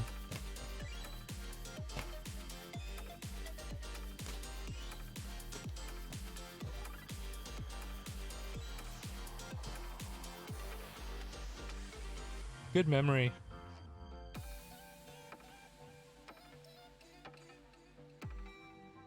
And now all Juice Man and I do is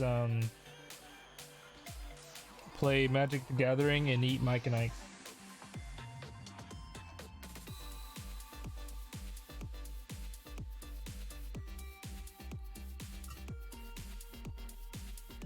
Oh, Black Label copy.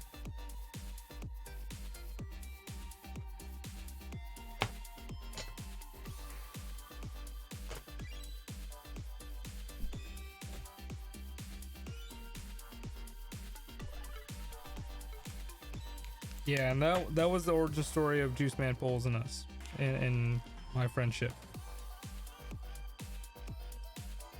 And it went far enough for me to be a part of his wedding, and he was planned to be a part of my wedding before COVID ruined everything. But yeah. Value Village, man. Huge part of my life. And the funny thing is, aside from the cross streams that we do that we do and that we did with like Modest Martin and Basic, realistically Juice Man Pulls is the only person that has actually done videos with me, like video game pickup videos with me, and actual streams on YouTube with me. So he's like the only guest appearance that I've had actually on this stream in person.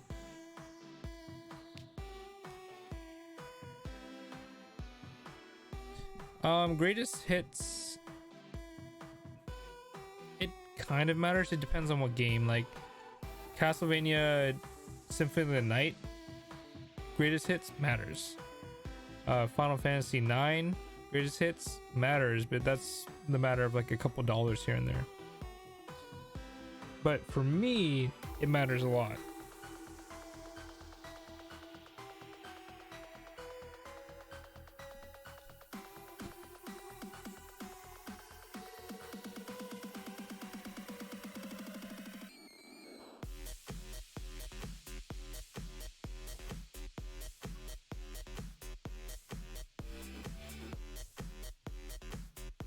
All right, let me get my desk straightened back up.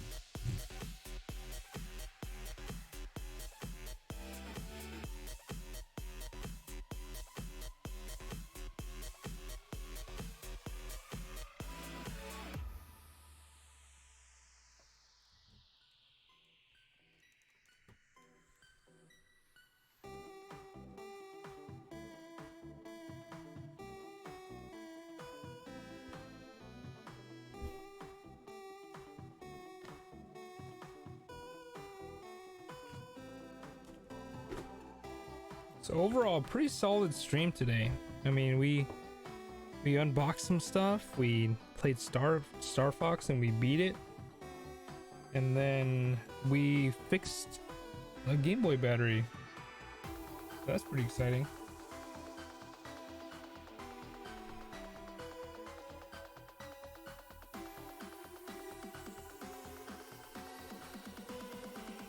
Thank you. Yeah, I definitely want to do more stuff like that.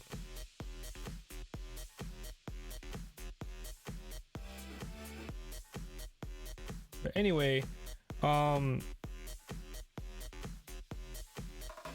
we got to think about, okay, so we played Sonic the Hedgehog. That was a big failure because we were playing on a Nomad, and I'm terrible at Sonic the Hedgehog. I'm never gonna beat it. Let's face it, never. So we have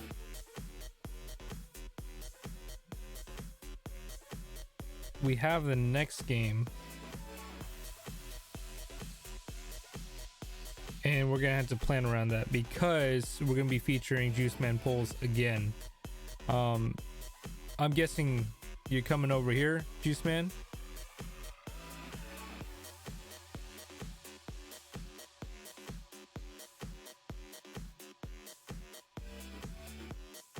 You have picked it officially.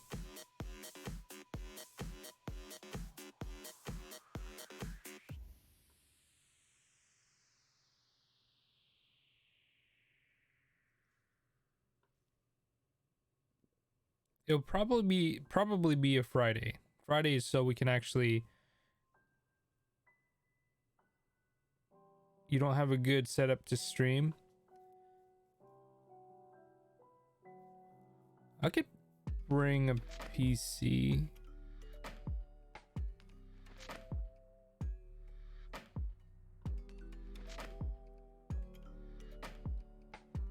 I gotta beat it. Is it beatable in one session though? Humor me. Is it beatable in one session?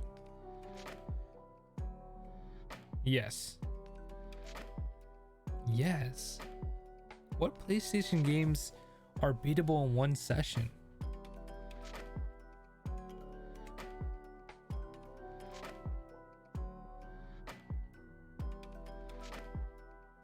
You'd love to see on the beaten list? Now I'm curious about.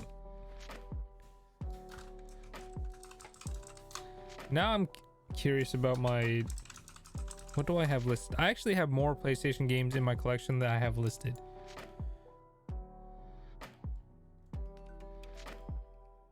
But it could be. It's one of your games. Oh.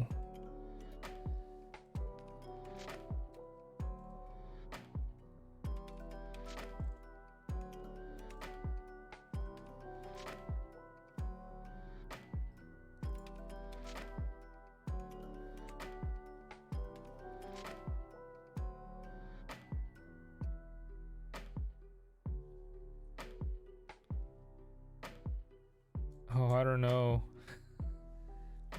What could it be?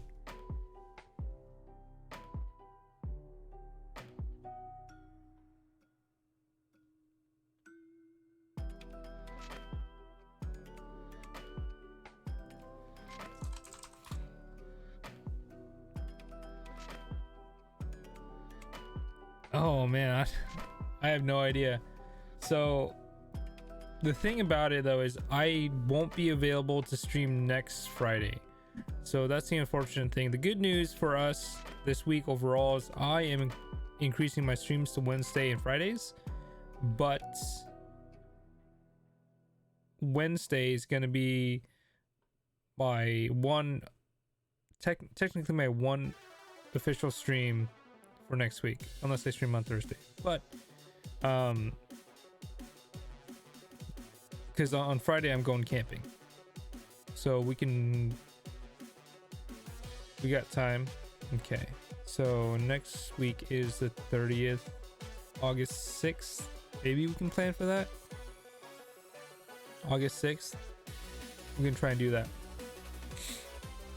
I got an extra chair over here too, and it might be a little uncomfortable, but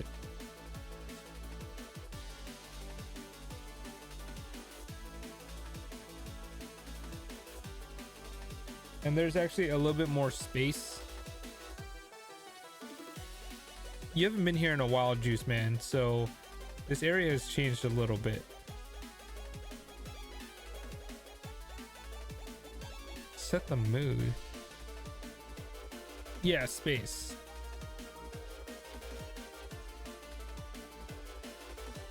Okay.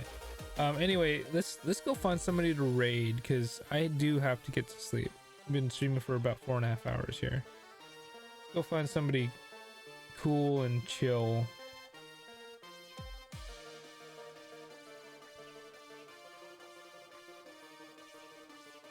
So I don't have in my collection. The thing is, Juice Man has so many obscure things in his collection. Like, I don't. He has the Easter Bunny game, you know.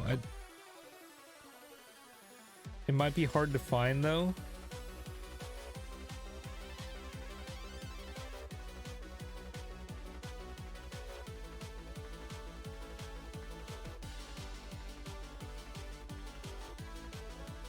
Okay, let's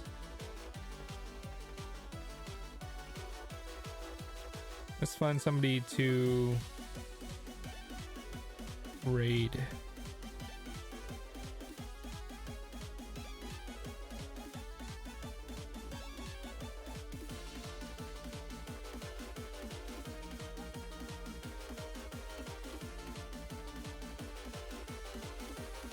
Pestivania?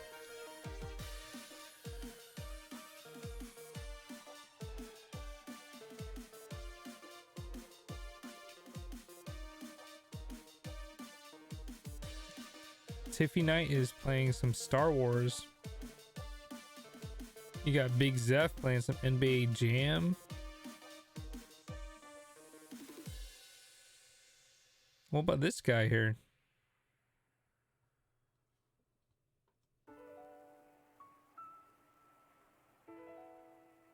Oh, it's one of the only, if not the only PS1 game that wasn't Black Label. Now you're just narrowing it down for me. Even though I don't know what it is, but I know that there's like a select few of PS1 games that were not Black Label. I think like 5 to 6, I want to say. Maybe I'm mistaken.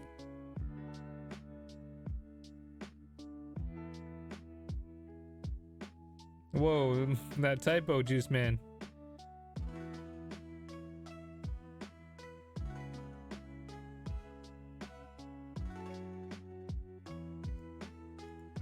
It's all good, man.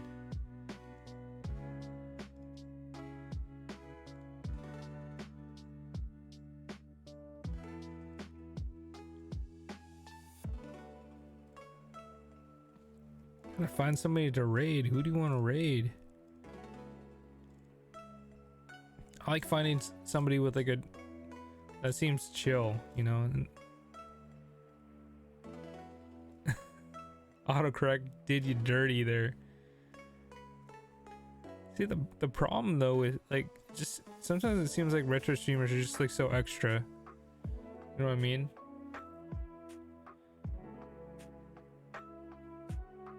Like they have to be over the top just to get attention or something.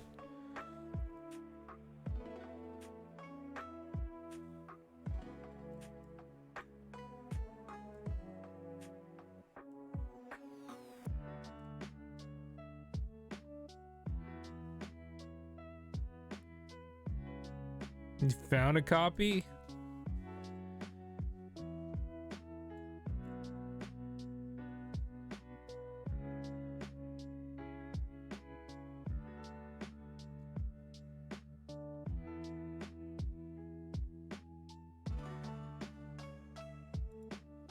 Cobra Commander? Breath of Fire 1 on Super Famicom? Things are heating up.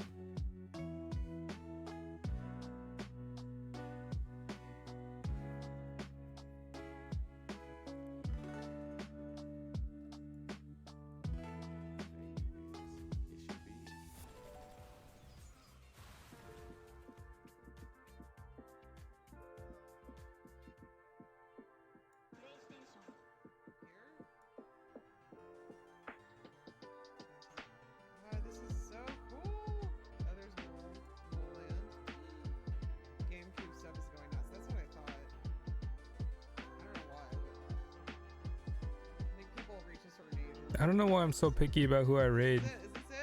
It's not like I have like a bunch of viewers that come through.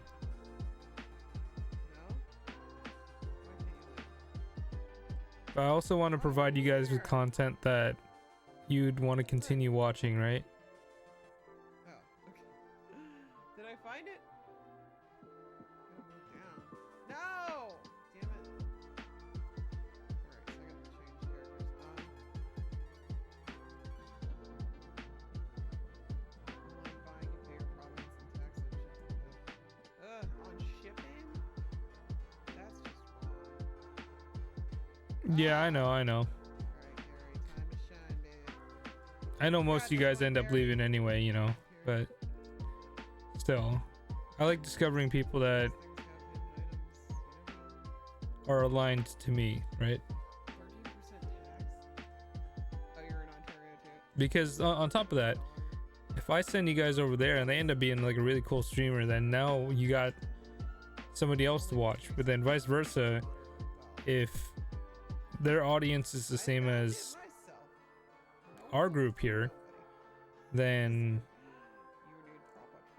you know, if they ever come over to me, then I got new viewers too, right?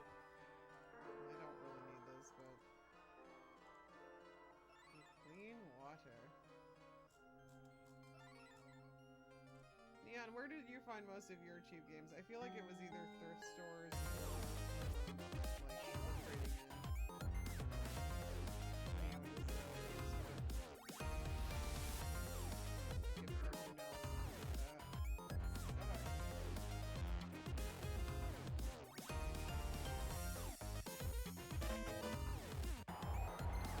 There's where all my trouble starting this.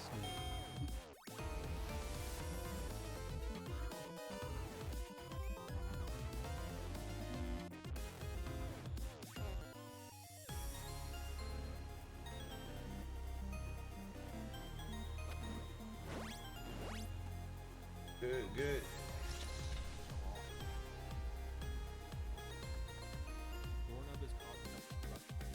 You don't have to. I'm not gonna put you to work, right? Just find a. He made his comeback in Doom Patrol, basically. He's so good at it. Okay. Like, Robot Man's probably like the best. 0 viewers. Okay, let's go find somebody with 0 viewers. Speaking of which, if you want to see a Doom Patrol clip, all you gotta do is donate $100. Move on. What were we on? Dinotopia? Alright. So we're on Dinotopia. None of these people have like face cams or anything. It's just the video.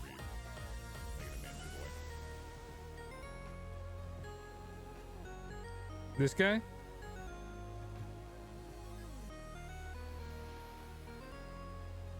This is a rerun.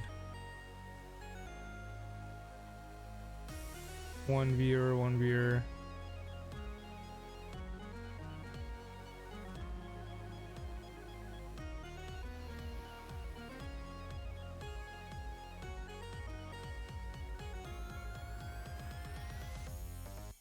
Here, Konami beat 'em ups and more. Nothing moves good.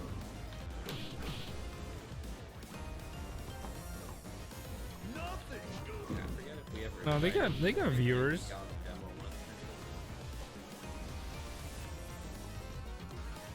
Nothing good. What about this guy?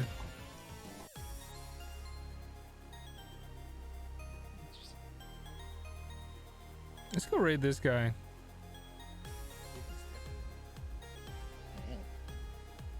Oh my god, PS4.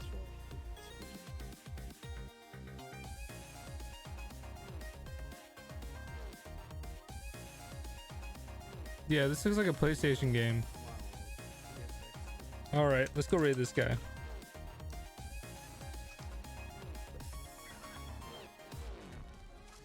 No, it's a Raven Rabbids game. Sorry to disappoint. But anyway, I'm just going to use this time to say thank you to everybody hanging out here. My streams have gotten better and better over the past few weeks. And I think a lot of it has to do with me just focusing mostly on retro, and that's what I really like doing. So I'm gonna try to continue to do so. Changing new jobs really helped too, but either way, super excited about what's happening with my stream. Thank you to everybody who hangs out. Thank you for all the support. I don't do this for money. I don't do this for being famous. I just do it because I enjoy it, and you guys definitely make it enjoyable. So thanks again for viewing. We're gonna go say hi to Bulldozer XM. Thanks, Britt. And we will see how this guy's doing tonight. So let's go say hi. At least I know you guys want to go play Lunar or go play other games, but we're gonna go at least show them what's up for a little bit. Have a good night, everybody, and a safe weekend. All right.